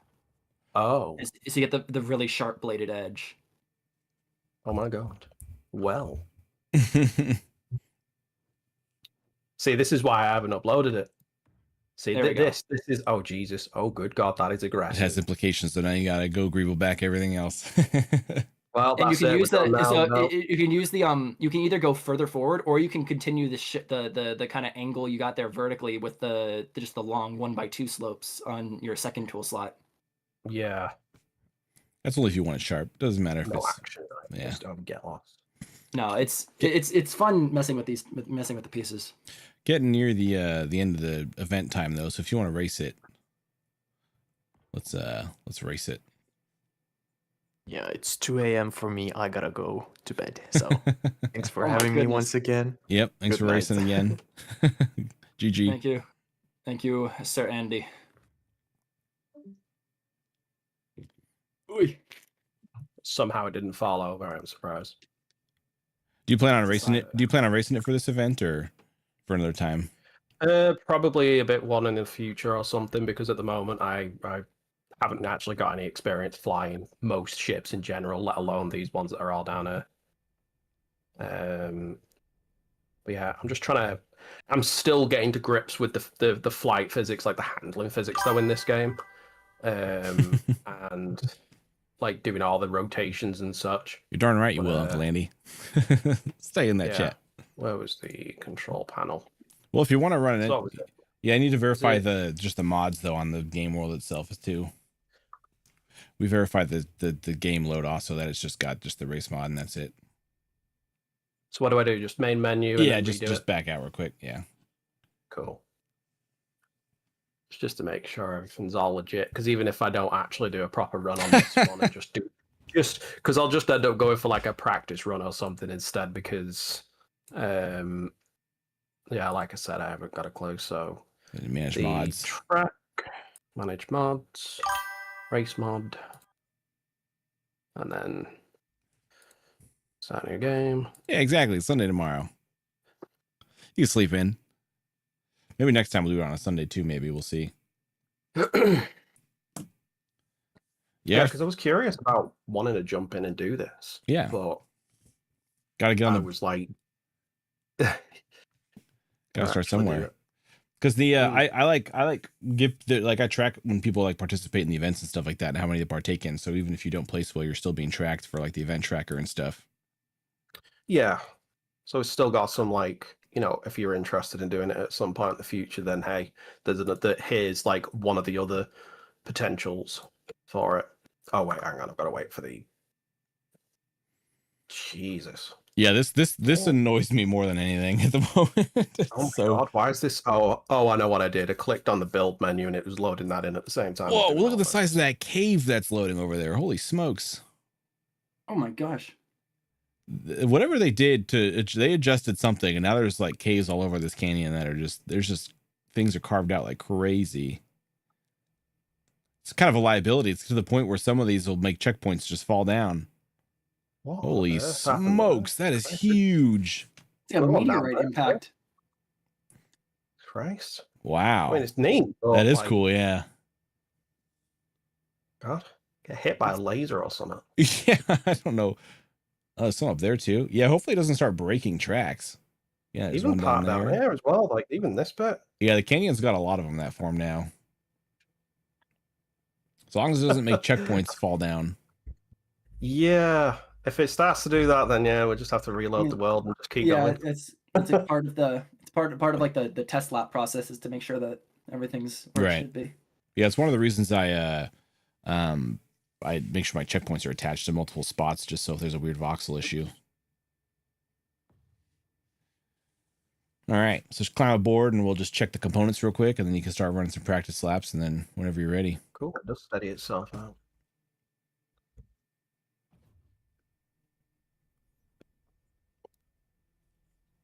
So yeah, got the batteries. 1.5s. Yep. I got the gyroscope 0.5. I'm pretty sure I've gone through all this. I didn't. Yeah, just do it real quick again just to make sure. Yeah. 25. So all right, good 25, there. Yep. And then 1 meter thruster. Whoops. Okay, got it. 24. And then 2 meter, which was, I think was 8. Yep, you got it. And then a single 5 meter. All right, all good. And then, of course, carbon container. You betcha. Cool. And then I've just got control and then 2 lights at the front for aesthetic purposes, because of course. All clear. Oh, it's 35,000. Okay. I didn't realize what the thing was, actually.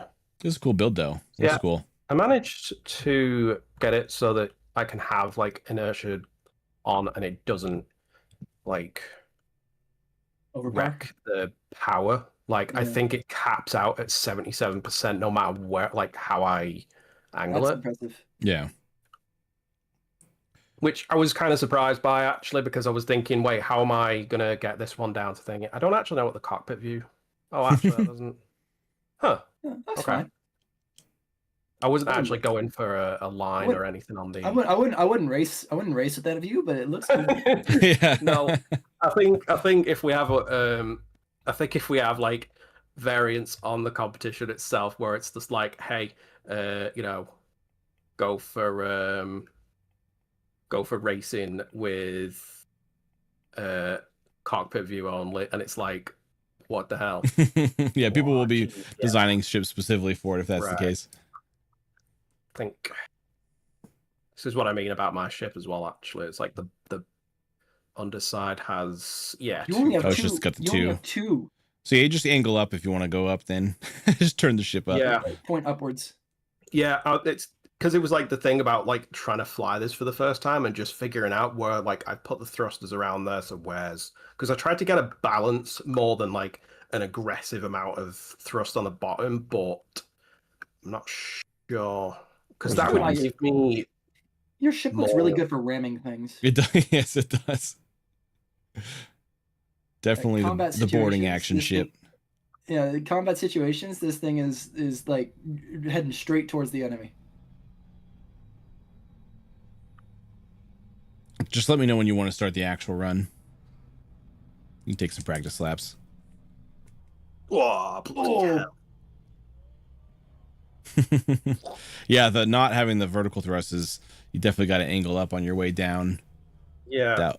I'm just Oh doing wow, a that's, couple of gosh, there are so ones many on this. caves on this render. Holy Look at the bottom smokes. right.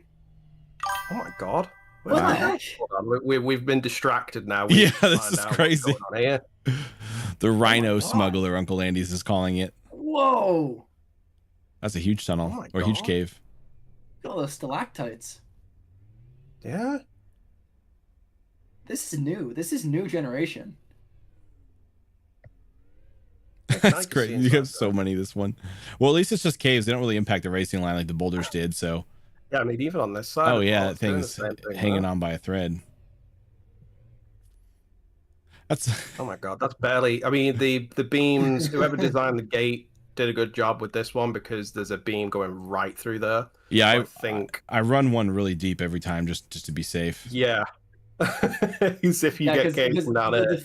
the physics in this game are good enough to where one small 1 meter block will hold up the entire structure. Wow. Oh my gosh, this is deep. Don't get stuck. Yo, look, this is awesome. This is one way to warm up. This is good maneuvering practice, I guess. Imagine if one of the gates would fall down. Yeah, they can, Uncle Andy. If they're not secure. We had issues with boulders early on where if the gate was secured to like a procedurally generated boulder, when you'd load up, the boulder would disappear and the gate would fall down. That's why I started securing the gates like crazy. If somebody gets that, we absolutely need to get like a video or something because this is really pushing it. I mean, you can see you didn't even go all the way back with the blue. Oh, oh god, I don't know if I can. Oh, I can't. You're gonna stare at that every time you cross the finish line. You're gonna crash into it every time because you're looking at it. Yeah, look, I'm getting distracted by the lack of blue. Like, oh, how could you do? You don't notice it when you're going 300 meters per second. The problem is you're going too slow. Look at that cave. These caves are all distracting you. You keep seeing every single one. This is. Oh my god, it goes again. Wow, so many caves. So I guess there's going to be a tons of caves on Chemic then. Holy smokes. Wow. That'll make it interesting. You can have a custom server where it's just Chemic Canyon. With this as well, but the world gen is too interesting. Wow, that's crazy. All right, well, try to make it through a lap. And remember too, if you miss a gate on your regular laps, as long as you stay near the rate, like you're not intentionally trying to dodge the racing line, it's only a 5-second penalty. So if you miss a gate, you can just take the penalty and keep flying. Oh yeah. I think it's more kind of not wanting to take the piss too much.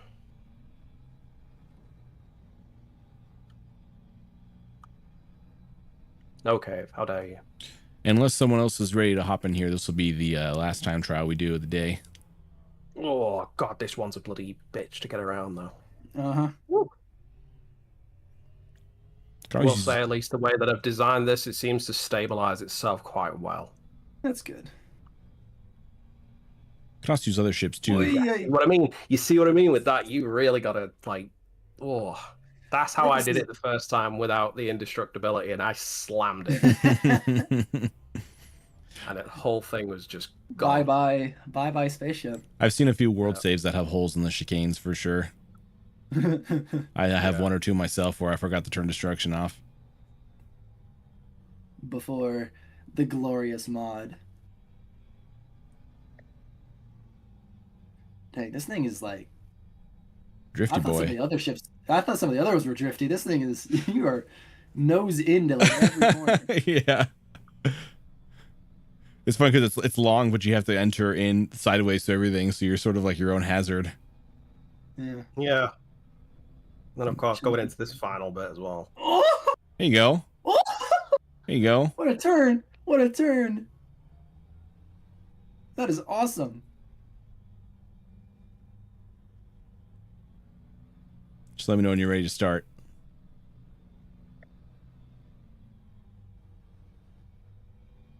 See, that's the thing about this course, at least, as well, as you're going around there and you get an idea for the ship, and then it's just like, yeah, you want to fly this one, you're going to be drifting everywhere. Yeah.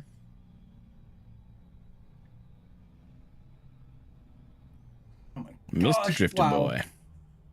You have a really good idea of how far in front of you your nose is, because I keep I'm thinking you're gonna clip. Eyeballing this so much. It's I keep kind of thinking- crazy. Like, I I keep don't thinking understand. you're gonna hit stuff and you don't. Yeah. Uncle Andy says, yesterday watched the EU drifting competition where they only drift and don't even take time off the laps. And go through many tires, I'm sure. Yeah, was the Oh, EU yeah. Masters drifting? Maybe. We'll Oof. see if he clarifies which EU drift event.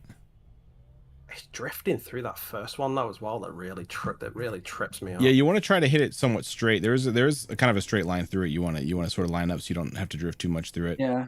Where am I?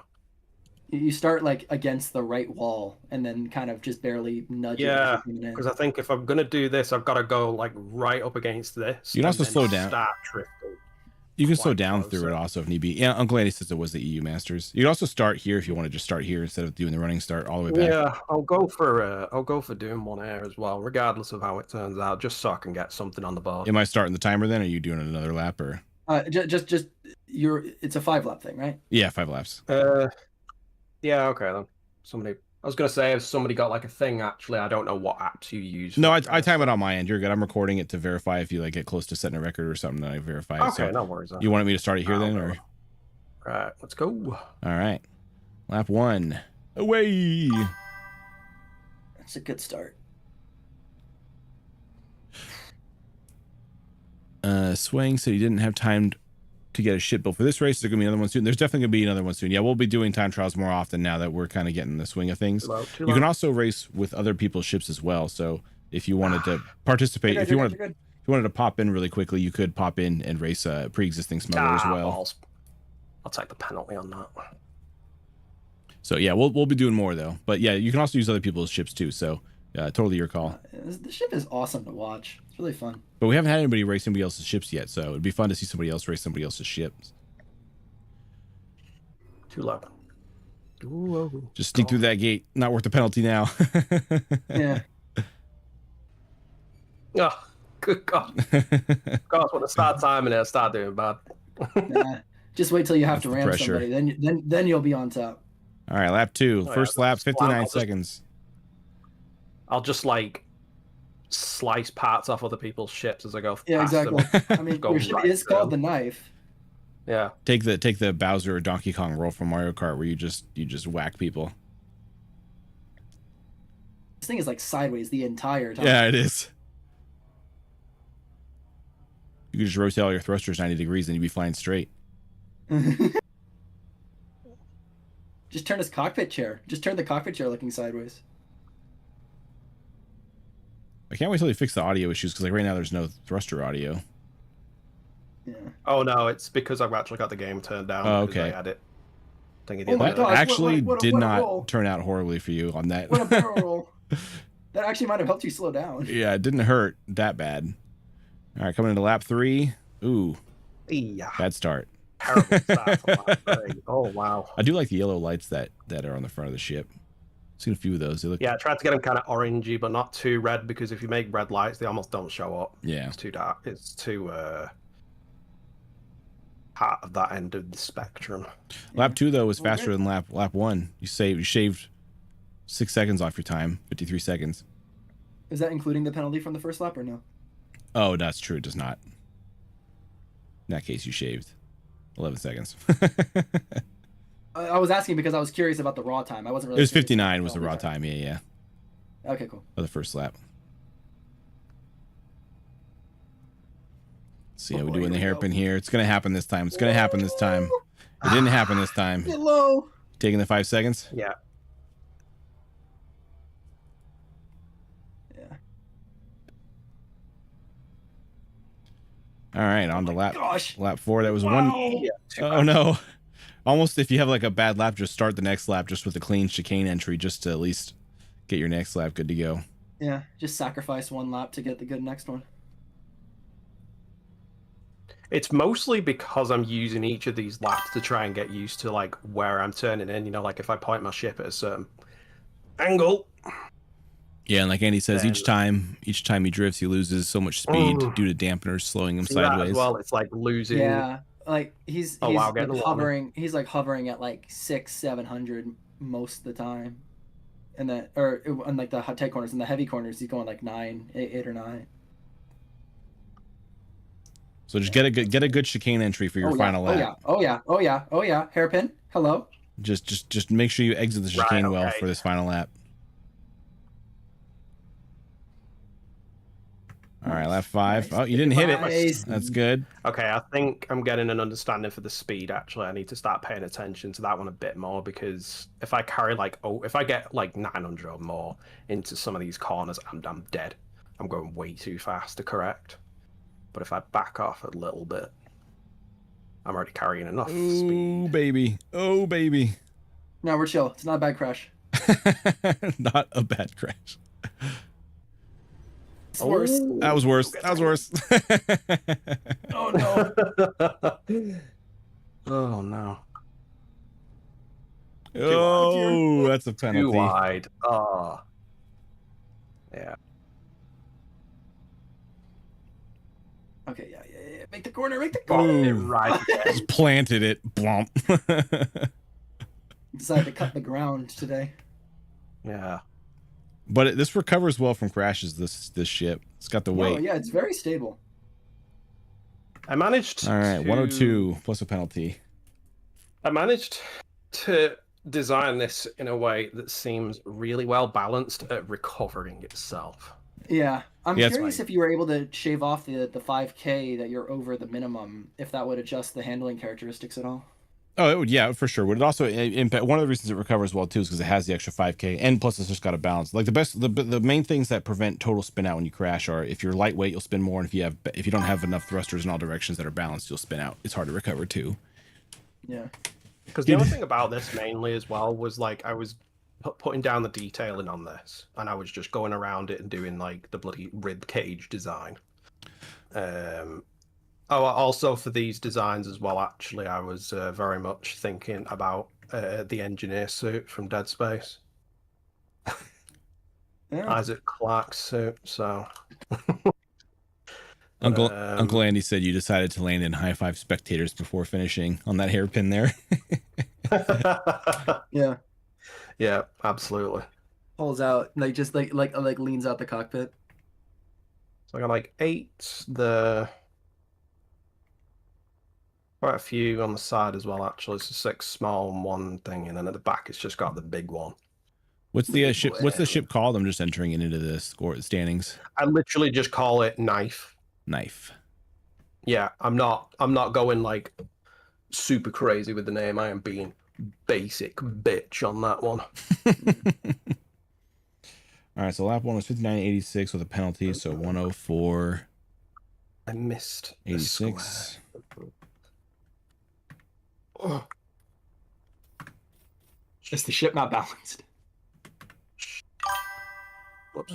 Let's see. Lap 2, we had 53.25. No penalty. Lap 3 was No, 1 it is balanced. minute with a most- penalty. So 105.27. And then lap 4 was 57.37. Then lap 5 was 102 with a penalty, so 107. 07.62. Total time 4:53 plus 3 penalties. 5:08. Hell yeah, I got over 5 minutes. Let's go. Those dang penalties. I did a very good job there. No one can be slower than that one if they tried. You'd be surprised. Oh, damn it. There are some ships that do not have the balance yours has, and when they crash hard. Fair enough. I think when I was doing this though as well, I wasn't necessarily thinking about like how well balanced it was. More so. No, actually, no, I was. That was a lie. Actually, I was thinking about how well balanced it is because I don't dot the engines around the ship like this. Because on the side thrusters, I was thinking I'm not going to be bothered as much about the strafing, but I still have like the backup of like a medium thruster. Yeah. But if I can get it to be like, if I'm going around corners and I'm doing it at an angle like a 45-degree or something, I've got both the side and the bottom. Whereas the top obviously doesn't matter as much. Yeah, But I still put them on there just on the chance that I'm going to be dipping my nose down and doing stuff. Yeah, it is still useful to have some sometimes. Yeah. Yeah, and if you have, once you shed a little bit of weight too, if you care to shed weight at all, that'll help a little bit with your dropping out of the sky. A little bit too. Well, because I don't know where to actually, because I know I've done all this like aesthetics shit on it as well, so I could definitely cut back on some of the sheer weight. The cockpit is lighter than the control seat. You'd save a little bit doing that, but then it kind of messes with your breathable a little bit. This though as well, like as I was doing it, and I was just going through and being like, oh, if I did something like that, or if I did or whatever it is, though, and I'm still sitting at like 35k. Yeah. With bits and bobs being shaved off it, like if I just removed all of this off the cockpit, would that even touch it? I mean, I'm just going to do it now for funsies, just to see if it actually does anything. Well, this is sort of the last call if anybody else wants to pop in and race. Swing. No, sorry. You need to reload the ship. Sorry. It won't show the weight up. Oh, you got to copy and paste it. Yeah. Just like copy and paste it. It doesn't update the weights all the time. Weird. Yeah, if anyone wants to pop in, it's like Swang Mango. I know you didn't have a ship ready, but if you want to race somebody else's ship, there's you can race whatever ships you want. 34, 34. Andy says, I wish I could talk normally at some event because I need to be quiet at night. Just disrupt everybody anyway. Fun event. Crazy run from Enigma. Well done. Dominated the Smuggler's Gulch. Good night, all. All right, Uncle Andy. Fun having you. Uncle Andy did, or Enigma did, in fact, do some annihilating. A small thing to this, aren't they, though? Yeah, if somebody else wants to pop in, if anybody else wants to get a run in, otherwise we'll wrap up the stream here. Give people a couple seconds here on the chat to say if you want to come in or not. Only 5 racers today. I honestly thought we'd have a lot more considering so many more people came in from the Race League video. Yeah. Must be one of those things where it's just like they submit, but they're probably shy about actually competing in a live event or something. Yeah, we did the first one over 2 days, and we had 8 total. And I was like, well, we didn't get a ton doing the split. And yeah, it was, I don't know if the split one was. So I found a time zone that was, or a time to do this that was like, people would be at least awake, whether it's sometimes like it's early for Aussies, but late for the EU. Oh yeah, I mean for me at the moment it's 18 minutes past 12. Yeah. So it technically is like and it's a 4-hour window, so like Aussies could get a little bit of sleep and catch the tail end of this. Right. But yeah, I gotta figure out. Realize one thing about building, and it was using using spectator cam to build. Oh yeah, spectator camera's life.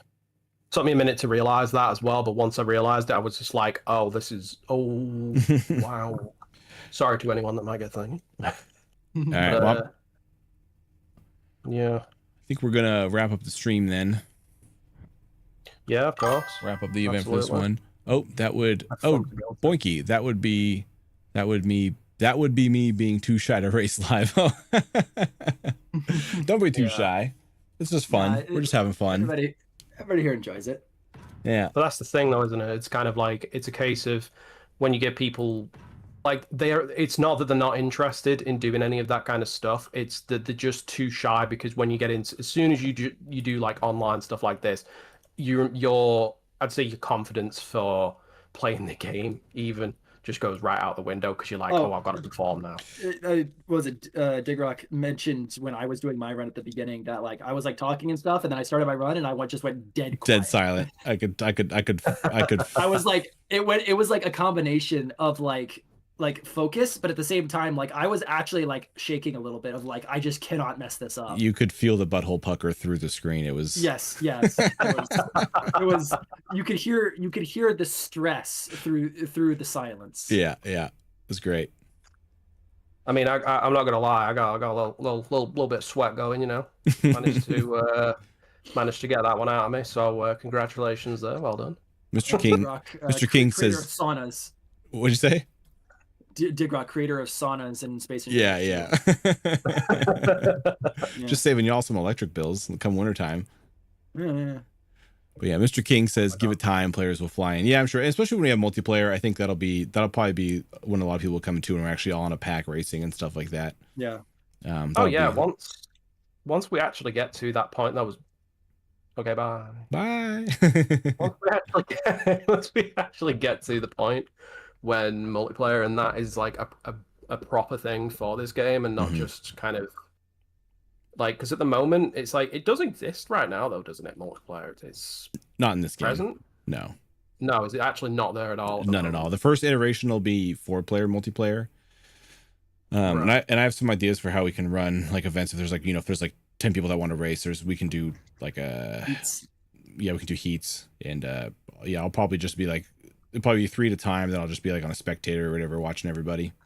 But it'd also be fun to get some. I'd also like to get some laps in too. But we'll figure it out when we get there. That might not come though until probably closer to the end of the year. So that's why it's like on my roadmap. That's like a Q4. Like maybe we have multiplayer, maybe we don't. We'll figure out more from there.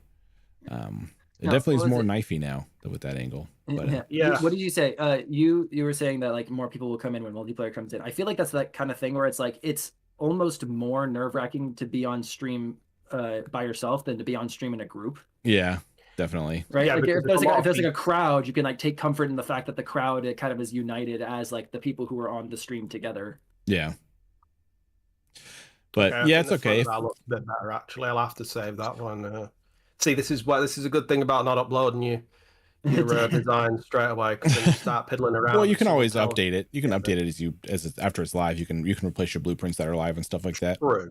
True. But I'm also lazy.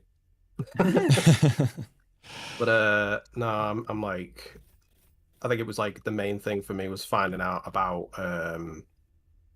being able to use detailing blocks, because initially I don't know why, but I just didn't really think about detailing blocks, because I think I noticed them, but I never I was just like, they're just there, they're just like a thing that exists in the menu. But then when I actually used them and picked them out, and I was like, oh, that's how people are getting tiny detail. There we go. And of course, when you do that, now you've got all of this going on. So it's like, so now I've actually got a ship that's got like a really sharp edge on the front. Yeah.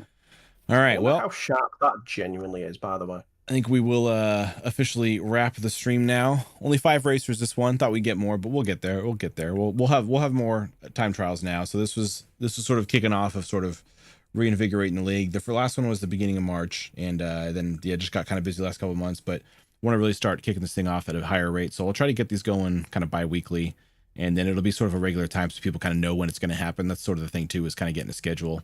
I'd like to build this thing into as much fun to play in as to like watch. So as we sort of get more kind of dialed in, we have more of a routine for time and stuff like that. We can, I can start adding in like some music and funny animations and things like that, and kind of figure out more activities kind of between time trial sets. But yeah, just always improving it and making it better.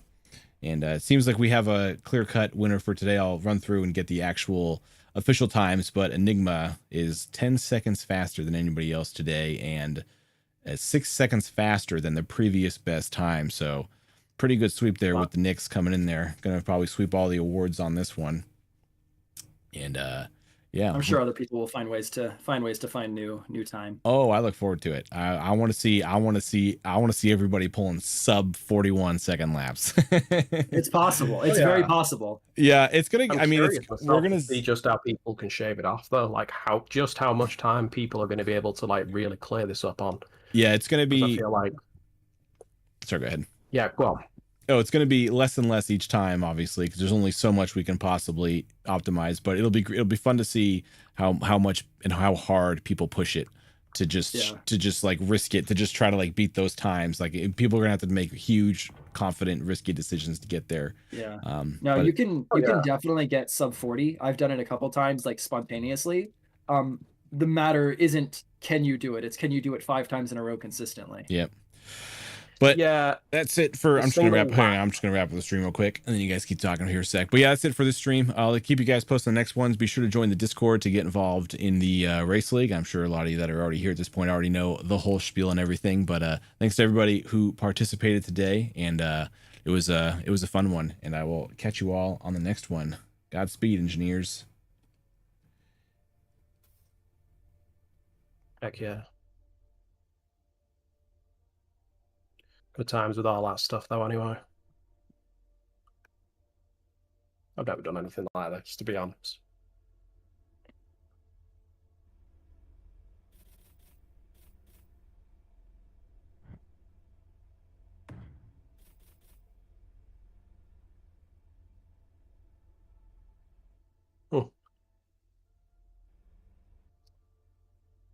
Jesus. There's a bit of gold there. Oops, I've been recording the whole time. What have I been recording?